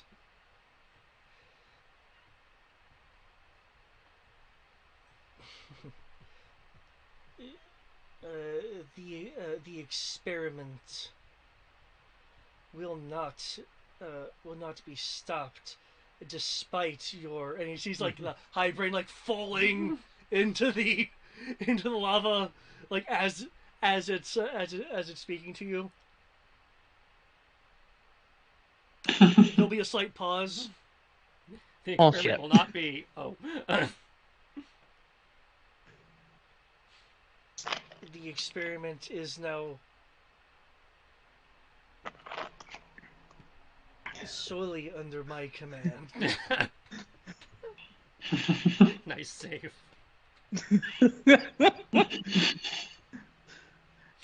And you human will pay for your interference.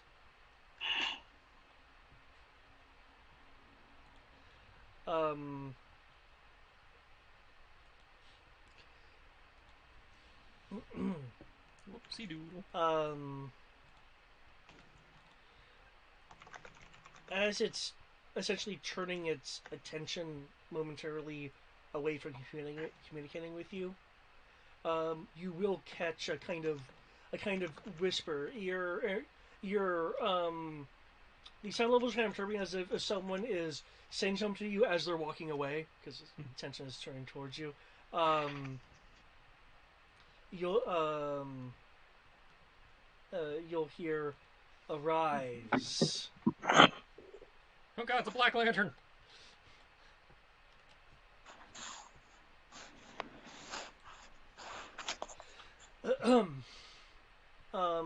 For those who noticed it before, mainly. I'm sorry. Khalid was being carried. You hear that too. Khalil. Sorry, Khalil. You'll hear that too. Because um, yo, Eric is outside of the range of this thing. So you would have heard that as well. But Cleo and Gil, because you noticed it before, you will notice that the lava flow is being um, furtherly disrupted, as it is clear something is now stirring underneath the lava, and it's probably getting slightly perturbed by all this structure falling on it. Ow, ow, stop it, ow, ow.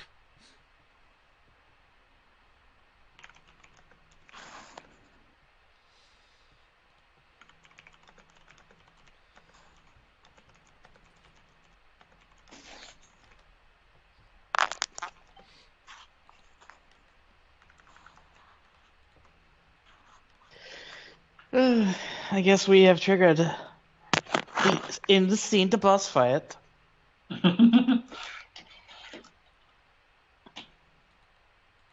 Still, we did 1,000 damage to it. Yeah. Yeah. Basically, with that roll, you have done actually far more damage than maybe I've articulated. I mean, you clearly got the hive brain that was in the tower. Yeah, I clearly killed the hive brain. I clearly fucked up the hive. The new units, the new black units here. As I mentioned, there was many more of them inside, but only so many of them can join the fight because you've bombed the surrounding area.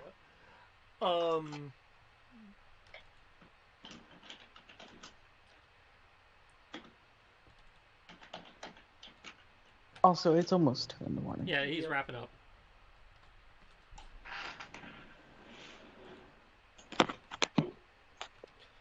I am just going to be adding people, and that's pretty much all I'm going to be doing right now.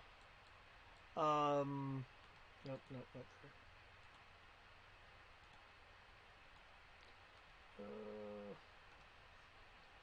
Nate, I suppose I'll put you right there. Silverback is with you. Gil, you were on like the Caldera side over here. This is the longest one shot. But I'm having fun. I hope the rest of you are having fun. I was enjoying it, yes. Okay.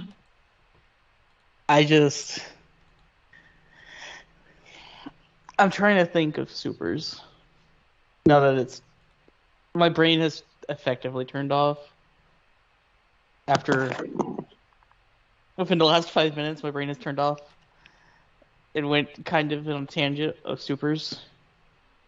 No, just kind of curious where things are right now. Okay. But to talk about Robotech, I will say that it is I don't know if what we needed for war fight is underneath the lava, or it's the new assault guy that's trying to be all creepy. Well, the assault dude, since it is speaking, I'll let you know right now. You're probably going to find it a little bit later. It's an invid scientist. Oh. Which is why it's all like, oh, I guess they started now, so they're under my command. Yeah, so he's the dude in charge. Yeah. Which means we probably don't fight him, because as I recall, they suck in combat. We have to fight his creation. Oh, I mean, you can fight him. He's in an assault unit for protection. Oh, okay. So he is part of the boss encounter. Yeah.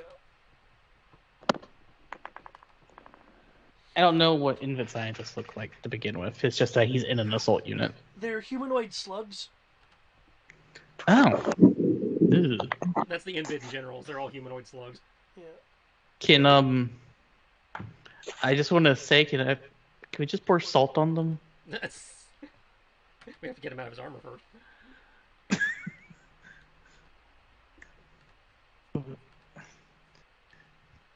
Or would that be a form of torture? Or do Oh, we that even definitely care would be a about? form. That definitely be a form of torture. Yeah. I will say But this, do we because really care about doing that to Invid? Yeah. I will say this: they look like slugs. I don't think they behave like slugs though. Yeah. Maybe the stage 1 and 2 ones. Mm. I could definitely see that. I just mean they're slugs, which means that theoretically salt would kill them. And no, if you And tried that, I'd come up with something. I'd probably roll against poison. but no, the reason why I was mentioning that and finding it kind of funny is that we're basically in a war of genocide against the Idvit. Um, Effectively. effectively, but I mean, the Invid are wanting to genocide you, so Well, that's my point. I don't think we really care if we technically torture them. Well, because we are the quote the good guys, the Alliance cares. yeah, so that actually depends on which part of the expeditionary council you want to side with, That too. because there are you know there is a fuck the aliens movement kind of, so There you go, Eric. That's in theory what they look like without the suits.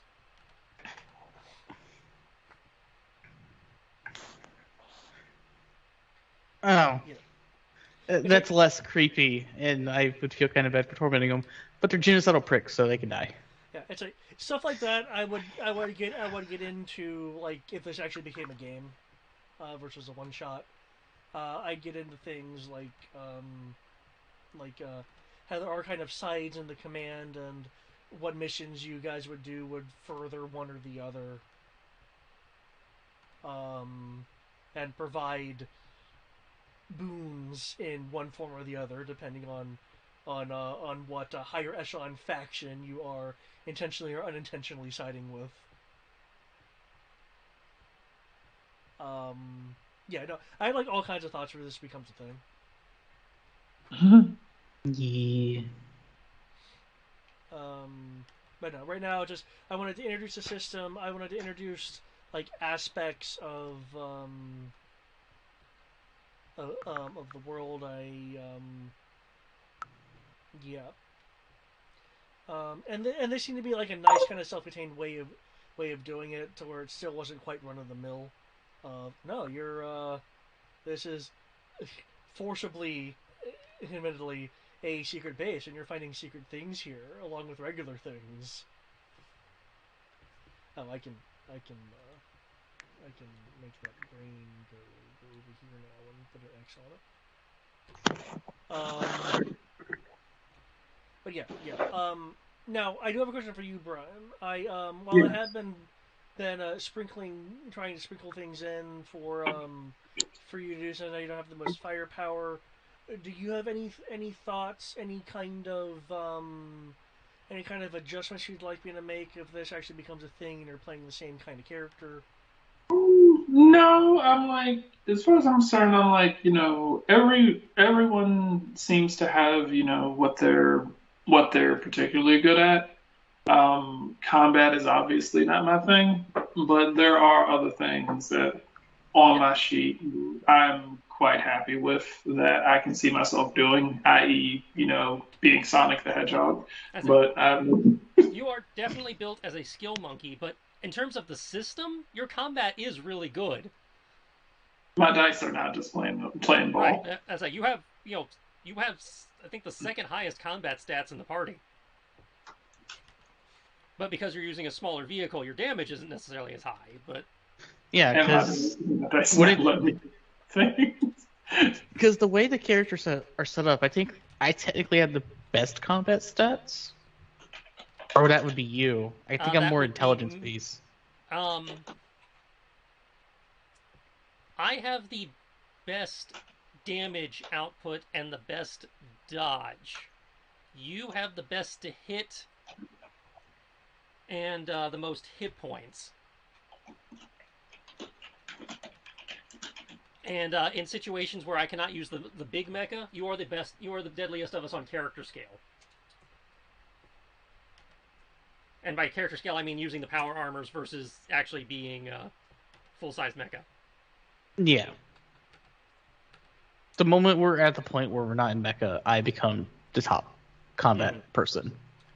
And despite the mega damage and everything, it is possible for you guys to get hurt. Like if you're sufficiently thrown into something, for instance, if it counts as like collusion and some collision in some kind of way, then there is actually an entire thing of the kinetic force of just slamming into shit can still hurt you, and such. It's like because I knew there was still a chance for you guys to actually get hurt, and obviously that hasn't happened yet. Which is why Brian is definitely still useful on that front.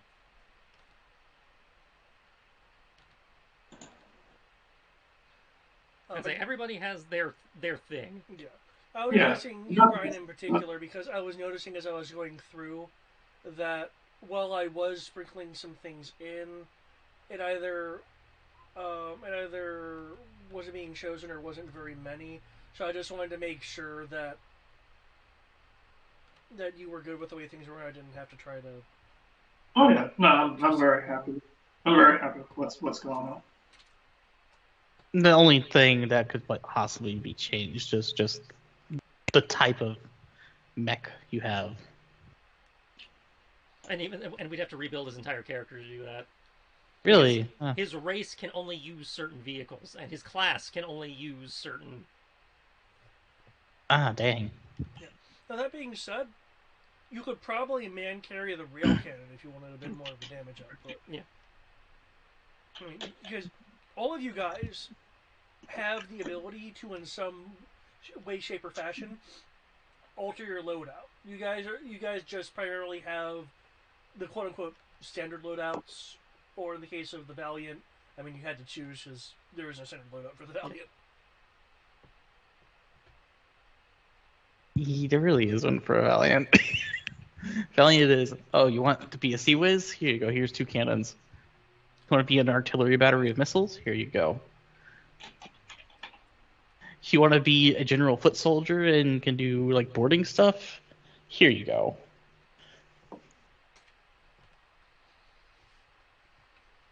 I still enjoy the fact that I could technically just be shot out of it, jump out of a ship, perfectly good spaceship in orbit, and just go land somewhere.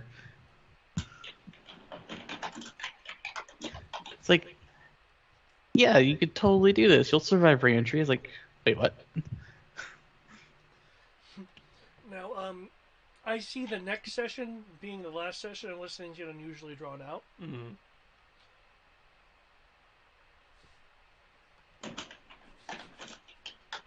I'll say, like I said, I'm fairly certain that more than likely I will have something. I'll be able to think of something, something that fits. Like based on my sheet, something else I can do. And push come to shove, if we need more grenades, I can just like dump a shit ton of them while I'm being. It's like, and keep in mind. I mean, skills can be used for all kinds of things. If you want to use them in odd ways, like you already kind of did that when you mentioned, I think with the Fury of, hey, how about the environment? Which you did find a few things to do. It just moved. Yeah. Yeah.